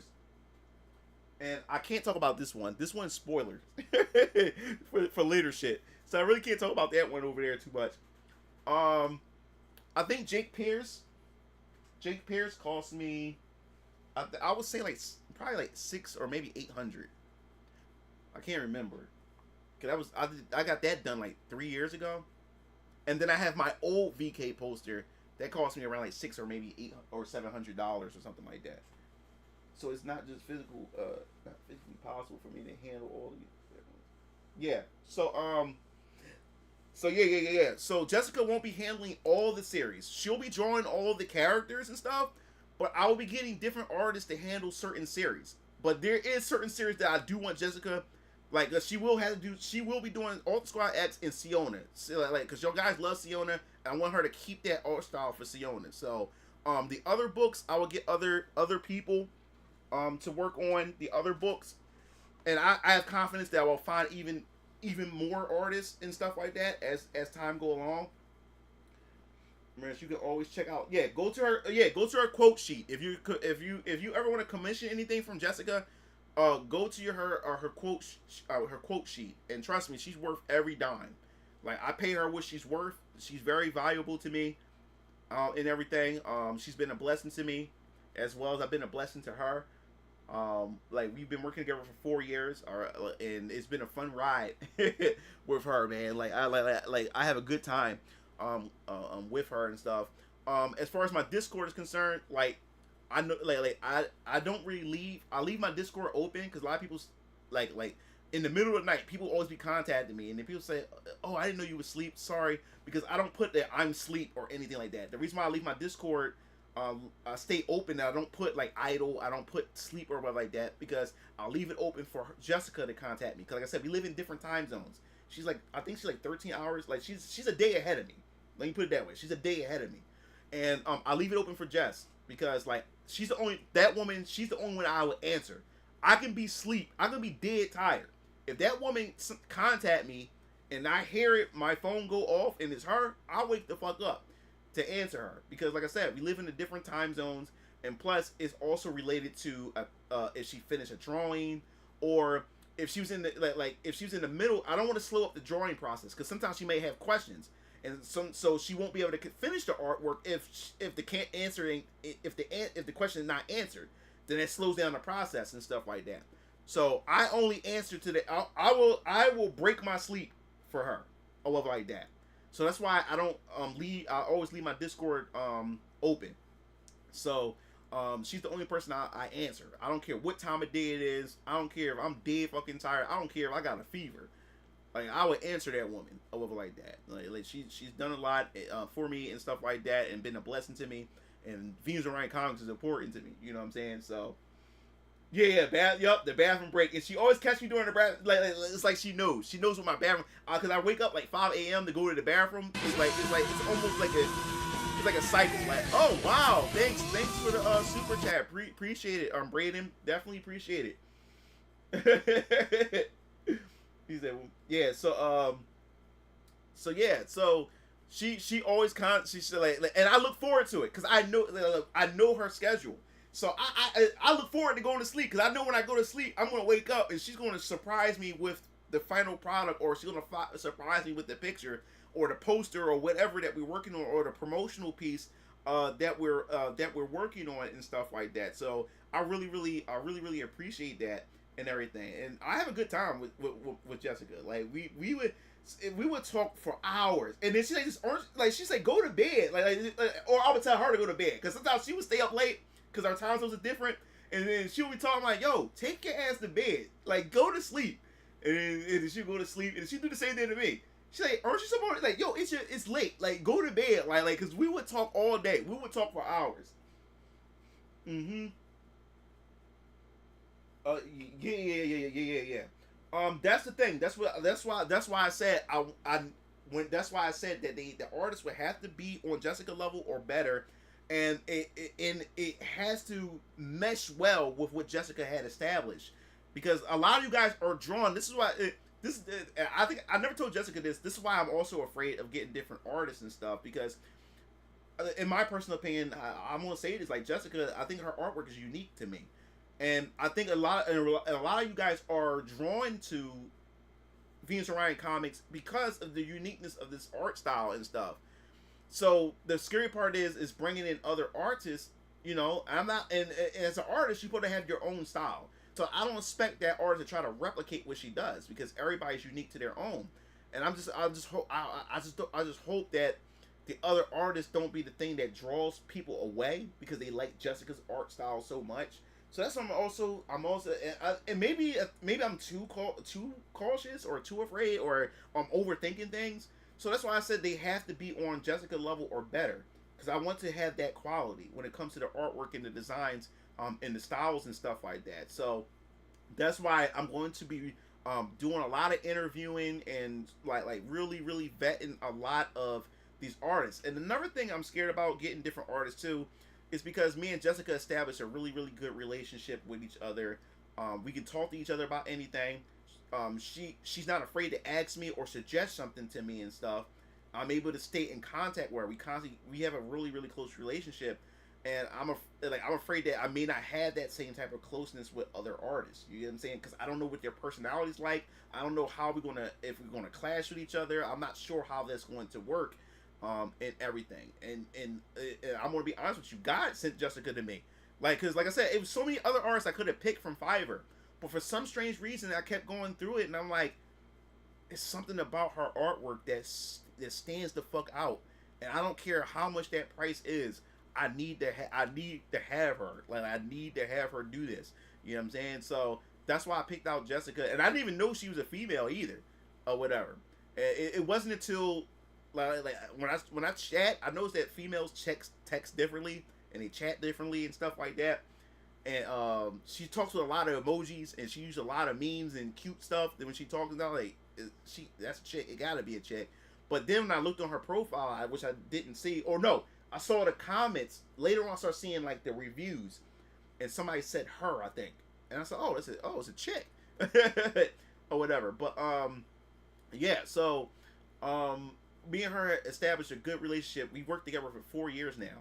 So that's what I'm afraid of. Like, will I have that same type of relationship with future artists? Like, will we get along, or whatever like that and stuff? So. We'll see, and I believe that we probably won't have a problem, because like I said, just like God sent me Jessica, I believe God is going to send me the right artist to me. I really believe that. I'm trying to find my boy from Malaysia, Jason Chang. He still haven't read my post. Like, he's on Facebook, he haven't read. It's not even on read. He just never looked at it. So Jason Chang, me and him, I met him. He was from Malaysia. Back in my RPG Maker days, back when I was in high school, and he was helping me with my RPG Maker stuff. He used to draw, and like, I wasn't paying him then. Like, we were young, and he was just drawing for me because he believed in my vision back then for Venus Orion back then. And then we lost contact with each other, and then I told Jessica about it, and she found him on Facebook. Like, is that him? I'm like, oh shit, it is him. But he haven't responded because he haven't read it. He haven't even read it, or whatever like that. And his artwork, he evolved. Because he was good back then. And he's on a whole nother level. You can't compare her and Jessica, but he's good. His artwork evolved even more. So I believe he's going to respond to me. And the day that he responds to me is because God made it happen. He made it so. Because it's the right time for him to respond to me. So, and I also made a promise to him a long time ago. I said, yo, dude, when Venus Orion Comics, when Venus Orion becomes something and become big, I want you to come to America. I want to bring you here to America so you can work for me. You know what I'm saying? Like, you going to like live good and everything, and we're going to do some big things. So I believe maybe Jason may answer someday when the time comes, when the time is right. So right now my focus is just me and Jessica to get this stuff launched and stuff like that. Oh, what's up, Abstract? What's going on? Said that's what happened when you follow a strict webtoon schedule and demands over 60 color panels per week. Definitely drop a few mangas too after a new season comes up and the artists change and stuff. Yes, and I also told Jessica that I would like for her to do a comic book series in underneath Venus Orion Comics and stuff like that eventually. Like, and I told her to take her time. I'm gonna pay her for her series to be in Venus Orion Comics. Also, one more thing. The Tetherverse is a universe that's connected to the Venus Orion comic universe. It's tethered to the Venus Orion Comics universe. The Tetherverse is for reasons. Is for stories that's not connected to the Venus Orion Comics shared universe. Meaning that eventually, when I have other artists and other story writers on board, I will be able to. They could be able to write their own stories without having to be faithful or to the canon of the Venus Orion Comics universe. But the Tetherverse is tethered to the Venus Orion Comics universe, meaning that the Venus Orion Comics universe has full right to be able to if I want to do crossovers, I can pull these characters and pull them into my universe for crossovers. And also, these writers can also use my Venus Orion Comics characters and bring them in if they want to tell stories. Utilize my characters for like for crossovers or whatever like that. So that's later on with the Televerse when I start hiring other writers to tell stories and stuff like that. And also the Televerse is important for other things which I won't discuss, and you'll be able to figure that out as we start going through things with Venus Orion Comics and stuff. Yes. So like I said, also follow. Should I drop my social? Yeah. Just go ahead. Just you don't have to ask me that. Drop your socials and everything. Drop your socials on there so people can contact you and stuff. You do not have to ask me that. Put that shit in there. And everything. Yes. So yes, if you ever want to commission something from Jess, hit her up. She's worth every penny and stuff. Check out her work, and she's also an animator, guys. She shocked me with that shit too. Because if you don't know, Jessica was working with somebody who's working on an anime and is pitching it to Netflix. So this person hired her to do an animated trailer, and she showed me a sneak peek of it. So it's top secret. But yeah, she's an animator. So it's expensive, but at some point you want to start seeing some animated stuff, some animated shorts of VK and other stuff with some voice acting and everything. You eventually is going to start seeing that stuff over time. But before I close out, I just want to say that Venus Orion Comics success depends on you guys. It's how much you guys want to support it. The first campaign, as far as the future and how fast I'm able to put these comics out, it determines the success of the first campaign. And what do I mean by that? What you gotta understand is I'm using my own money, especially my hentai money. Now the money that I'm using to pay bills and stuff, that's not being touched. So that's the blessing. That's why I love my 3D hentai beauties. My 3D hentai beauties is financing this stuff for now. The goal is for Venus Orion Comics to be successful, so Venus Orion Comics can support and sustain itself. So Venus Orion Comics can pay Jessica to do the books instead of my hentai money, spread my hentai money thin just to pay her. But like I said, I'm secure with my bills. Bills get paid on time. I'm able to still support my daughter. It's just that my 3D hentai beauties, which doesn't affect my other things, my livelihood, my 3D hentai beauties is that other income that's supporting everything or whatever. Now it's putting strain because my 3D hentai beauties money is normally pays for my voice actors and stuff like that. It pays for other things, but I was able to use my 3D hentai beauties to be able to finance this to get it to where it needs to go. So it all depends on the success of the first campaign. Like if I'm having faith and I'm praying that this first campaign does so well that Venus Orion Comics can sustain itself, so Venus Orion Comics can pay Jessica and they be able to pay her and pay other artists to do my other books. So while she's working on VK, I got somebody else drawing up another book, another series somewhere else. You know what I'm saying? So like I had all these different books being made. So then I'm able to drop these books out in a timely fashion. Chapter 2 of VK's script is done. So by the time you see the pre-order campaign and their launch of Venus Orion Comics and VK, we're going to be working on VK Chapter 2. So don't worry about that. So it won't be too much of a long wait for VK Chapter 2. And right after VK Chapter 2, Alter Squad X Chapter 1. We're going to be getting in. So Alter Squad X Chapter 1, you'll be expecting that as well. I can't promise any dates. You'll never hear dates until we actually get shit done. When the book is done, that's when you get a date. I'm not going to prematurely say dates because I don't want to get people's. Remember, I'm an independent company. I'm a small company. I'm not Marvel. I'm not DC who can put books out every month and shit like that, or every other week and stuff. I'm not Shonen Jump. I'm not any of these publishers or anything like that. So I'm not the type of person that's going to sit there and give you a release date, because also too that's also putting pressure on Jessica.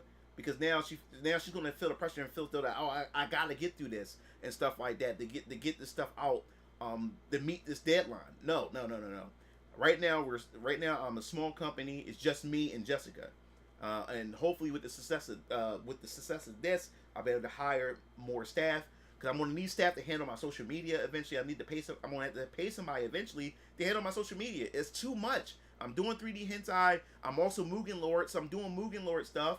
You know, and then I'm also doing Venus Orion Comics. It's too much stuff to manage. So eventually, I want to hire somebody to handle my social media and handle the newsletters and stuff like that.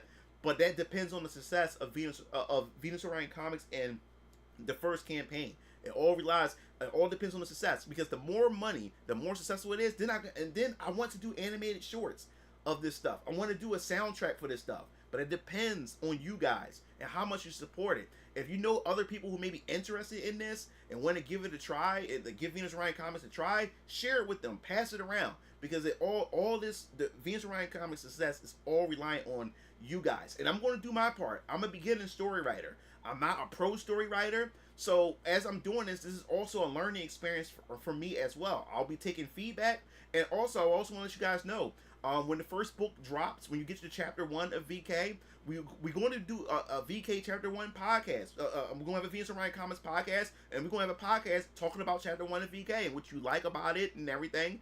Of course, I'm all up for criticism and stuff, and questions and stuff. I'm all up for it. So bring it on. I understand. Like I'm putting myself out in the public, and I'm up for the criticism and everything like that. So then we're going to do a spoiler. We're going to do a spoiler of VK podcast, chapter 1, where we get into the spoilers, the nitty gritty and stuff like that, and we start talking about speculations. I'm not going to like tell y'all give you tell you or spoil anything, but we're going to get into the spoilers, and we'll do some speculations and stuff like that. So stay involved with you guys. I'm also going to be going to cons, a lot of cons next year. So if you happen to be there at these cons when I make the announcement of what cons I'm going to be at, come check me out. Come to my booth, and my booth going to be lit. Like my booth is going to be fucking dope. So, and then I'll be selling merchandise, and I'll be selling the base cover of VK at the cons as well. So you'll be able to get it there as well. So that'll be dope. And also, when I go to the con, like for instance, this is $15, but at the con I'll sell it for 10. You'll get it for 10. You'll get it for $10. So so you'll get it cheaper if you go meet me in person and go to a con, and you happen to bump into me. You'll get it for 10. I'm at the con. So that'll work that way as well. But that pretty much essentially you said yes. Definitely want to hear your opinion. yeah. You just need more people to see your stuff. You will help if your channel shout you out.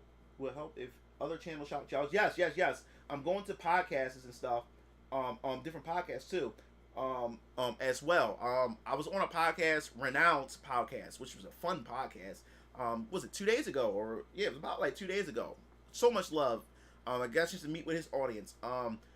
If you happen to know other people who have platforms that I don't know nothing about, and you think it would be good for me to go to those platforms, let me know. I will link up with these people and and hopefully be able to do a podcast, to get on their podcast and be able to get the word spread. But it also relies on you guys too. If you guys want to support and everything. But that's pretty much it for this stream. Definitely check out the newsletter. Hop on the newsletter. Make sure I had do I still have the link? Yes, I'll post it here again. If you guys want to be part of my Discord, I'll get the invite link for the Discord as well. Oh yeah. I forgot to show you guys. This is the stuff that we looked at for young Rav, for Hezekiah.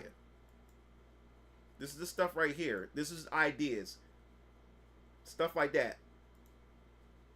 To get ideas and everything and stuff. So so Kirito was never a thought and stuff like that. But I'm gonna get the Discord link for you guys. For those of you guys who may be interested and want to jump into the Discord. I got a lot of plans as events, as far as like gaming events for the Discord and stuff. We'll get into that. Tomorrow I'm going to do another stream tomorrow. It's going to be like a chill stream. It's not going to be Venus Orion Comics. If you guys got Venus Orion Comics questions, of course, I'll answer them and stuff like that. But tomorrow's it's going to be like a chill stream, so we could talk more about other things. Tomorrow it's going to be around like 6 p.m. Eastern time, or maybe 5 p.m. Not sure yet. So we'll have some fun. I really appreciate the love and support that you guys showed tonight. Don't go anywhere yet. I want to post a link to you guys for the Discord, for those of you guys who may be interested in wanting to join in the Discord. So give me a second. There we go. Let me go to the chat. Here's the Discord for that. Also, striking KOTs again for those of you guys who are interested. I'm gonna put my Instagram, Venus Orion Comics Instagram, where you'll be able to see all the characters there that I posted so far. They're all grouped in one place and everything. So I'm gonna pull that up for you guys as well. All right, here's the link for this. Here's the Instagram. You can follow me there on Instagram. You can leave comments and stuff. There's striking kill T's right there. Also, my Venus Orion Comics Twitter. I'll post that in there. I'm definitely gonna need I definitely gonna need some more mods in here. And stuff, so they can be able to handle that stuff, be able to post that stuff and everything. It'll make things a lot smoother and easier, and everything. But we'll get into picking out more mods probably tomorrow or something like that for the chat and everything. Also, the Facebook group. I made a Facebook. Not a lot of people use Facebook. Right, Facebook died out. But what I learned from a lot of indie comic people said, man, get on every platform. Try to get as many platforms as possible. So that's what I'm doing. So if you still use, I have followers, people that follow the Facebook group, but if Facebook is something that you still use, or you follow groups and stuff like that on Facebook, here's the link for that as well. But yes, this is everything for the stream. I appreciate you guys stopping through. Like I always want to say to you guys, I love all you guys. Like, you guys are like family to me. I look forward to every time I get on, I look forward to seeing y'all names pop up, because you guys are so funny. You feel like I know you guys. Feel like we're relatives at times and stuff like that. We all think alike at times and everything. And you guys are just like, and when it comes to streaming and stuff, it's your stream audience is a reflection of who the content creator is, you know. And a lot of you guys are chilled and laid back. Y'all some chilled, laid back people, community and stuff, and I really appreciate that and everything. But yes, this is it for the stream. I'm glad you guys stuck it through, and y'all asked some great fucking questions. I really appreciate the questions. Jessica had me dying in the chat as well. I'm glad you guys was able to communicate and with Jessica. She also put her socials in there and stuff, so you can be able to see her work and everything.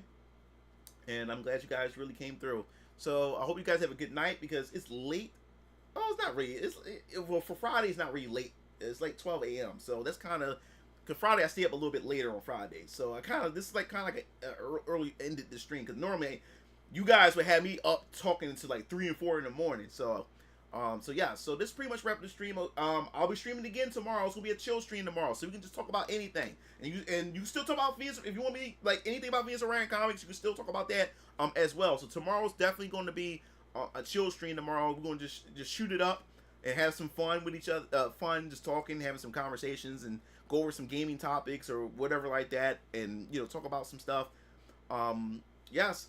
So you guys have a good night. Remember, maybe 5 p.m. Eastern time or 6 p.m. is going to be the live stream. So stay tuned for that. And this is Mugen Lord signing off. I'll see you Game Fiends later. Peace out.